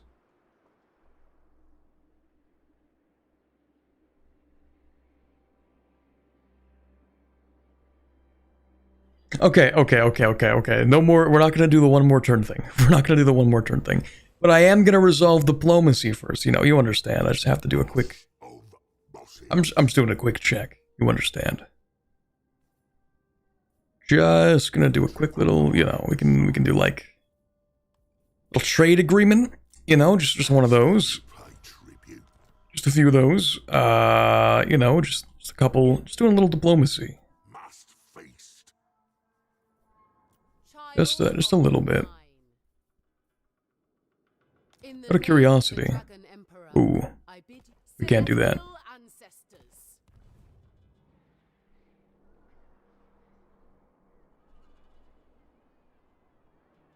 These sieges have been the same for like 20 years.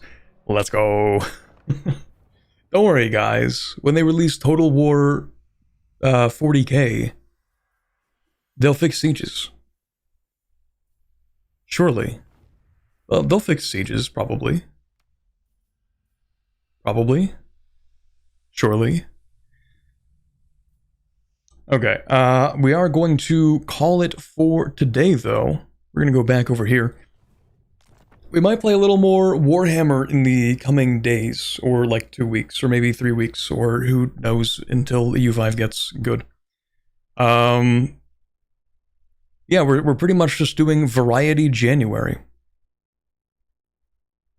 Until Paradox games improve. Until morale improves, basically.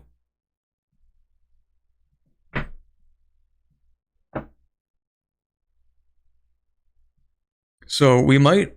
Actually, I might stream tomorrow. Possibly. We'll see. Sunday, I'm going to be busy the entire day. Pretty much. I might maybe be able to put out a schedule for the upcoming week. Probably. Yeah, I can probably put out a schedule for the upcoming week. It's probably not a big deal. So, yeah, maybe on Sunday I'll make one of those. So, possible stream tomorrow. Could happen. Maybe. Unless I'm forgetting some obligation. I don't think I am. So, we'll see. That could be Factorio. That could be more of this. Terra Invicta, maybe. I haven't really played it in like 3 weeks. I didn't even play it when the 1.0 update came out.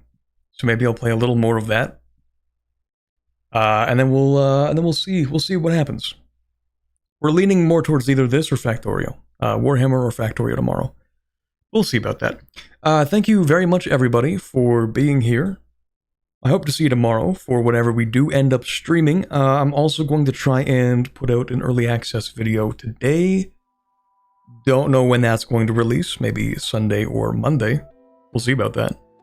But for now, have a wonderful rest of your Friday evening, and I'll see you tomorrow. Bye, bit.